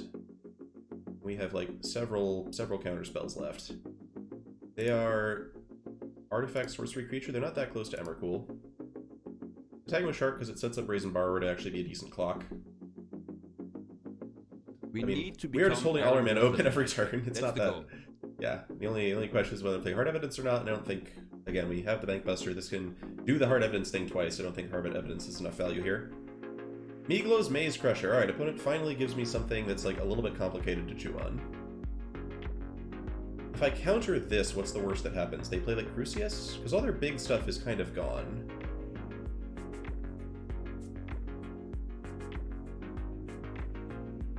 And if I bounce it, they get to kill the Bank Buster. It also gets kind of big, but if it kills the Bank Buster, it can't really get very big.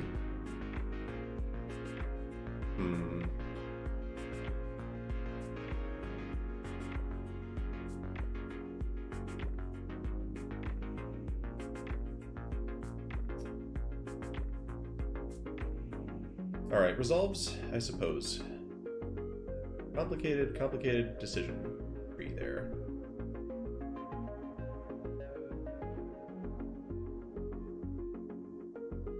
They go after Bankbuster. I think I kind of do want my card, though, more than I want the borrower here. I really do need to be hitting land drops at some point, or I'm going to be potentially in a dangerous spot. Alright, so this dies, that's fine. And now that Meaglo's is down to 2 counters, I think we just bounce a zombie with borrower instead. Can still pump to be bigger than Great Shark, but I don't really want him coming back down.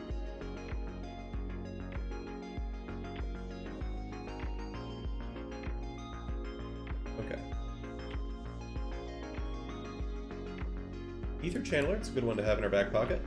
Time frame of draft 2 is it starts in about 7 minutes, so we're going to try and wrap this up before then.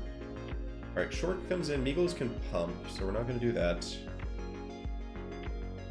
Actually, if Meagles pumps, I can pump the Sky Sovereign, but they have like some good stuff maybe coming up. I can just play Channeler, which gives me good blocks on Meagles, and then I still have Thassa's Intervention up. Yeah, this seems like a decent turn to do that. Channeler. Then I think we just bounce the zombie over making a bird here. Oh, C double the Great Shark was a good shout. Yeah, that's a good one.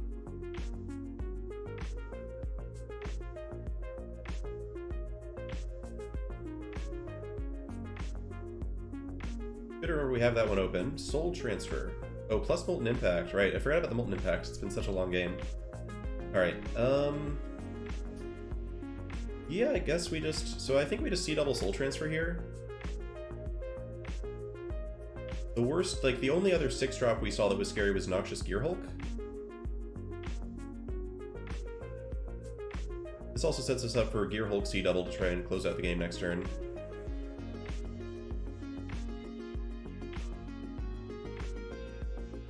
Yep. So this stuff dies, sure. They already are through Norn. Worst case is untap land Gearhulk. They don't have any of that stuff. They still are pretty far from Emrakul. Alright, so we just hold up Memory Deluge plus Gearhulk here. Memory Deluge should end the game if we get it. Alright, they are closing in on Emrakul, I will note.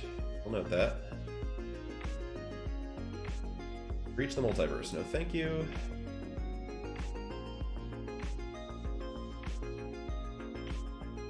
And the question is, do I C-double the Gearhulk? I haven't seen instant speed kill Gearhulk, so I think I am supposed to C-double it. Funny thing is, we could also C-double their Breach the Multiverse, but then I lose to Milling.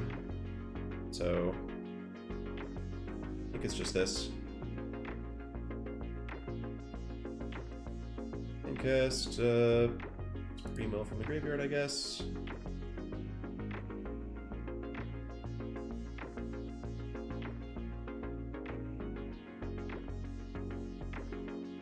Okay. We just swing, hold up Thassa's Intervention, and Haughty Jin here. So if they have Emrakul... If they have Emrakul, which I guess they could. How badly does that go for me? We can counter it, and then they just get the Mindslaver effect. And that doesn't seem very good for them at all. So let's play Haughty Jin.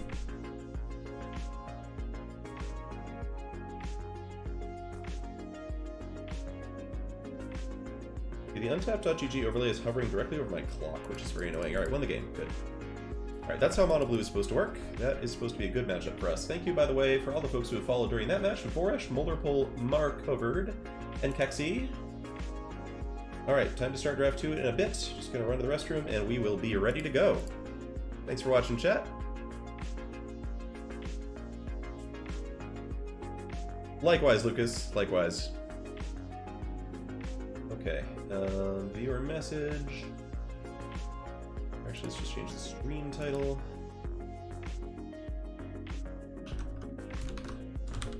Okay. As always, you know, if I think that somebody is, you know, ghosting me, I'll do as a hand hider here, but I'm hoping I don't have to do that. I'm hoping everybody can just be chill and let us all have a good day of streaming.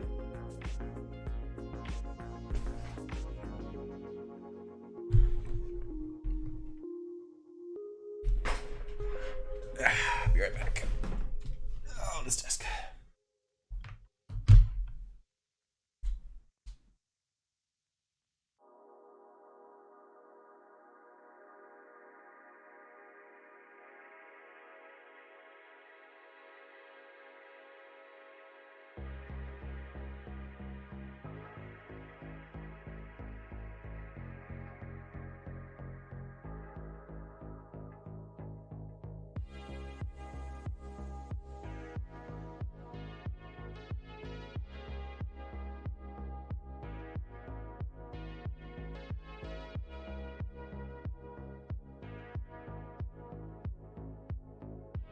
We need to become Aaron Gertler tonight, chat. That's the goal.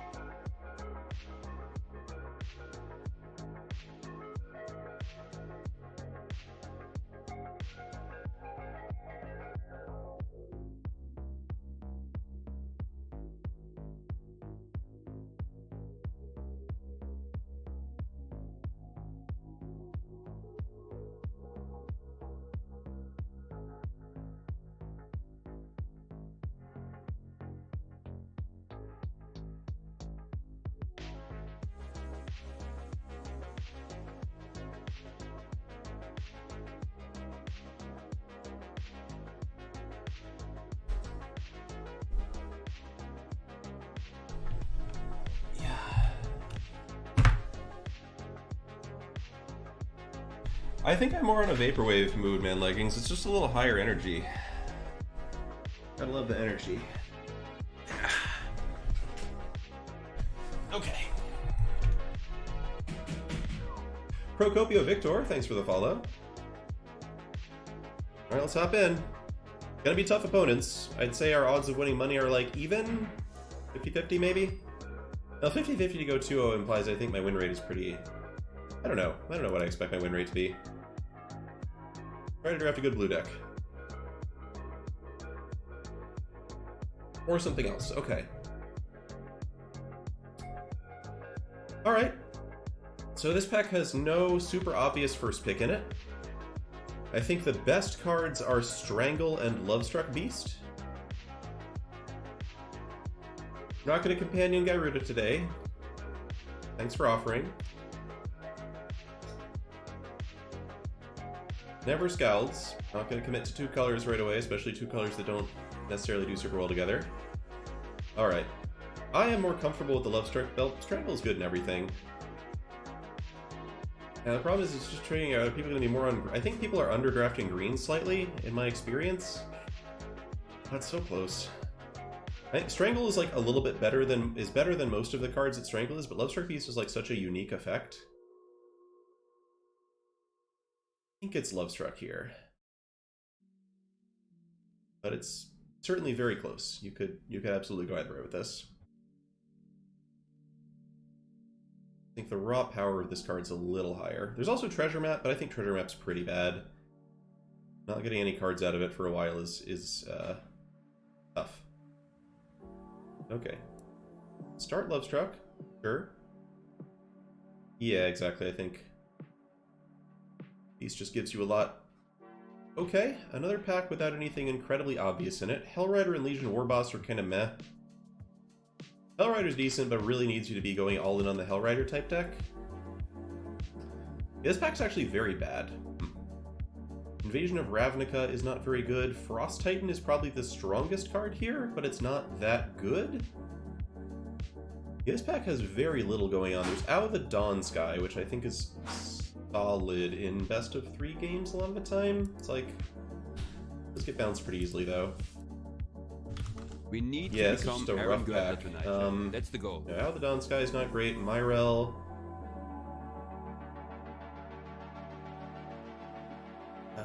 Realm Cloak Giant is fine at what it does. It's not the kind of deck I like playing.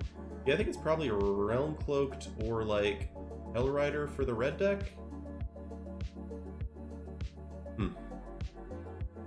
That's tough, that's tough. Myrel is meh. Myrel might be pretty good in white-green, actually. I just think Frost Titan is so replaceable. I don't know, this is just a really bad pack. Okay, this is a good pack, though. So we've got Nissa and the Wandering Emperor. Nissa third is a good sign. Nissa is like a very powerful card, and people passing up on Nissa. Wandering Emperor is probably a better card overall. But Lovestruck is better than Realm Cloak. Coma is not a consideration at all. Puts us in a second color, and is, you know, fine, but not exceptional. Wandering Emperor is exceptional. Wandering Emperor is really good.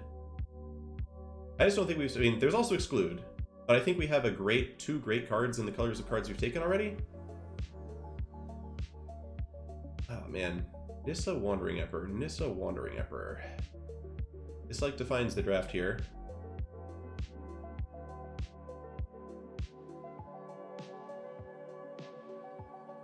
Tons of red cards too, but I think I don't want to like split off into red here.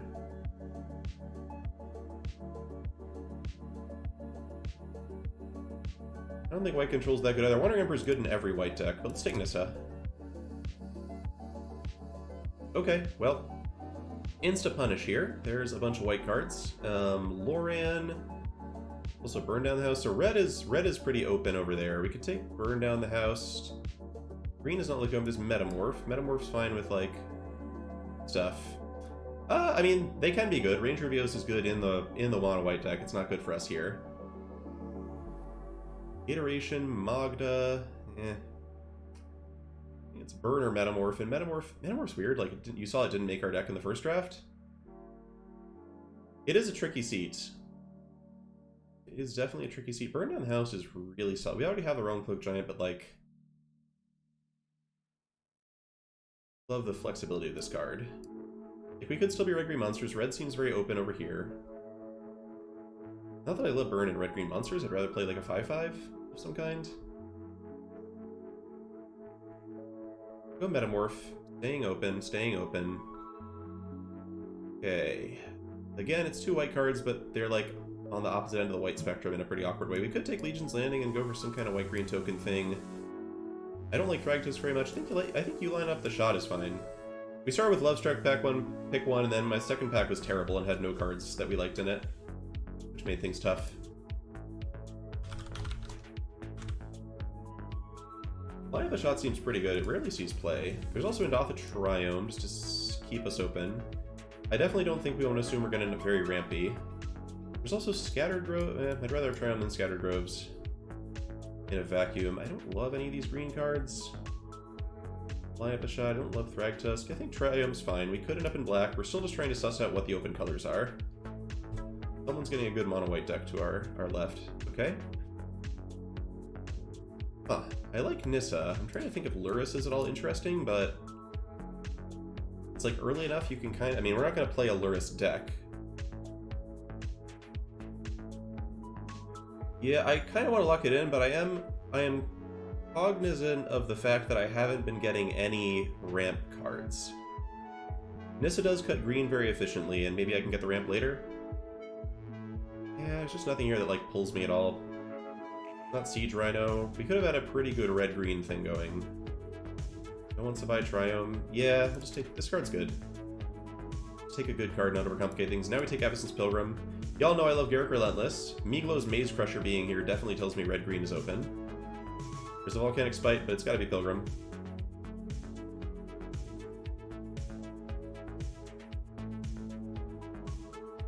Okay. This pack is interesting. So there's Uro.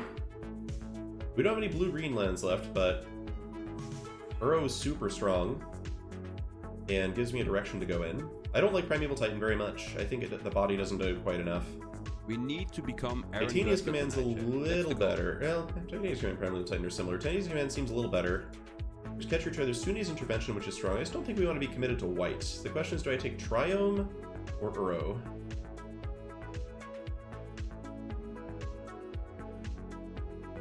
I think we lean into Uro here. I think Uro is the most unique effect. Very strong if we can get it to work.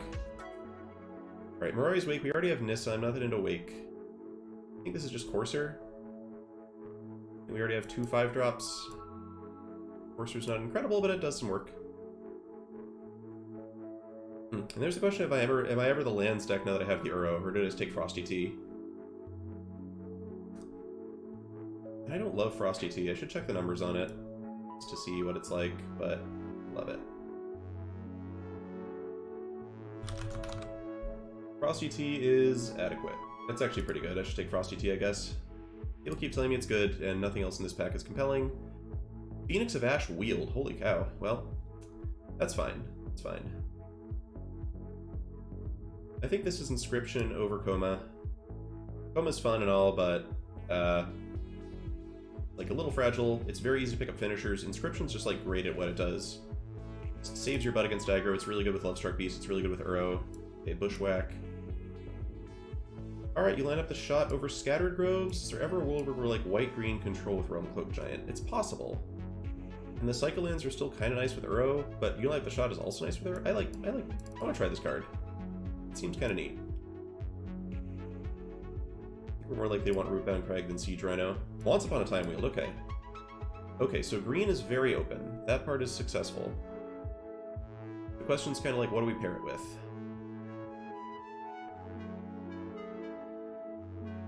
So options here would be Foundry. I don't love Ambusher. Don't love Oracle Moldiah, as we saw with the last draft. I guess with Nissa and stuff, it's supposed to be Foundry. I don't know if I'm overrating Foundry, but it is good. Also, I mean, basically we're going to wheel a bunch of green cards, so probably just taking the Foundry is nice and safe. It's not Elvish Norn. We have enough 5-drops, I think. Norn is powerful, but I wouldn't say Foundry's busted, but Foundry is good. In some matchups, it's great. Oh, alright, Swords to Plowshares. That is, yep, very, very splashable. Easy pick. Love getting past the second best card in the cube. Yeah, second best card in the cube. After Lutri. And in that spot, we would have taken it over Lutri, so lovely to have it. Having swords, by the way, does make cards like Timeless Witness and Nantuko Slicer somewhat better as a result.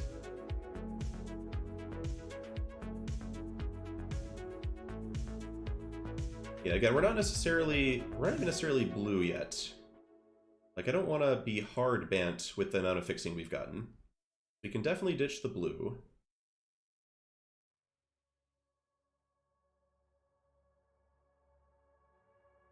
This gives us Hinterland, Harbor. There's Bouncer, which, like, again, we don't want to be this heavily in blue without lands. Bouncer, Harbor, Tome.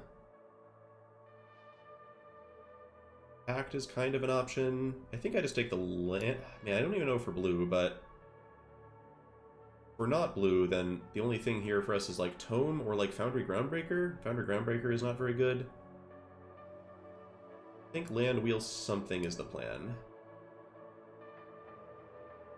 Mindstone. Graces is cool, but Mindstone is cooler. Late Yawgmoth, whatever.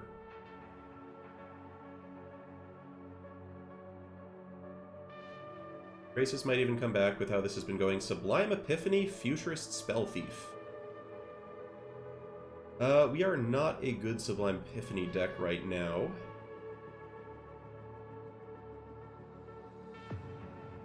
I don't like Lyra Dawnbringer enough to take her here. Dromoka's Command is redundant. We have 2 fight spells. This is not an alpha deck at all.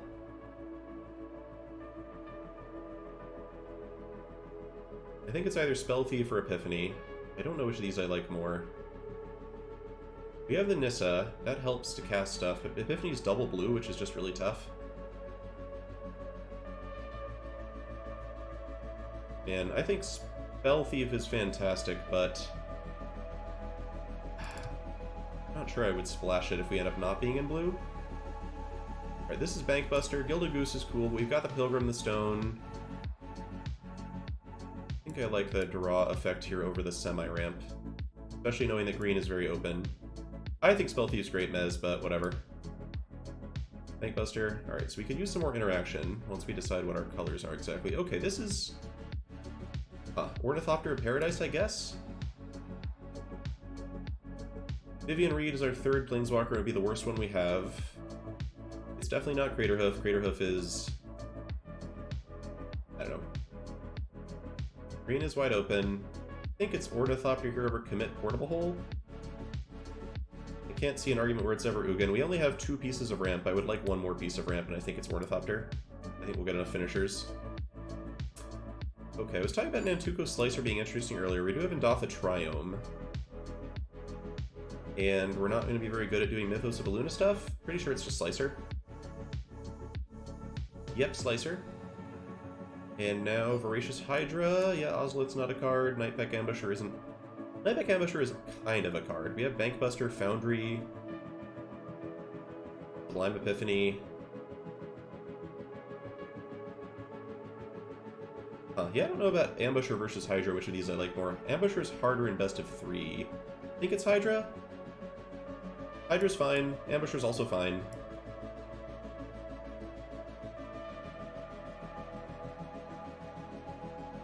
Okay, so we need our mana to be better. Or we need to just decide that we're, like, green with, like, very light splashes. We're definitely splashing swords no matter what. Swords is busted. And we do have Pilgrim, Bushwhack, and Ornithopter to fix for white, so we're probably fine there. Plus 1 spot at a time helps. But I want to be taking a bunch of lands in the next pack.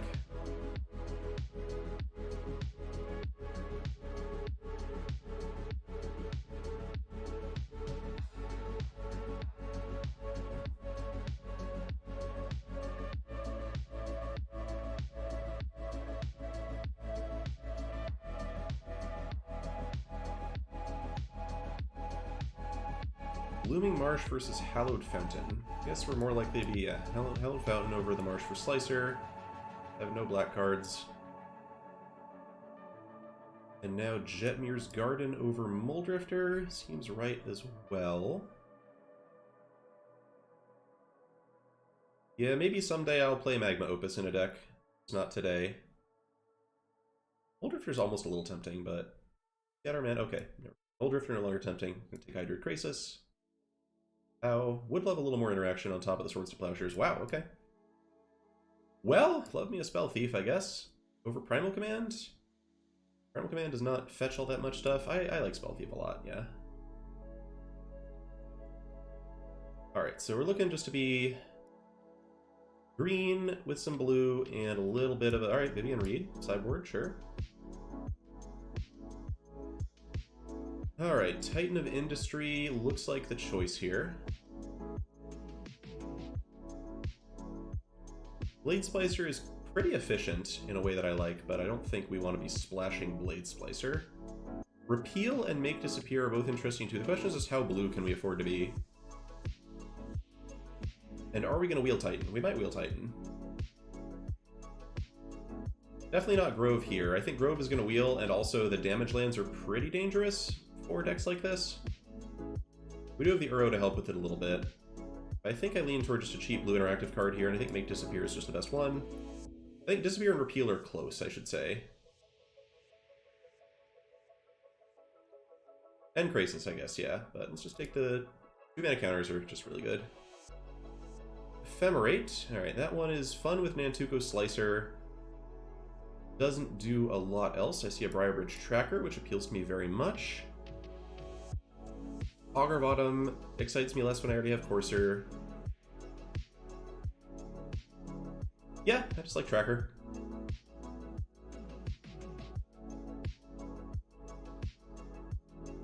Then, yeah, Ephemerate might be fun if it comes back. We can think about it, but I doubt we're going to end up getting there.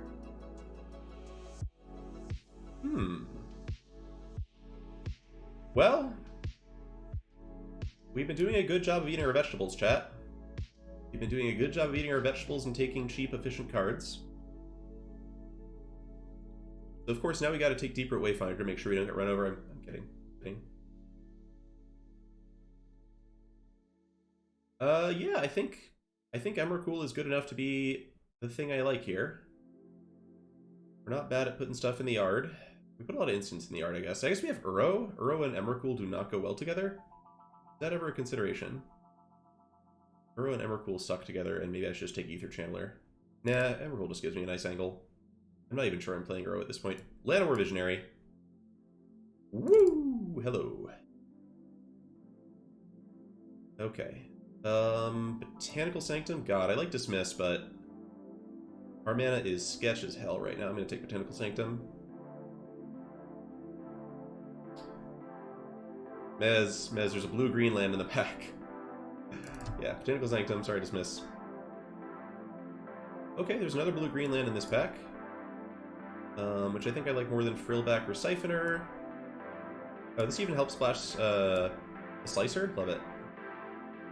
Good veggies, alright. And then what I would love to pick up would be a little cheap interaction if anybody's offering. I don't think anybody's offering. Voice of Resurgence is a solid sideboard card. And nothing else here really appeals. Goblin Yadara were not especially splashable. Lissa Sunslayer's cool, but we're splashing her, so...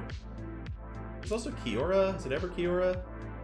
Yeah, maybe we're more likely to want Kiora as a sideboard card than the other stuff. Okay, now it's Cultivate versus a third blue-green... Oh, this is a blue-green-white land.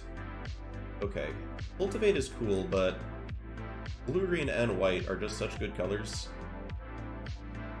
We only have the one white card, I guess? That's actually close. It's close, it's close, it's tough. Okay, now we can pick up Waterlog Grove. It'll still make the deck. I think I like it more than Kenrith. Nice to have a thing that can help me get a row back or put a land in the graveyard for Emrakul. Yeah, Boseiju was a consideration there too, I agree. Alright, we now have, I mean, is this ever... We're a pretty good Golos deck. Do I take Golos? Over like Fairy Mastermind? Augur, Fauna Shaman?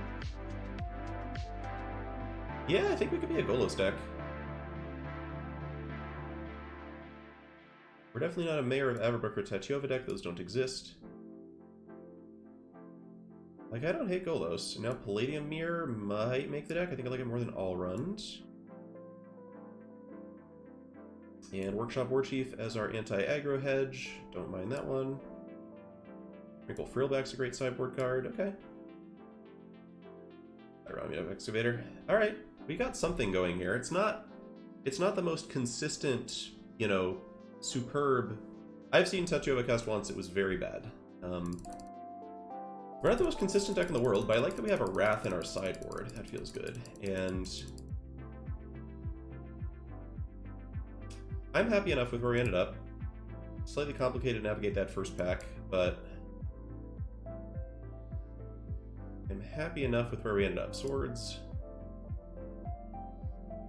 And Future Spell Thief plus Swords to Plowshares, chat. Ah, delicious.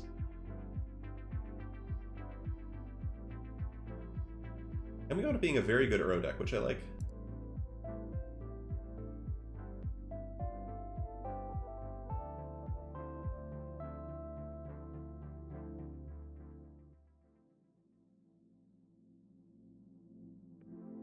Yeah, I'm not sure we end up Golosing. I think we want to maybe not play quite this many top lands. Like, I don't think Jetmir's Garden really justifies itself. We're going to end up having one white card. So I don't think we do the Golos thing, but we'll see.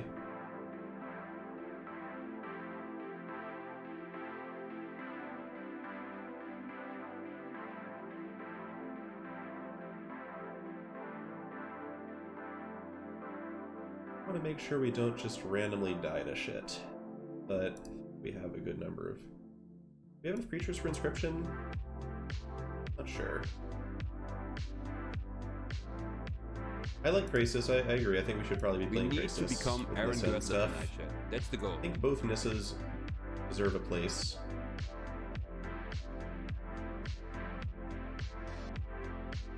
Yeah, Bushwhack with Lovestruck Beast has got to be good enough.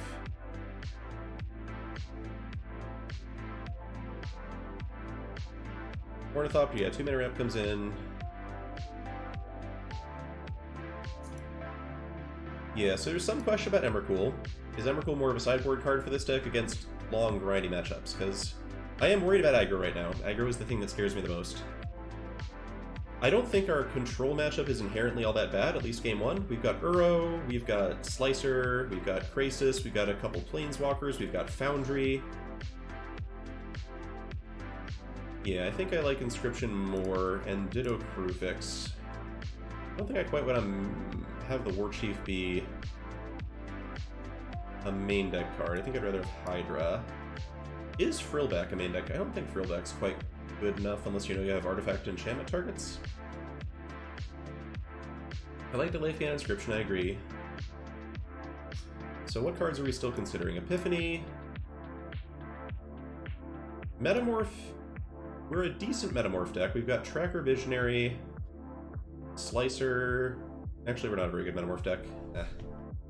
Vraska is too tough to splash. It's not a card I'm excited to splash in this one. Maybe bringing it against certain decks. I think Golos is potentially interesting. Don't think Warchief makes the main deck. I don't know how good you line up the shot is. It seems like it should be pretty good. It just does so many different things, and is so easy to get out of your hand if you don't need it. Maybe have experience with this card?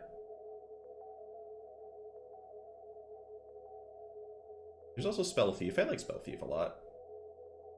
I think we just put that in the main deck, see how it goes. And then, is this just the deck? Golos, Epiphany, we have like a, you know, our endgame plan is we can just kill people with Nissa. We don't necessarily need Emrakul to go over the top.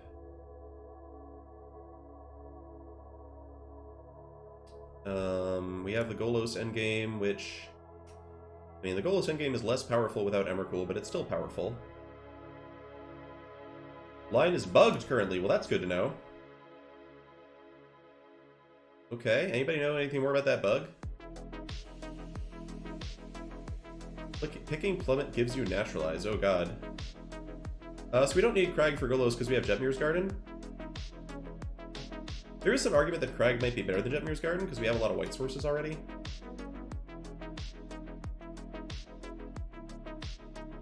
Like 4 Triomes is a lot of Triomes.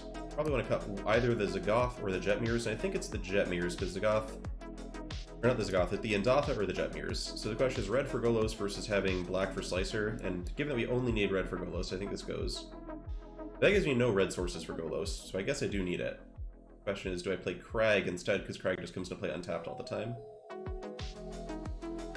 Metamorph might be good enough. I find that sometimes it's great and sometimes it's pretty bad, and I think it's like a perfectly... Because some decks have good targets for it, some decks don't. Some decks are playing only creatures that cost 3 mana or less, and it's kind of embarrassing there. It's very good if you can copy your own stuff with it. We just don't have that much good stuff to copy with it.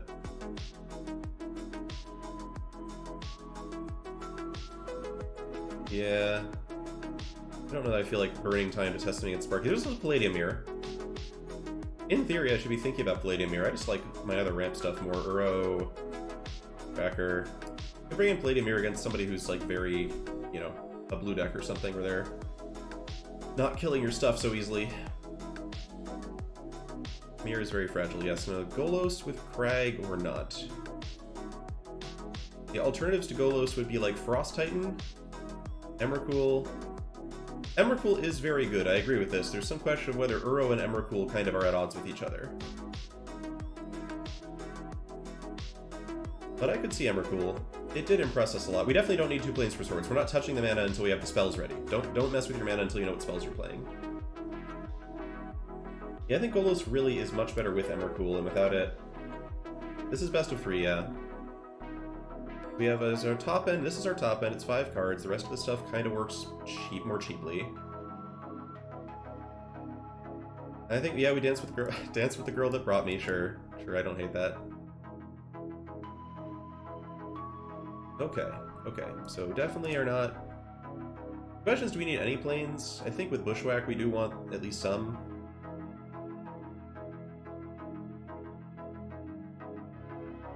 Yeah, our mana is getting a lot... I mean, we definitely want the Sword. Swords is the best card in our deck, but...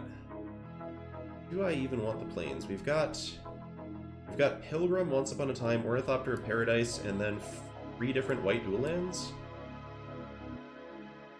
And then we have a planes in our Uro deck.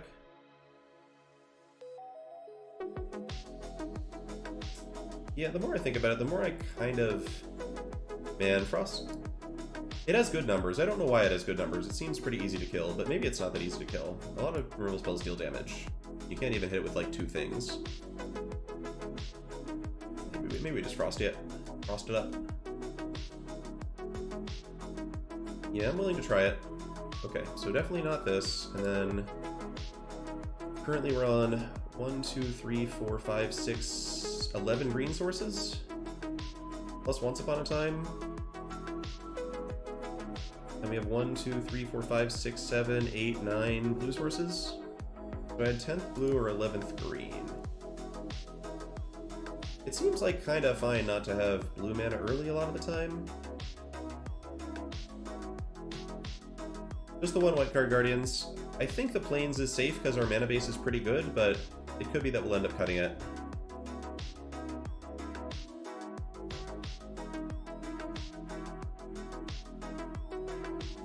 Yeah, I think it's just another forest. There's so many blue lands, and like blue is just not crucial to our early game at all. Okay. And I'm happy on 17 lands, given that I have a bunch of cycle lands, and Uro, and Courser. Yeah, I think so. Alright, we'll try this. Fortunately, the Frost Titan also makes Metamorph a better card to play. Is there anything I would cut for Metamorph now that we have Frost Titan? Do I cut Voracious Hydra, for example? Hydra as a 4-drop is kind of meh. 5-drop and a 6-drop, it's got a lot of competition with other stuff I'm playing. Never better just to have, like, Metamorph to catch up to something like a Chariot. Yeah, I think... Let's try that. Let's try that. I like that. Let's click done. Let's play some games.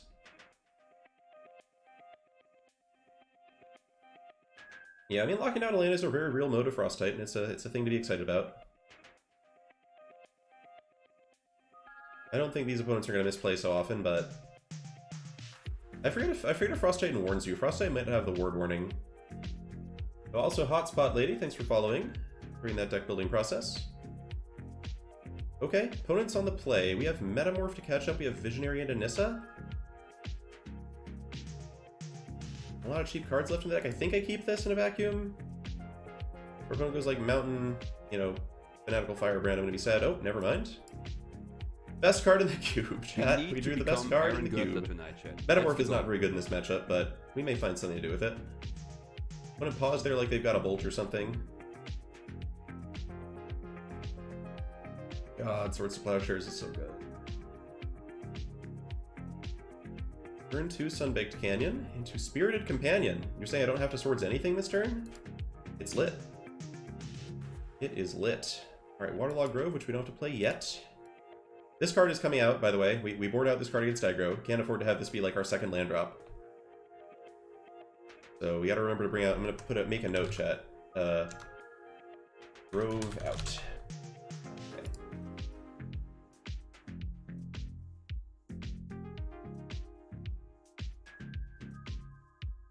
Don't play like Wedding Invitation. History of Benalia. You know, that's kind of close to being Wedding Invitation opponent. You're being kind of rude, I think. Do I Swords a 2/2? Don't know. I have Metamorph. Visionary can block a 2/2 fine. Nissa handles them well. Looks like Boros midrange indeed. Boros midrange doesn't have a lot of amazing swords targets is the thing. I think we plow here. I think I'm just going to regret we need letting to our opponent become get super far ahead here. Tonight, chat. That's the goal. goal. Lots more lands. See if we can some stuff that's not lands at some point. Alright, so if they kill Visionary, that's fine. They play a... I mean, we're seeing here the weakness of Metamorph. Our opponent's just doing kind of chip damage to us.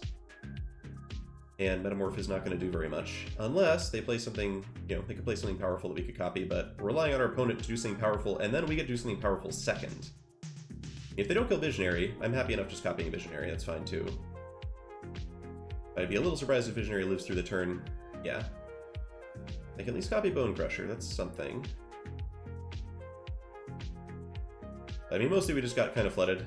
Which, to be fair, we're on 17 lands, a lot of ramp. So maybe we should be less. Once Upon a Time. Alright, well, let's see what we can find off of that. I think it's better than... Oh, it could Metamorph Spirited Companion. That just seems really bad. But maybe it's fine? Like, I'm playing Nissa next turn. What am I going to get for 2 mana that's exciting? I could get Slicer. Slicer would be really good. Alright. Let's Once Upon a Time here. Basically gain 4, it's true. Gain 4, draw a card. Alright. Oh, we hit Slicer. Yeah, I think it's just Slicer into Swords next turn. It blocks Bone Crusher Giant. We have Nissa Samshot. We don't need the payoff so much as we need to live for a bit here. Yeah, it's this over Pilgrim for sure. Pilgrim's not going to distract them. Future Spell Thief's too slow.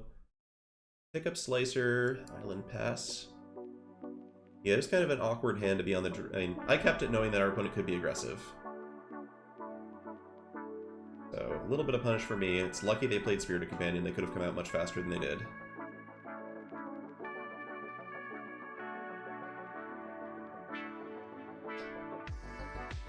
Yeah, exactly. They have some kind of 1-mana Repellinam, which probably kills Slicer too. The fact that they're cracking Canyon there is incredible. That just, like, drastically reduces the amount of shit they can do to us next turn. I think.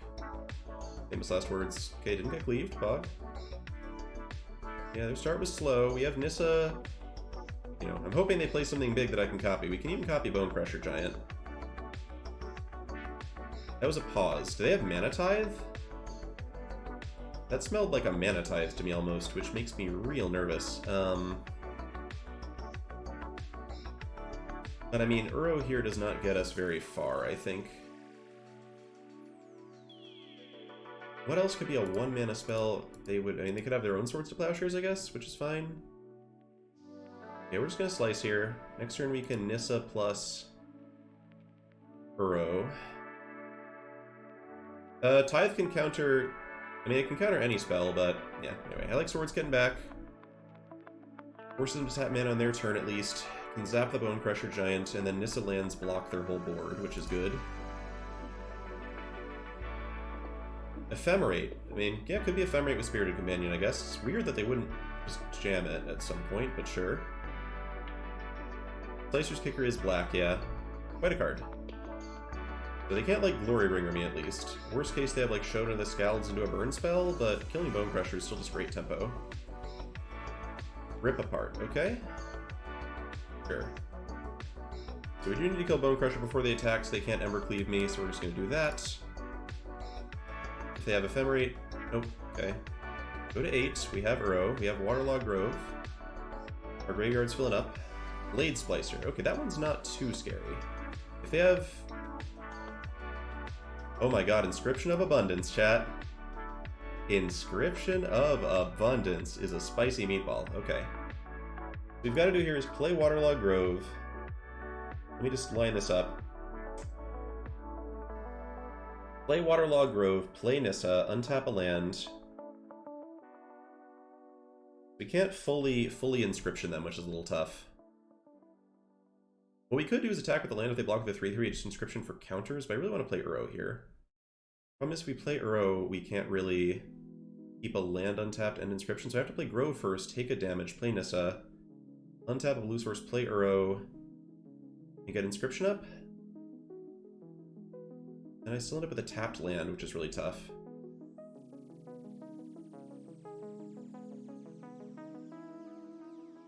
Don't worry, I'm keeping an eye on the time here. I think this is just Nissa hold up Inscription, actually. Inscription just lets us disrupt lots of stuff our opponent could have going on. Ephemerate, yeah, Ephemerate's, it's not that scary. We want to keep the land untapped so it can block. If they don't kill Nissa, we just get Uro into play next turn? Not guaranteed, I guess. It's a lot of blue. Oh, we can guarantee it. We actually can guarantee it. My hope is that they just go for a burn spell in the forest. I guess if I save the forest, we lose Nissa, but even losing Nissa here is not terrible because then we have Uro to follow up. So we're going to see what they do. If they have, like, Sun Titan or something, that's fine. Inferno Titan would be bad. Wouldn't want to see Inferno Titan.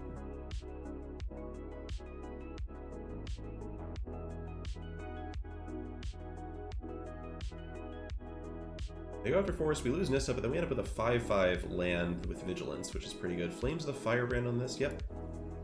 Alright, so we could... Okay, so our options are basically, we can either plus on the land, or we can fight the Knight. If we fight the Knight and they have literally nothing else, Nissa lives, which is incredible.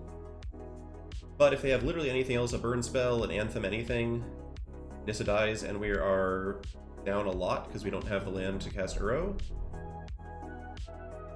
Oh, we actually need to fight or they have like 7 damage at our face, which is also very bad. Okay, let's just fight.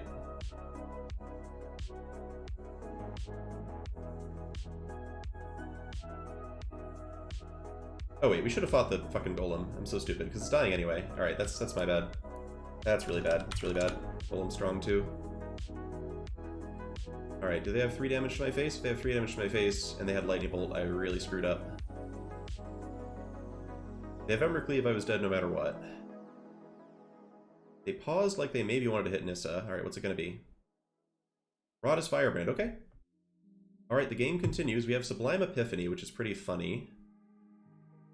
I think we start with Uro here.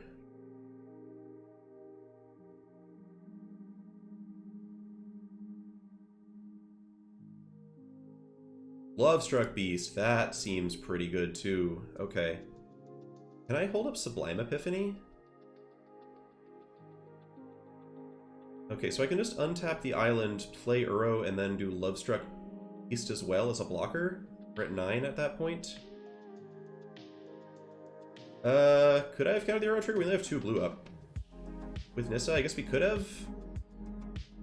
One spell left, Rada's Firebrand becomes a 5/3. It can attack through Lovestruck Beast. I can also Metamorph Blade Splicer. And then also leave up a land.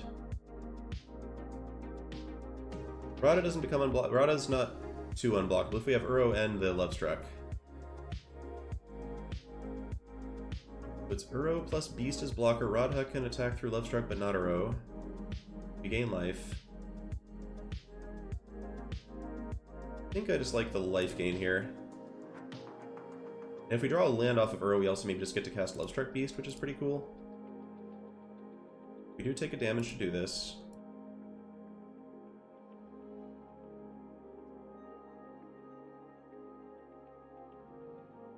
We also draw a card, which could be a land, which would be great. Ornithopter of Paradise. Okay, so we could either Ornithopter of Paradise or token. We could either 5/5 or Ornithopter plus token. I think it's Ornithopter plus token here. Then we just want as many blockers as possible. Plus it's just like a better turn for next turn. So we do this. Play Ornithopter. Pass. Alright. Certainly there are things we're dead to. But killing Uro does not win the game for our opponent here. Which is good. Leaving Slicer versus... I don't know that we have any graveyard interaction left with Slicer gone. I was also just like trying to not run out of time. But maybe there's a reason to save Slicer and I forgot it. Approach of the Second Sun.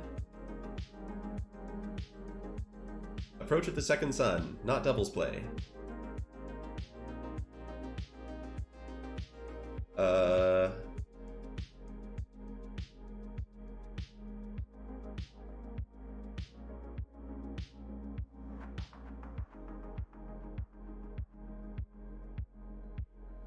Okay, that does not win. That's a good card, but it doesn't win. And I have Nissa still. Alright, they're just going for it. Sure. This seems... Okay, I mean, if they have Lightning Bolt, I guess I lose. Do I block? I block the Rada's Firebrand here.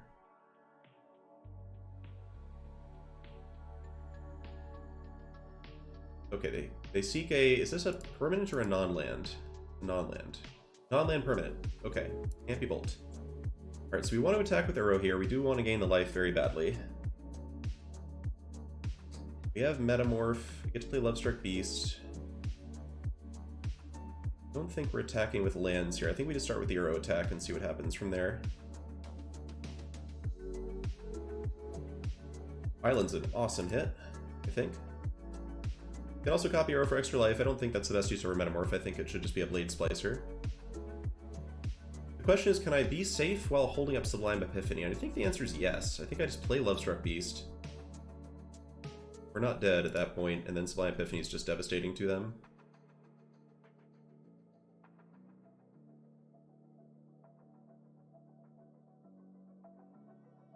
This seems the safest move. We have a lot of mana up, it's true. I play Titan, we lose life, we lose a lot of life playing Titan. I'm not sure we can't. I want to be able to hold a bunch of blockers with the Epiphany. Let's just do this. I think holding up Epiphany is just super duper safe here.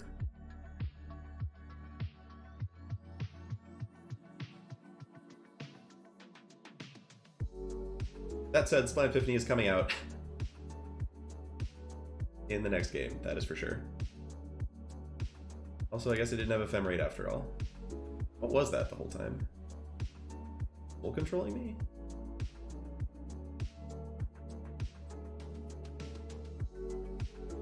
Okay, that would have been really scary. I'm glad we had a counter for that. They really tried, chat. They really tried it.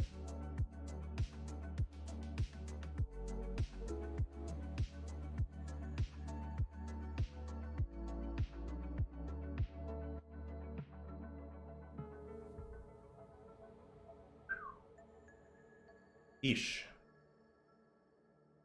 That's too bad. They probably had some hope that game, too. Alright, it's going to be an interesting sideboarding process.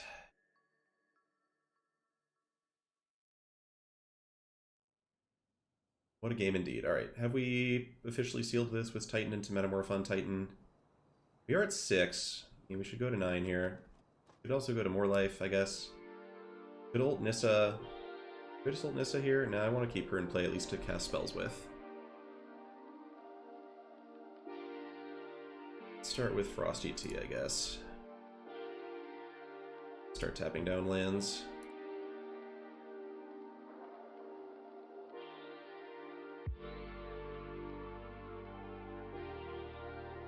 It is expensive. I mean, we saw there, like, if we had drawn it earlier in the game instead of one of our interactive spells, we were gonna be in real trouble.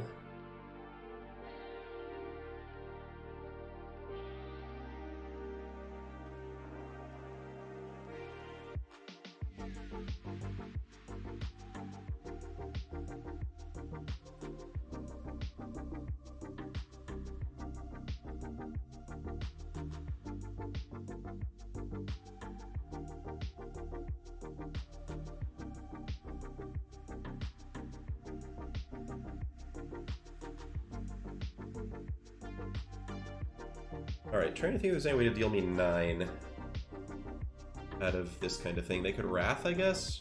They Wrath, we just get a row back and we have Nissa on the battlefield, so that doesn't work, so... I think this is just Metamorph the Titan. Lock down and...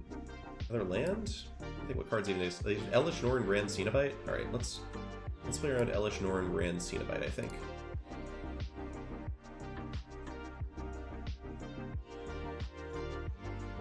Meta Uro, I think I'd rather play around Elish Norn than metaing Uro. Elish Norn would still be very bad. Actually, wait, did we beat Elish Norn? We beat Elish Norn with Frost Titan, actually, hold on.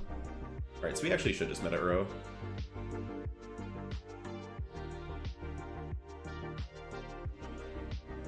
Guess y'all are right.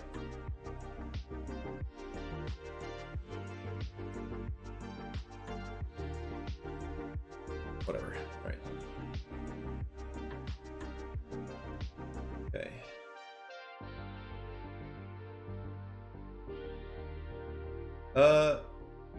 It was going to go to the graveyard, Van Wilder. It didn't escape, so it was dead.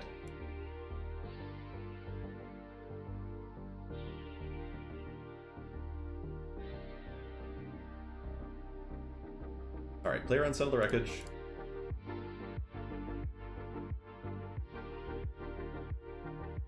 Gonna be crisp today, chat. We're gonna be crisp.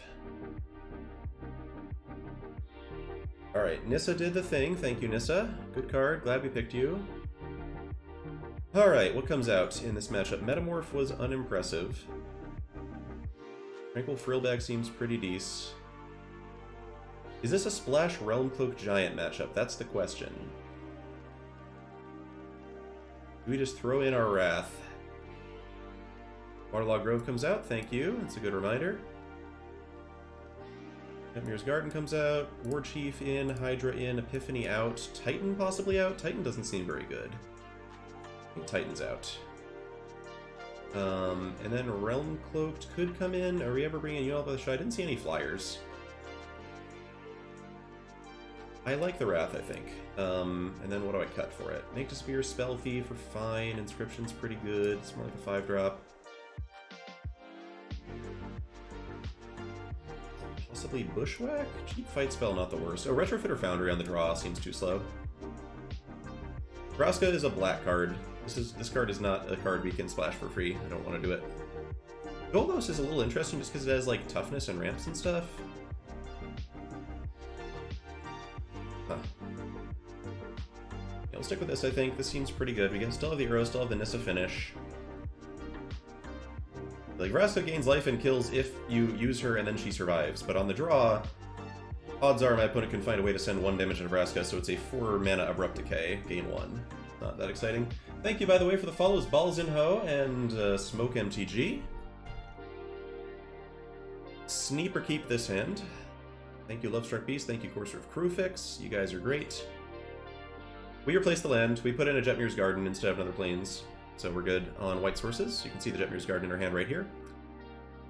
And given our opponent didn't have like a 2-1 on turn 1, we're just going to get the tap land down now. Uro, by the way, is the perfect follow-up draw here. I mean, they probably have something, but I'm hoping the something is something we can deal with our fight spells or just by overwhelming them rather than... Vivian being a 5-mana planeswalker that could come down and not affect the board at all is really not something I love.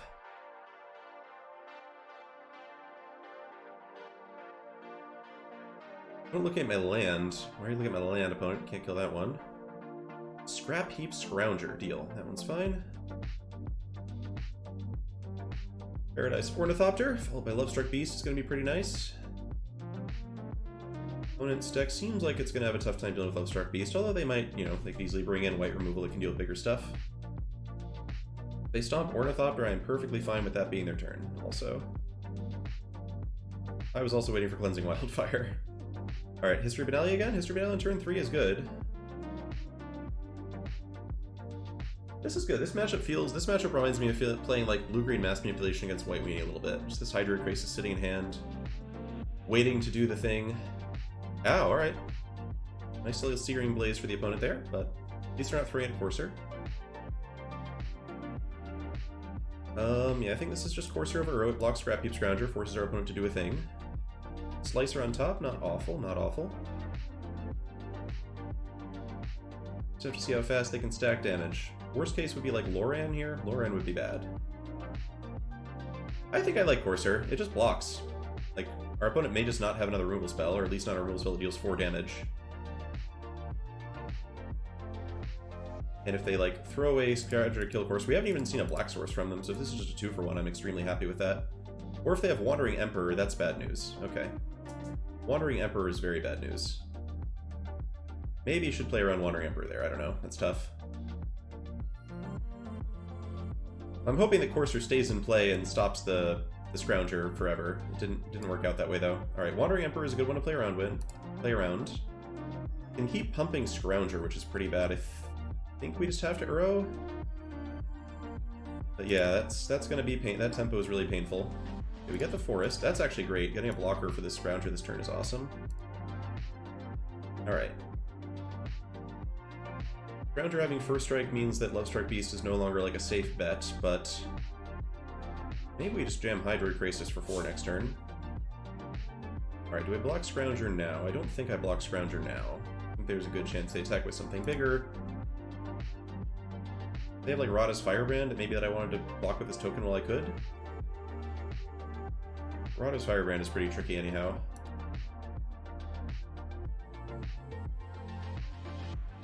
Oh my god, Swords to Plowshares! It's Swords to Plowshares, unbelievably great. Alright.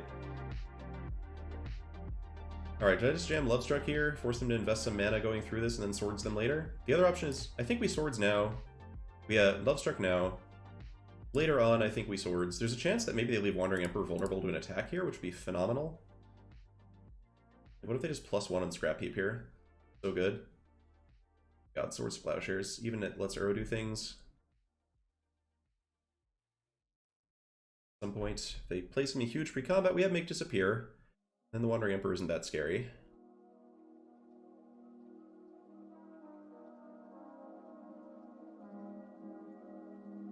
Still a tight, tense game, but this draw is, yeah, there's a reason this card's the best card in the cube. Just all problems solved.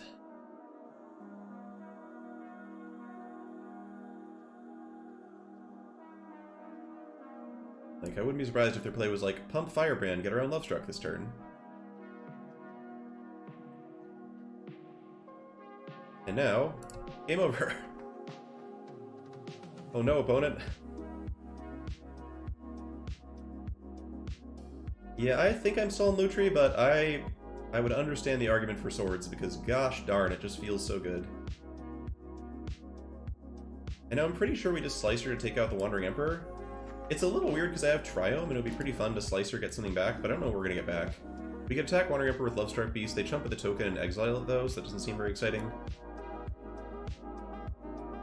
I like being all slicey here. Oh, you're right, Argo. I was waiting for them to go to combat in case they had another play off of 1 mana, but it's probably better to give them the less life. rather than waiting. I could understand that.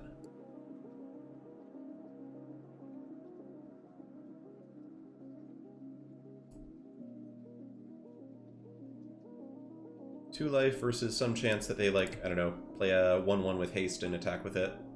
Yeah. Yeah, they wouldn't attack with it anyway. Probably right. The instinct just like wait until they can't play spells anymore.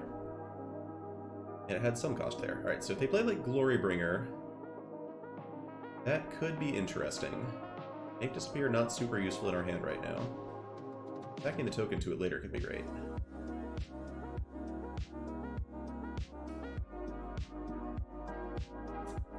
Three wins. If I get 3 wins, if I go 3 and 1, I got $1,000. That's a good payoff. 5 and 1 is 500. 6 and 1's 1,000. 7 and 1's 2,000.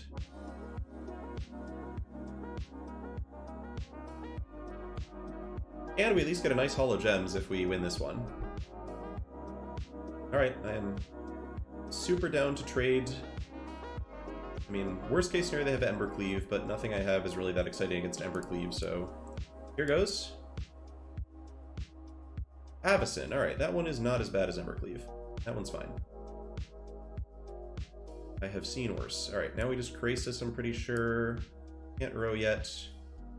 I could, like, Mindstone make zero. I'm just taking 4 damage. It's very good. It's just a Krasis here. You need to find a way to deal with Avacyn at some point, like Inscription of Abundance, for example, does that quite nicely. Question is, am I willing to block... I'm willing to block Scrounger here, yeah. Scrounger wants to flip Avacyn, that's fine.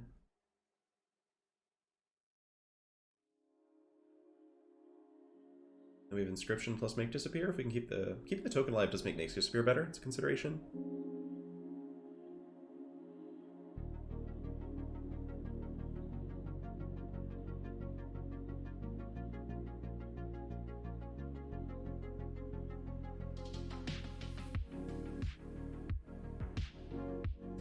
Definitely need to keep a big creature alive for Inscription here.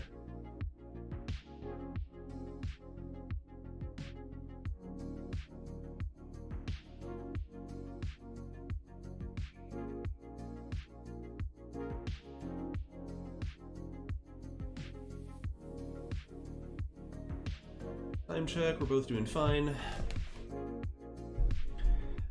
Yeah, Boros. Yeah, I mean, we are the good tempo positive blue-green deck that's not playing a bunch of clunkers. Like, real glad we don't have Emrakul here. Good stuff. They're just sitting there doing their stuff. They're not even going to attack with Scrounger because if Avacyn flips, they just lose both the things they just played, so they're not going to do that. I mean, if they offer to trade Avacyn for Krasis, I am so in. Oh god, Tranquil Frillback? I can just go Frillback, eat History of Benelia, gain 4. Love that one. I'm gonna do that, and we'll sit on Make Disappear. There's also Mind Stone, Frillback, Eat Benelia, hold Make Disappear, but I think I'd rather gain the 4 life than have the Mind Stone down now.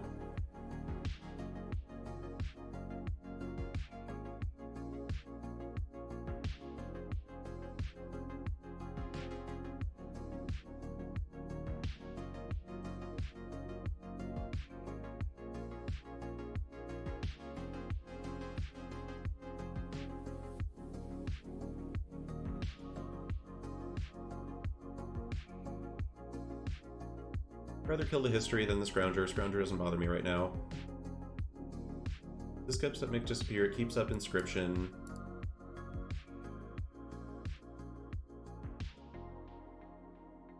Casting either of those spells sets up Uro for next turn. And Lovestruck Beast plus Make Disappear. It's good that these two things were not in standard together. I wonder if Clover would have just played Make Disappear as its flex spell. We might have. We're playing Aether Gust for a while, which is like 2/5 of Make Disappear. JK. Elected Defiance. Alright, it's a good shot. They are trying. Not going to work, though.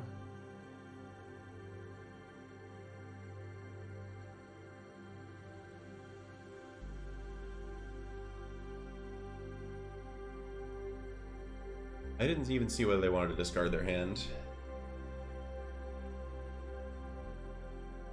Alright. So we have successfully... We boarded out a lot of our big stuff. We still have the walkers in the deck. We have a way to kill Avacyn, which is their main way of getting through us. Burrow's coming down. They're once again contemplating like an attack with Scrounger just to like flip Avacyn.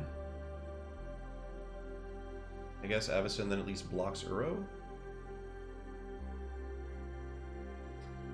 I would understand the line if they wanted to take it.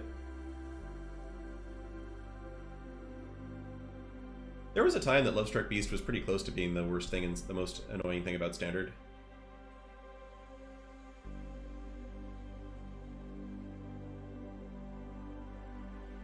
Did not select the discard hand mode, that's good to know. Okay.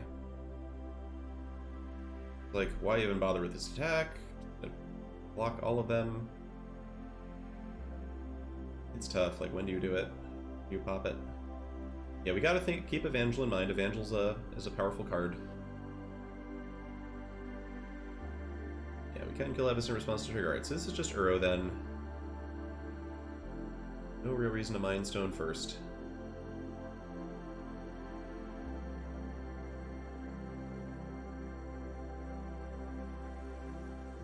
Get land, we have full inscription up, which is cool. They paused for something. I don't know what.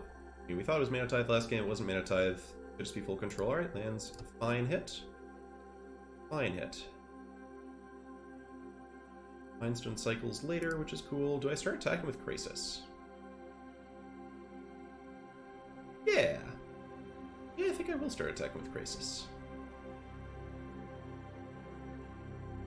Very much a assert dominance kind of play here.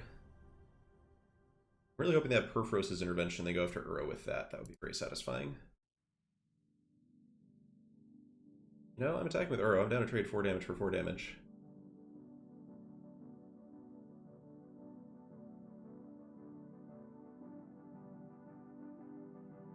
Looks like I have 3 of my Triumphs out, so don't have a lot of cycle lands left, but it's fine.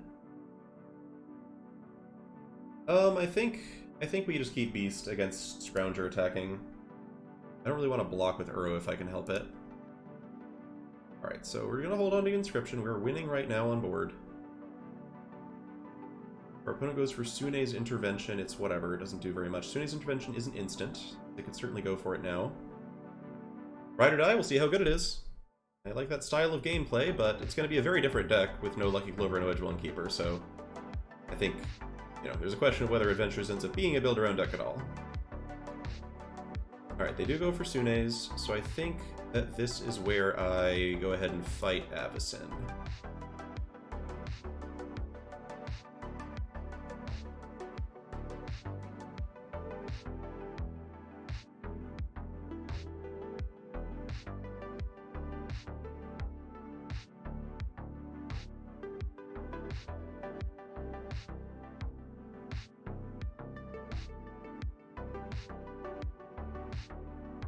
By cracking the Mind Stone. We are admittedly running out of steam. An opponent has some steam. Never mind, our steam is looking great. Do I play Nissa before combat? I don't see why. I'm not attacking with a land here. For lands on defense. The Guardian Evangel is still dangerous, but my feeling is they're just going to gang block Uro, which makes the Guardian Evangel much less dangerous. Bushwhack's also a good draw.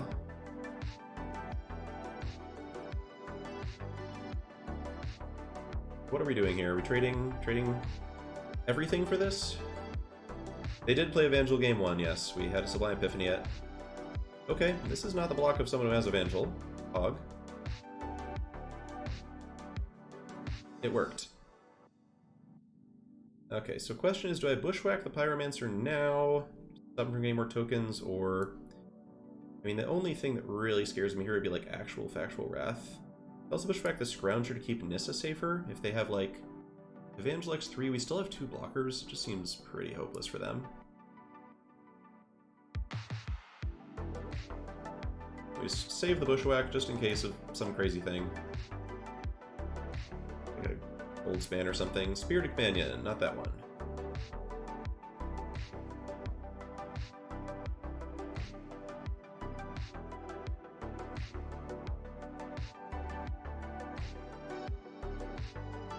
Yep, no, Wrath does not scare me that much. Alright, they're just going all in.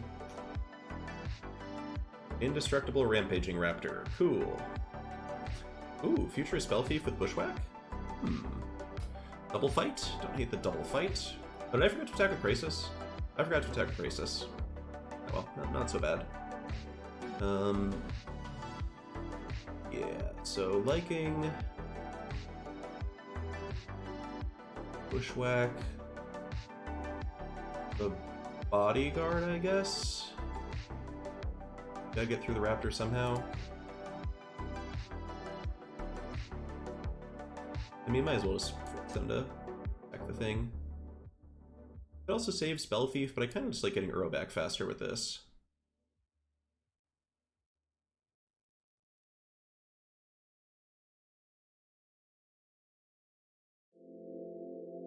This forces them to sack the bodyguard, which they're going to do anyway. An indestructible raptor, which means no attacks in the ground here, but that's fine. I think I just put the bushwhack in my hand for now. Just keep it there. We can't get Uro back even if we bushwhack again.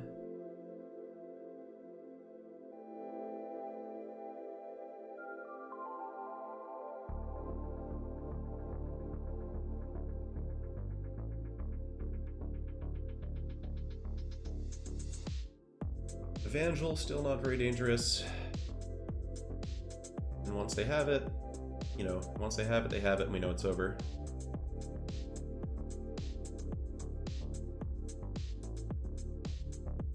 But fighting it out, for which I certainly don't blame them in day 2 of the Open. Yeah, that's true. Could have gotten Uro back, bushwhack, using Beast. I don't think White really has Graveyard Exile to speak of, now that I recall. Think of who can exile graveyards. It's like Urborg Scavengers, Scavenging Ooze, all the Scavengers basically. Tranquil Frillback.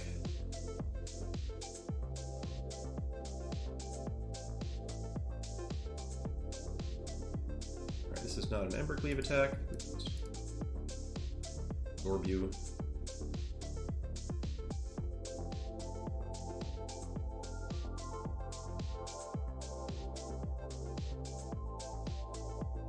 Rest in Peace is definitely not in the cube. I don't know if Rest in Peace should be in any cube. That just seems terrible.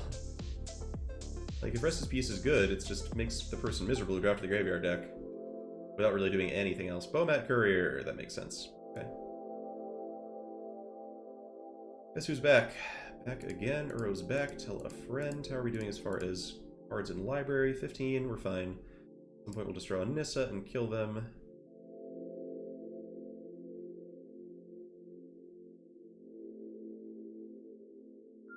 And now we also just get to start attacking with everyone.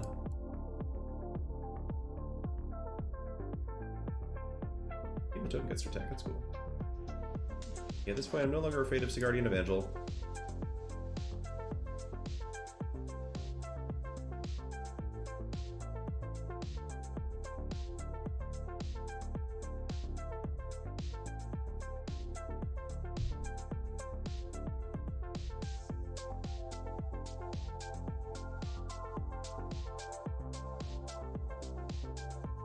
Keep a mystery land in our hand. Alright, now it's done. Get a cycle, sure.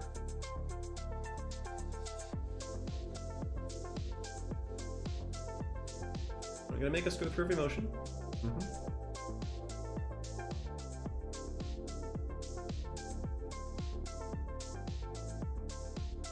Yep, Chill Wave. Ooh, Ow the Dawn Sky. Okay, that card almost does something, but they are just dead to damage, so really matter.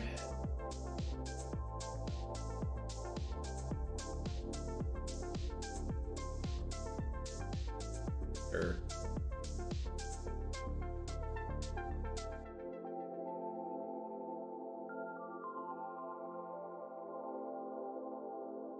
No, Nissa should be on the board to enjoy this victory.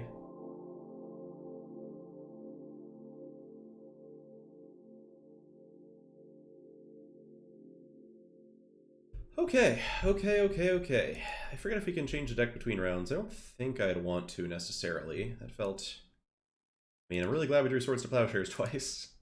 Swords to Plowshares, MVP of that game. Whew. Alright.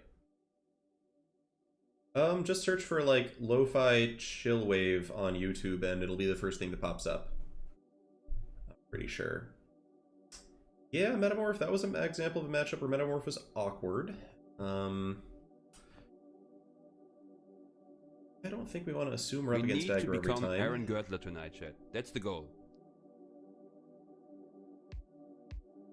We do not have a loss to give, unfortunately. We got our ass handed to us in the last round of the last draft by some of the scariest curves I have ever seen in a cube.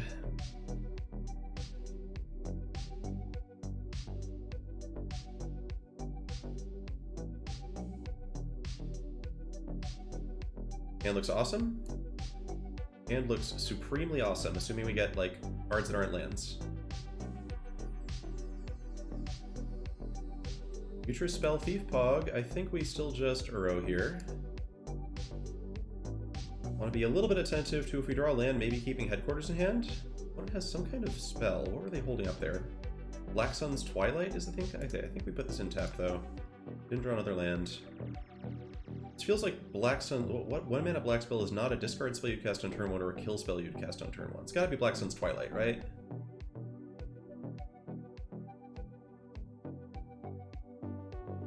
Priest. Okay, that card's pretty scary. Alright, I think we start with Once Upon a Time. This finds for me. Briar Bridge Tracker. Yeah, Briar Bridge Tracker seems good. Yeah, Priest is solid. Priest is definitely solid. But it has a hard... In this cube, I think it has a hard time consistently attritioning through Uro. Just, like, not a ton of great sack fodder. If you build your deck around it, there actually could be some good... Like, quite a bit of good sack fodder, but... In practice, I don't think there's a lot. Alright, so it's gonna be like Kolagon's Command, Snipe the Pilgrim and the Clue? Snipe the Tracker? Yeah, we've had like 3 very good turns here on the play. I mean, we'll see though. Red-black in Jet. Oh, shit. Alright, Jadar. Jadar is a very good card with Priest. They also have Gutter Bones. We're in trouble all of a sudden.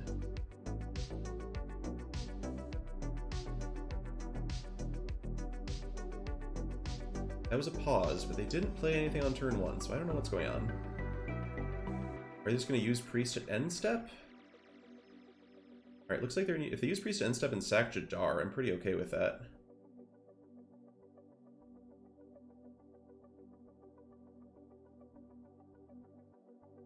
Yeah, we do get 2 for 1, but it's really not so bad. Alright, what do I sack here? Probably think it's Pilgrim. We already have Mindstone to Future Spell Thief next turn. I guess I can't play a 5-drop next turn if I lose Tracker. But if I'm... Bushwhack, it would also be a great draw. If they have Black Sun's Twilight, which I think they might have, then they can't kill Tracker off of it now.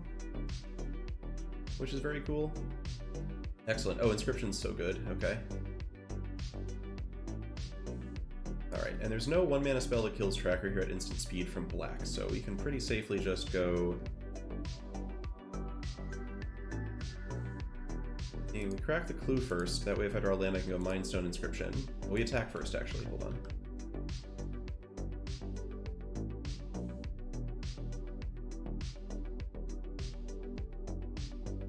And yeah, I think it's correct, just fight the Priest. It seems really scary, we can slice her to get the thing back later.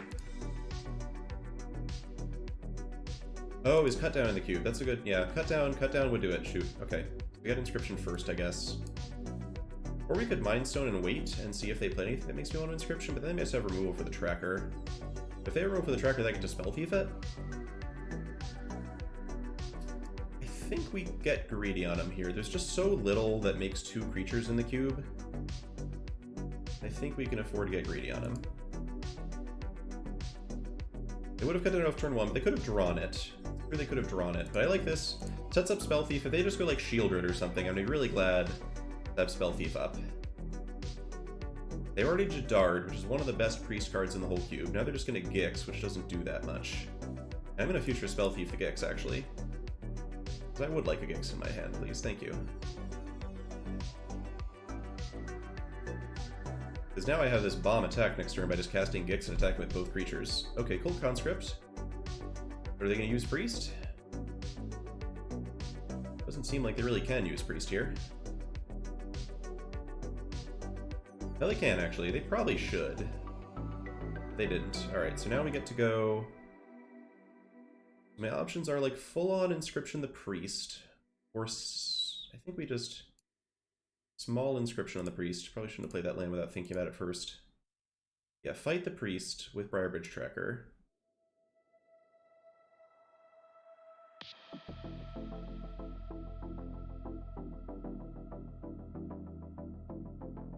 They can do the sack thing, draw their card, get back Cult Conscript.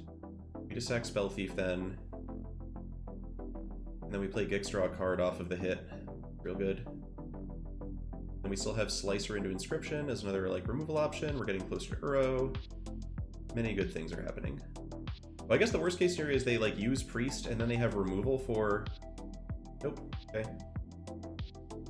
That did not happen. So we get to go Gix now. Alright, Priest into like Heartless Act would have been awkward there. They do get the mana off of it, so it's like tricky. Alright, cool. Man, the fact this is whenever is just hilarious. Oh, look at that, another creature. Attacks their Cult Conscript. God, I love Lovestruck Beast. They're done. Alright, cool. Game 2. So Priest of Forgotten Gods is scary. They seem pretty fast. They are the fabled aggressive black deck. So I am a fan of Hydra. I think we pretty much just do the same stuff. Epiphany is like a little better because they're probably not literally as fast. So maybe that's still a consideration, but I still like War Chief. Realm Cloaked is tough. Realm Cloaked might not actually come in because they are going to be more resilient. I think Waterlode Grove continues to not be great. We'll bring in Garden. Well, we don't really need Garden if we're going to be... Well, I don't mind Garden if we're not bushwhacking for a Plains, which we're probably not. We're probably fighting something. I want removal for sure, and then the question is, do I go... Cut Epiphany? Metamorph again doesn't look that good. I think I'm willing to cut Metamorph here.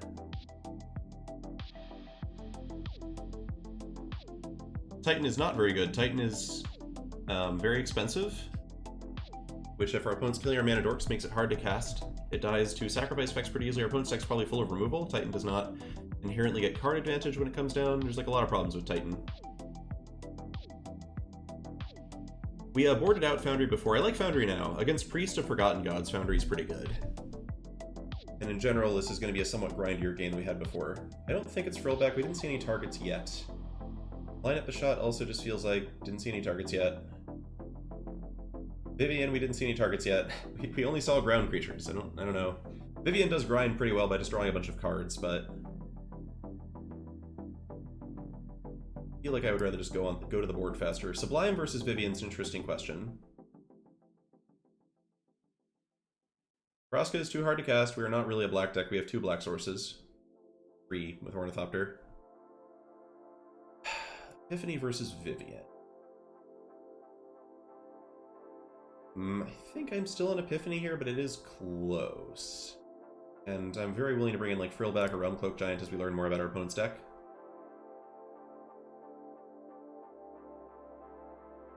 Stuffing a Priest trigger with Sublime is indeed a savage blowout. That is living the dream for sure. We need to become Aaron Girdler tonight, Chad. That's the goal. Yeah. I keep for Once Upon a Time Swords to Plowshares. We have a pretty good chance of finding white mana. Or at least getting 5 cards deeper in our deck for it. Alright, Harbor versus Lovestruck Beast is interesting. I think with Uro coming out, I just want the land. We need to become Aaron Girdler tonight. That's tough. That's the goal. Take land.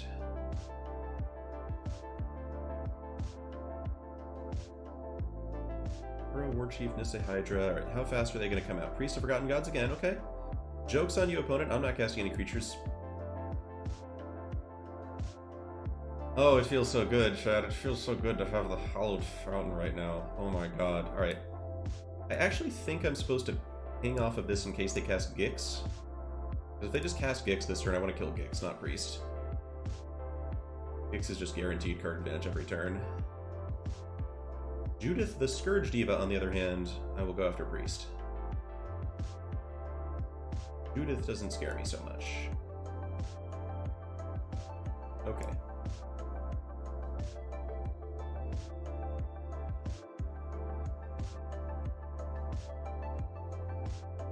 Alright, Sanctum Burrow Foundry. Sure thing, sure thing.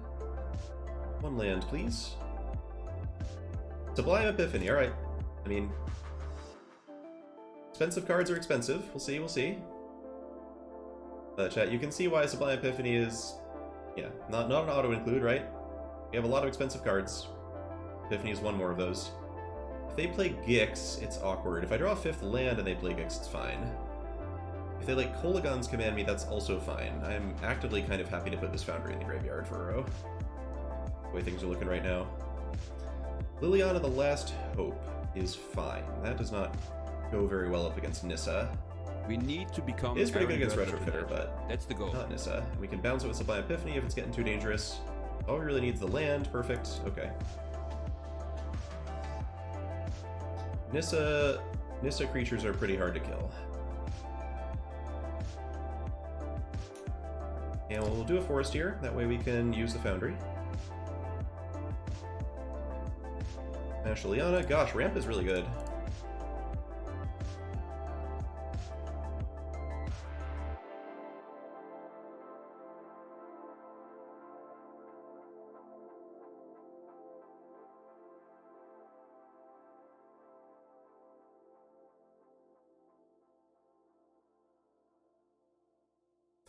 Yeah, I will say Epiphany was better than Vivian there. Yeah.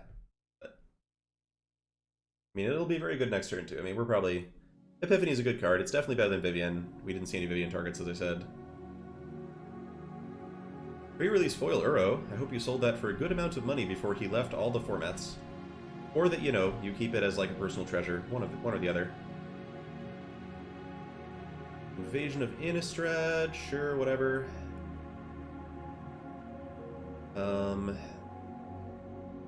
Might as well tap the Foundry. They get to Lily on it, but I don't really care. Swords to Plowshares is a very good deck. Yes, games where you draw Swords to Plowshares are going to go pretty well on average, I think. Okay, Uro is still not castable yet. Opponent's going to, I guess, try and block a land with Judith, which isn't going to work because I'm going to cast a large Voracious Hydra now. By large, I think I just mean 3/4. 3/4 seems big enough for all intents and purposes. I guess if they have like a cut down here, they can kill this. No, they can't kill it because it doesn't get the counters as an ability, right?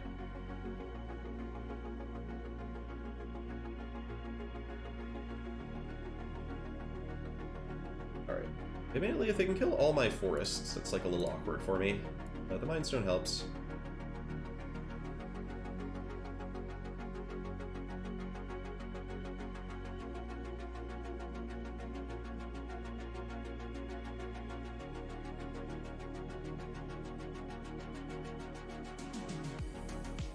Okay, so worst case scenario here would be something like Grave Titan would be a little bit difficult to handle, but it would be handleable thanks to Sublime Epiphany. Ditto Inferno Titan, basically anything with any giants, any 6/6 giants would not be my favorite thing to see.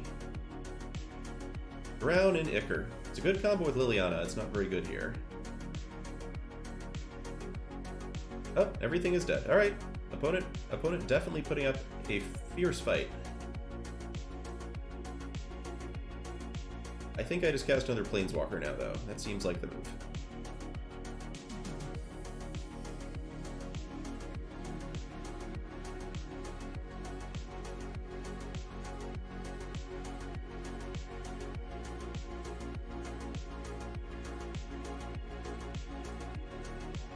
Yeah, I mean, I think it's an intentional combo.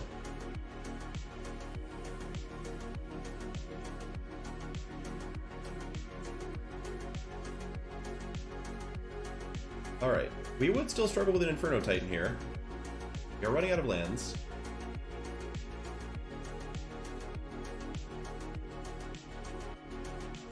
Burn down the house would be awkward, but we would still have Nissa Foundry, which still seems good. I forgot to attack. I forgot to attack for sure that turn. Awkward. Alright. Getting too comfortable. Hey, a land! Lands are broken.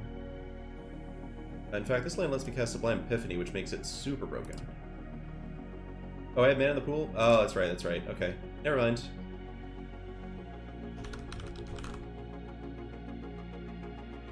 You are correct.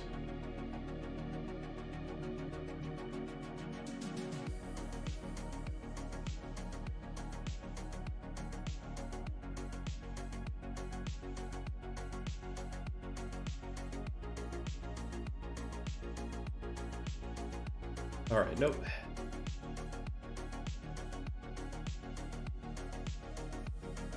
We get to the rarely seen ability, make an actual forest with Sublime Epiphany. I think this is the correct pick. We could make a 5/5, but I want a forest more than that.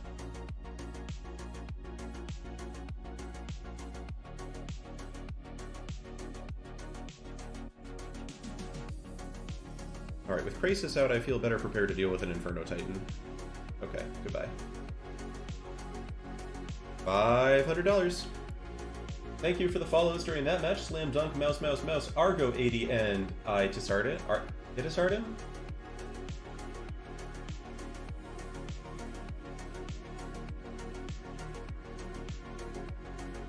Looking good so far. Next match is equally big. We need to become but not really. tonight. Yeah. The getting the money versus not getting the money is the biggest difference. Hornet 67 MTG. Thank you for the follow. Alright, feeling good about the Cuban. Did we have Retrofitter Foundry in the main? We did, right? We did have Retrofitter Foundry in the main. I think I'm still fine with this. It would have been good if we'd needed it. The Retrofitter Foundry is a weird card. There are some cards that's like it's so cheap that you have it in play basically every time you draw it, but then you don't need it unless you have nothing else to do with your mana. So it's often underappreciated because you're like, I won this game and Retrofitter Foundry didn't do anything. Alright, this hand feels too slow on the draw against a mystery draw, I think. I think we need some ramp or something. I don't actually know. I think it's just the money. We gotta mull this.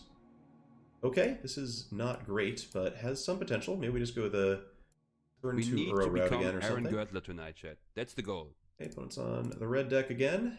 Alright, turn 2 Courser is pretty good too. Shit. Alright, well, tap land it is.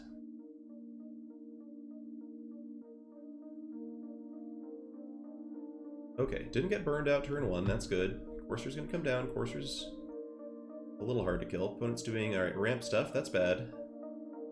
Okay, so my Epiphany's good. Need to play a forest. Courser. That's not good. Alright, not Chariot. I'm just asking you not Chariot. Rada's fine, you want to play your own Courser, be my guest, you want to play Cultivate? Okay, I can live with that.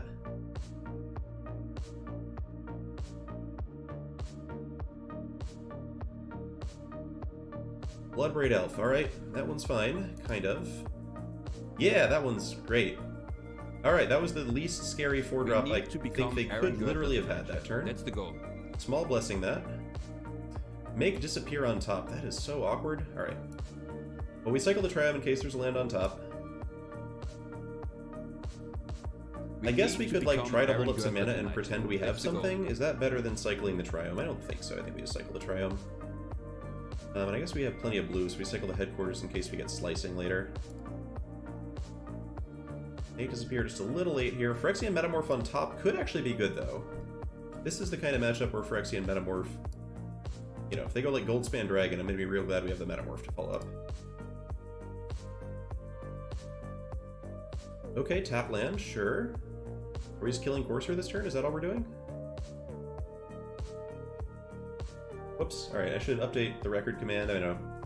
I will just tell y'all for a fact the record is 2-0 in the second draft. Metamorph. Alright, Metamorph doesn't actually do very much here. So I guess we just hope they... I mean, they could just Den of the Bugbear us, which would be annoying, but... we could handle it? Yeah, so again, we're seeing Phyrexian Metamorph, there are some situations where it's amazing, there are some situations where it does absolutely fuck all. And I kind of expect our opponent to just den us here. Put me to 11. You do not get the Cascade trigger. It only enters the battlefield as a Bloodbraid Elf. It is not cast as a Bloodbraid Elf. Really just praying you go for something big here, opponent. Just something big. Okay, if they're just attacking with Bloodbraid, sure, that's fine. That's fine. Meaglo's Maze Crusher, shit. Alright, we have to let... Okay, that's a good one to copy with the Metamorph, though, so I'm going to let that resolve. It's a good attacker. Scary card. Oh, where do we Nissa here? So we can Nissa plus Metamorph Meaglo's. But then we end up with a tapped land, which doesn't feel great. We don't have any kind of... We can't, like, Nissa hold up, make disappear. We can Nissa hold up, make disappear. Then Meaglo's just kind of kills Nissa, though, which sucks. Yeah, they can use counters and kill Metamorph. The play is not great. There are many flaws with the play. Do I just hold up Sublime Epiphany? I don't think I think we have to cast Nissa. And just accept that she might lose to Meaglo's. Or we can actually so we can't Metamorph their Meaglo's because it's not an artifact. I could hold up Sublime Epiphany, where if they do nothing, Sublime Epiphany gets to, like, copy Avacyn, bounce Meaglo's. Yeah, I think we just have to Sublime Epiphany here, honestly. It, like, sucks, but... They go for you line up the shot, which is fine. I'm going to allow that. We want to Sublime on their turn, in case they, like, activate Den of the Bugbear. If they go for a kill on Pilgrim, obviously we have to counter that. Yeah, Meaglo, there's reasons we didn't play Nissa. It's because I did some math and realized that, you know, we could leave Pilgrim and a land on top, but then, you know, we just lose Nissa to basically anything. I think I am down to go to 8 here, actually. They're gonna, like, activate Meaglo's. It is what it is. I think they're gonna cast a spell. They don't cast a spell, Sublime Epiphany is still fine. We get a bounce, draw, copy Pilgrim. Okay. Try it. Alright, thank you, Sublime Epiphany. Sublime Epiphany doing its best to, like, make me feel really good about it. Bounce you. Copy you, draw a card. And unless they have Sylvan Smite, they can't even kill the Pilgrim here, which means we're going to get Nissa down with fantastic value. And then we also have Metamorph for when... Oh, okay. Metamorph on their Chariot would have been sweet, but I'd rather do this. Well, we're doing really well in this game. That's a Frost Titan. Okay. All the cards that we were skeptical of are just, like, coming out of the woodwork to make us feel guilty for ever doubting them. Because now we get to go Frost Titan. Tap down the Wolfwillow Haven land. Land Destruction in Cube, baby. Land Destruction in Cube. Yeah, this is a matchup where Frost Titan stays the fuck in my deck. This is the good Frost Titan matchup. Nope, not that. No flyers. Sorry. Would have been fun to copy it, but I'm just going to say no flyers and we'll copy the Frost Titan instead, and it will be fine.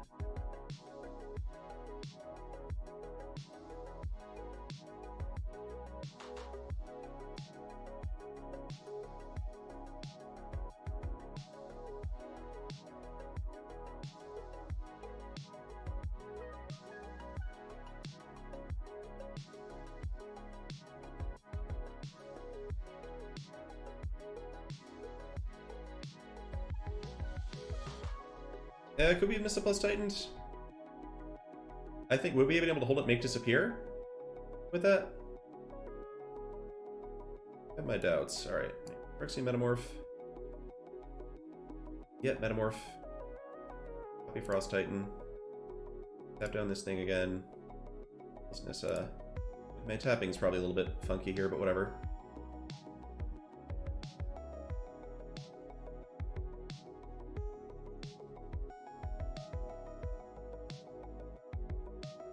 Magic Craig, it's going well in match 3, game 1. We found our Frost Titan matchup. Although this again feels kind of like a Foundry out matchup, which makes me feel really doubtful about Foundry as a thing. Alright, so we want Tranquil Furlback, they have Asika's Chariot, they have Wolfwillow Haven, that's enough targets for me. We want Voracious Hydra, we want Workshop Warchief. Golos is awkward against a Meaglo's. I don't think we want that. This could be a Realmcloak Giant matchup. The problem with Realmcloak Giant is they have Den of the Bugbear and Lair of the Hydra, which makes the Wrath mode feel really bad. I think we cut Foundry. Metamorph looks pretty good against Itsushi and, I mean, not Miglos, admittedly. But I think pretty good against red-green monsters in general. Like, I'm happy to do it. I think Sublime Epiphany, good as it was that game, I think Epiphany comes out, they can play around it now, they have multiple creature lands. Now that they've seen it, I think it becomes less powerful. Deep Crisis, what else gets cut here? Definitely not Frosty T. Nissa makes large creatures. That seems good enough. Slicer is mostly good with specifically Swords of Plowshares. That's the goal. Frankly, it's not that easy to get other good stuff in our graveyard. Vladimir doesn't seem very good. They're a red deck. Vladimir is maybe good against blue decks that do